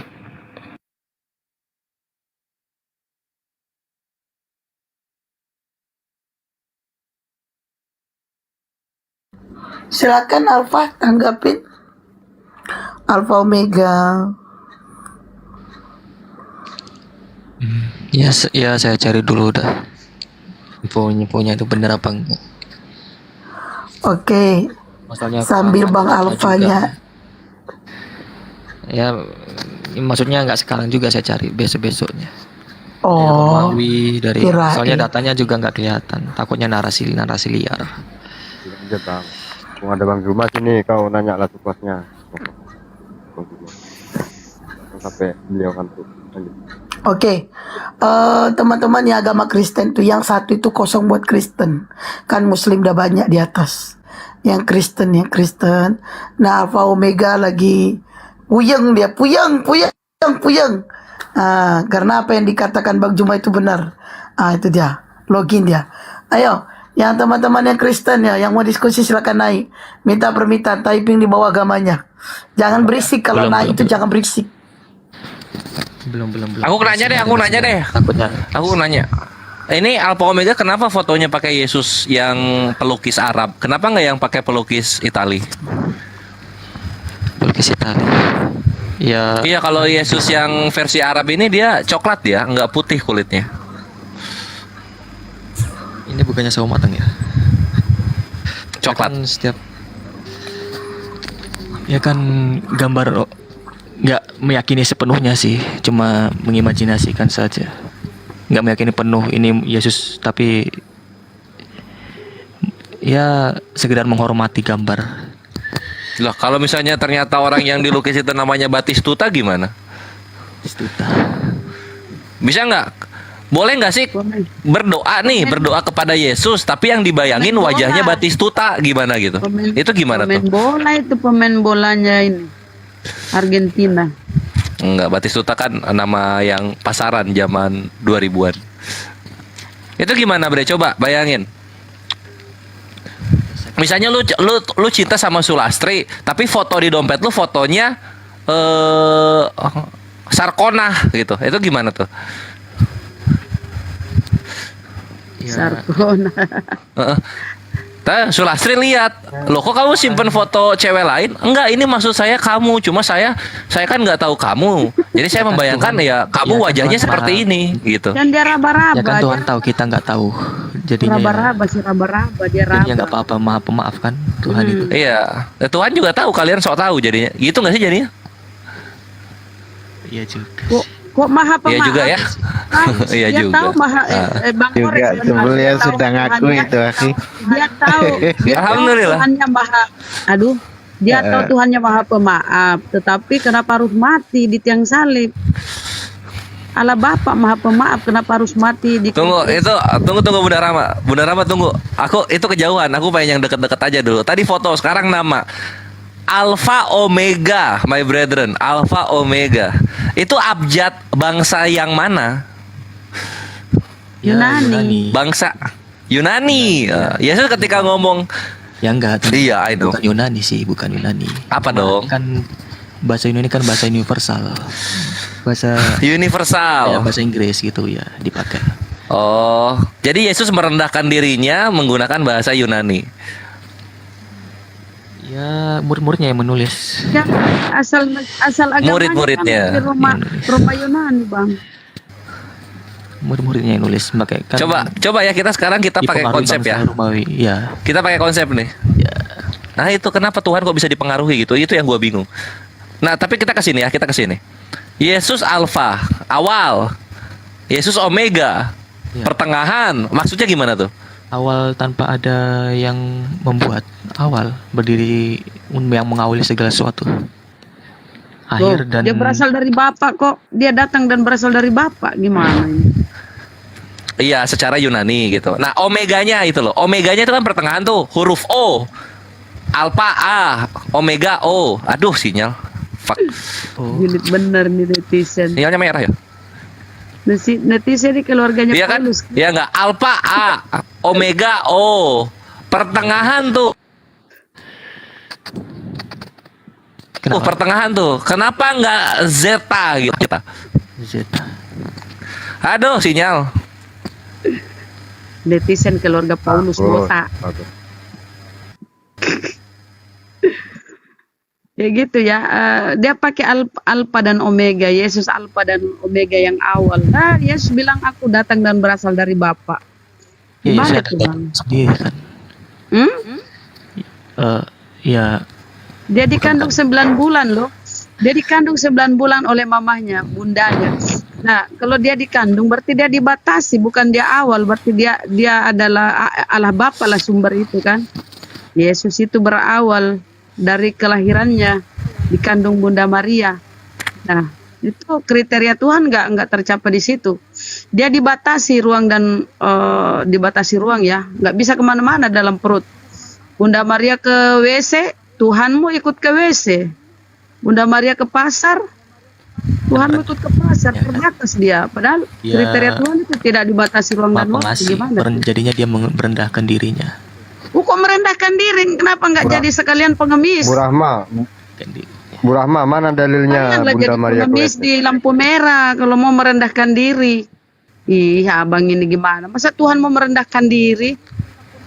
Itu namanya konyol, Bang. Mana dalilnya Bunda Maria ke WC? Ya namanya manusia pasti mau beol toh. Ya ke WC masa di jalan. Gimana sih, Pak? Oh ya, Bang Alpha Omega, menurut Anda apakah Bible itu Matius, Markus, Lukas, Yohanes itu ditulis pada zaman Yesus ada? Apakah itu yang dibacakan oleh Yesus kala itu? Ya enggak, saya tahu itu bukan yang dibacakan Yesus. Kan Yesus menyertakan murid-muridnya. Terus itu ditulis pada abad berapa? Sambung tadi itu kenapa di mute, Bang? Jaringan kah? Ya setelah Yesus itu. Enggak, lanjut aja dulu, gantian. Yesus mati. Setelah Yesus dinaikkan Allah ke surga. Lanjut aja, Bang. Alfa dan Omega. Nah, coba Anda saat ini Nggak pegang apa-apa, lanjut dulu. Bible. Atau Aki Musa nanggung. Oh ya, Aki, silakan. Bang, itu kan Yesus berkata. Enggak, Aki Musa lanjut atau? Itu tanggung. Yesus berkata Oh iya, bukan dari ya. diri sendiri loh. Bang Kores lanjut Aki. Yesus Ya, saya berkata dari- selesaikan bukan dulu diri ya. sendiri. Apakah Bahkan Anda saat ini ini adalah pegang Bapak. Bible, Bro? Enggak. Bagaimana kalau itu perkataan firman Bapak itu? Tidak ya. Lalu Anda mau tahu kapan apakah Bible itu benar-benar adalah firman Tuhan yang yang dibacakan oleh Yesus atau yang disampaikan Yesus pada saat itu? Coba Anda buka Matius 28 nomor 15. Di situ Ya, masalahnya Anda akan gini, mengetahui. Bang. Kalau misalkan akulah Alfa dan Omega, akulah yang awal dan yang akhir. Nah, dia berkata dari dirinya nih. Sementara di ayat lain, aku berkata-kata ini bukan dari diriku sendiri. Nah, berarti Yesus ini berkontradiksi, gitu loh, konsekuensinya. Maju kena, mundur Makasih, Bang lebih kena, Jos. gitu. Coba Akhi Slayer kan analisanya itu tajam. Kalau menurut Akhi Slayer kemana ini tentang Matius 28 nomor 15? Coba antum bacakan, antum analisa dulu sedikit biar Kristen ini paham. Matius berapa? Matius berapa? Matius 28 nomor 15. 28:15. Mereka menerima uang itu dan berbuat seperti yang dipesankan kepada mereka. Alhamdulillah. Dan cerita ini tersiar di antara orang Yahudi sampai sekarang ini. Apa tuh? Mana tuh? Sampai tersiar kabar ini sampai tersiar kabar sampai sekarang ini. Itu artinya apa yang tertulis di dalam Matius ini bukanlah perkataan Yesus dan bukan pada zaman Yesus ini disampaikan, gitu. Jadi kesimpulan akhirnya bahwasanya Bible itu murni karangan tangan manusia yang dimana di dalam otaknya itu ada kita gantian aja lah, Bang. Itu kan perikopnya kalau nggak salah itu ya Mahkamah Agung. Kebangkitan. Waktu Yesus Ya, tentang kebangkitan. Iya, kebangkitan. Tentang kebangkitan. Nah, tentang kebangkitan itu sendiri tentang kebangkitan itu sendiri pun kontradiksi antara Markus, Matius, Yohanes. Itu pun kontradiksi. Yang dimana di dalam Yohanes itu di sana disampaikan, dikatakan bahasanya setelah Yesus itu mati dan dikuburkan ke dalam goa itu, Maria Magdalena itu pergi sendirian dan hari masih gelap gulita dan tidak sampai masuk ke dalamnya. Namun berbeda ketika kita baca di dalam Markus, di sana disampaikan bahwasanya Maria Magdalena itu pergi berombongan, satu kampungan dia pergi ke sana dan sampai masuk ke dalam. Nah, ketika di dalam Matius ini berbeda lagi ceritanya. Bahwasanya ketika Maria Magdalena itu pergi ke sana ke kubur Yesus, itu terjadilah gempa bumi yang dimana malaikat itu seperti petir, kakinya seperti api. Waktu disalib ya. Salib Tidak Uti, ini seusai penyaliban. Ini sudah di kuburan dan yang dikisahkan di sini seusai kebangkitan. Bahkan cenderung malaikat di sini berbohong. Ketika malaikat itu berkata bahwasanya dia sudah pergi, bahwasanya Yesus orang Nazaret yang disalibkan itu sudah pergi ke Galilea.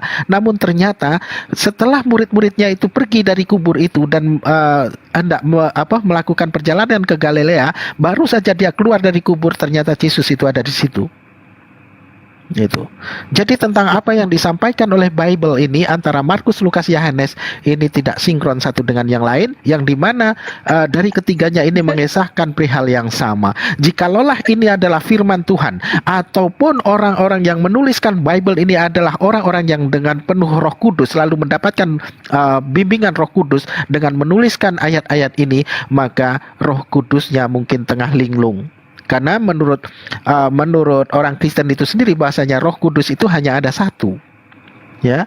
Lalu ketiga-tiganya ini mendapatkan bimbingan Roh Kudus, namun berbeda ketika mereka mengesahkan dan menuliskan tentang bagaimana sejarah itu pernah ada, itu.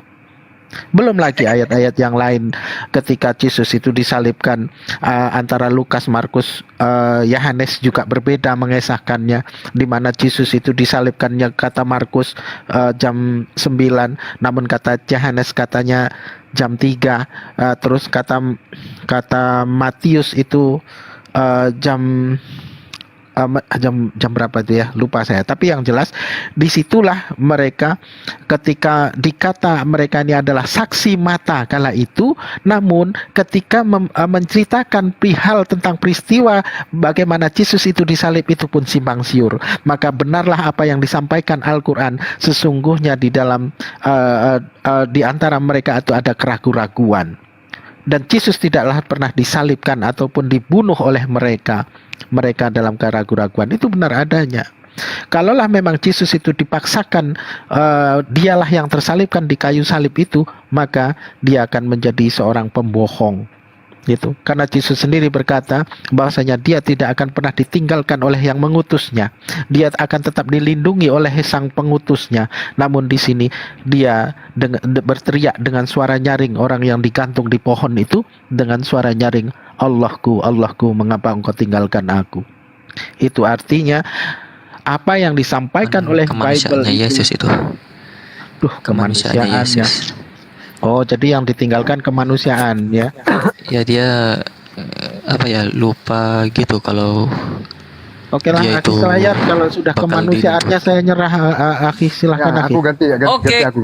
Soalnya kan ada sebuah. Ya udah Pak Mudir ya, silakan. Ya. Fakta sejarahnya ada yang disalib di abad ke-1. 1 menit ya.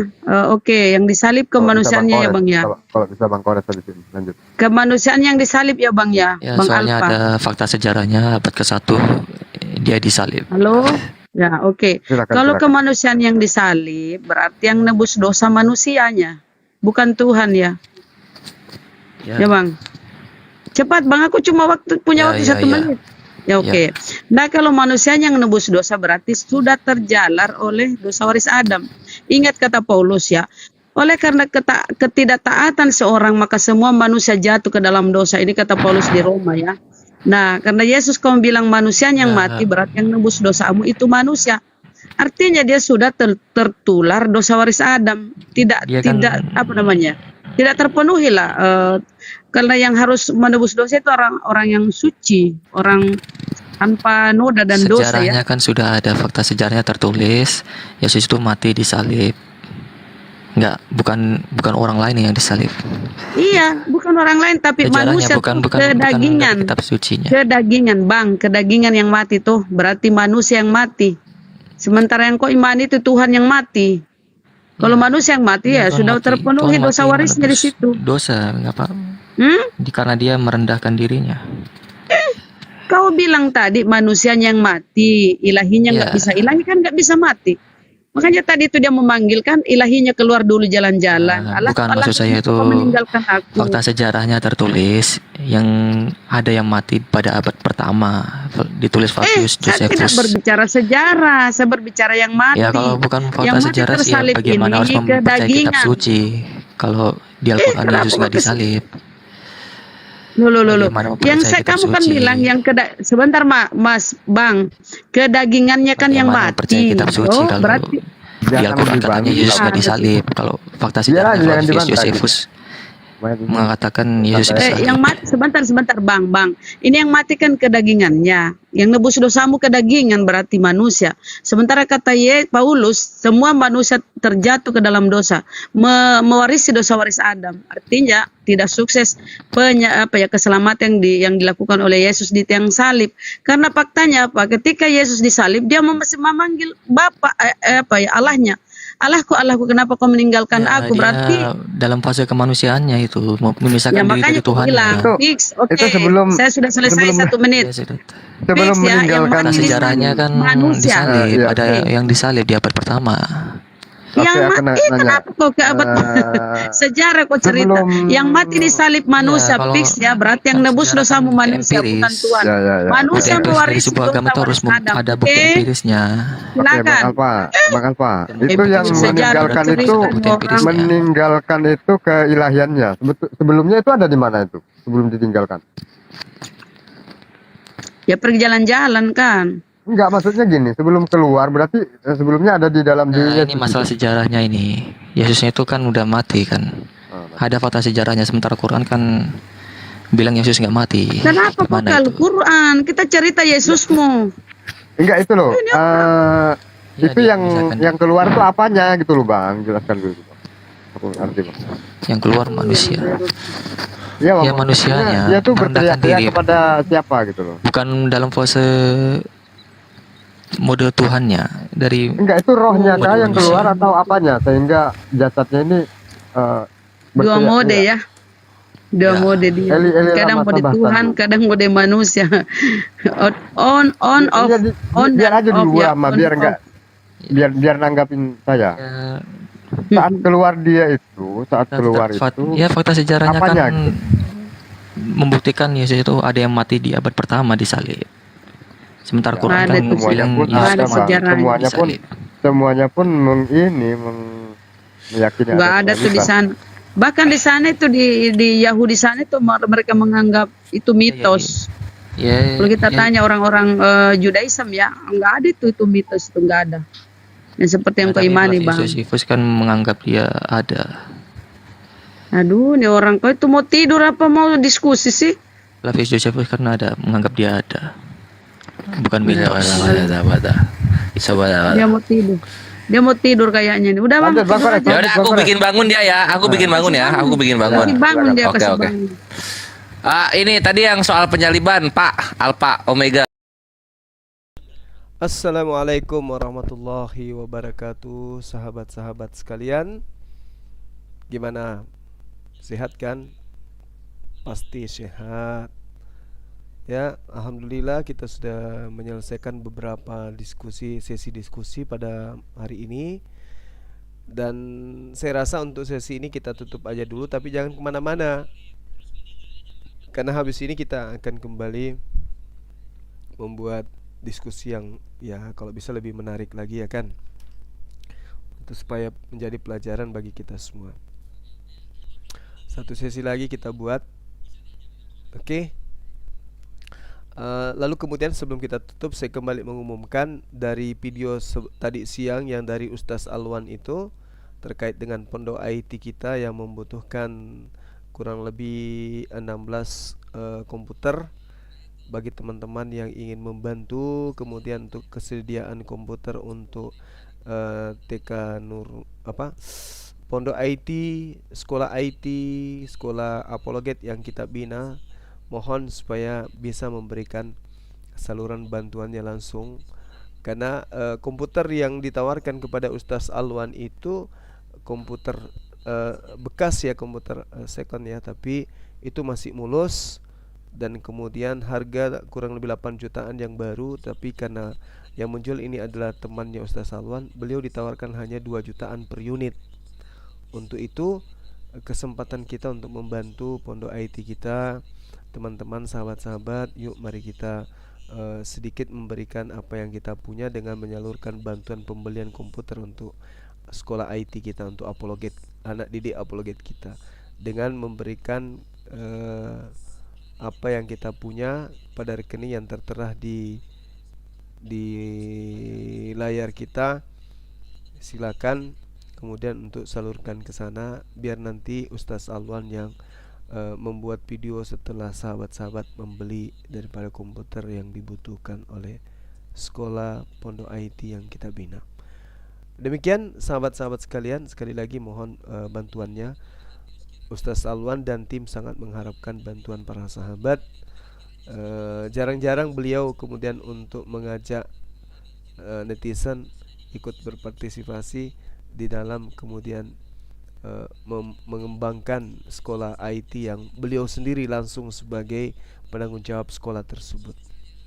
Oke, silakan ke nomor rekening yang tertera di layar kita. Habis ini kita masuk lagi untuk kemudian memberikan materi-materi apologet yang sesuai dengan selera daripada lawan diskusi kita dari pihak Oten. Kita tutup, jangan kemana-mana ya. Subhanakallahumma bihamdi, asyhadu an la ilaha illa anta, astaghfiruka wa atubu ilaik. Salam tauhid, salam satu Tuhan, jayalah Islamku, jayalah Indonesiaku. Assalamualaikum warahmatullahi wabarakatuh.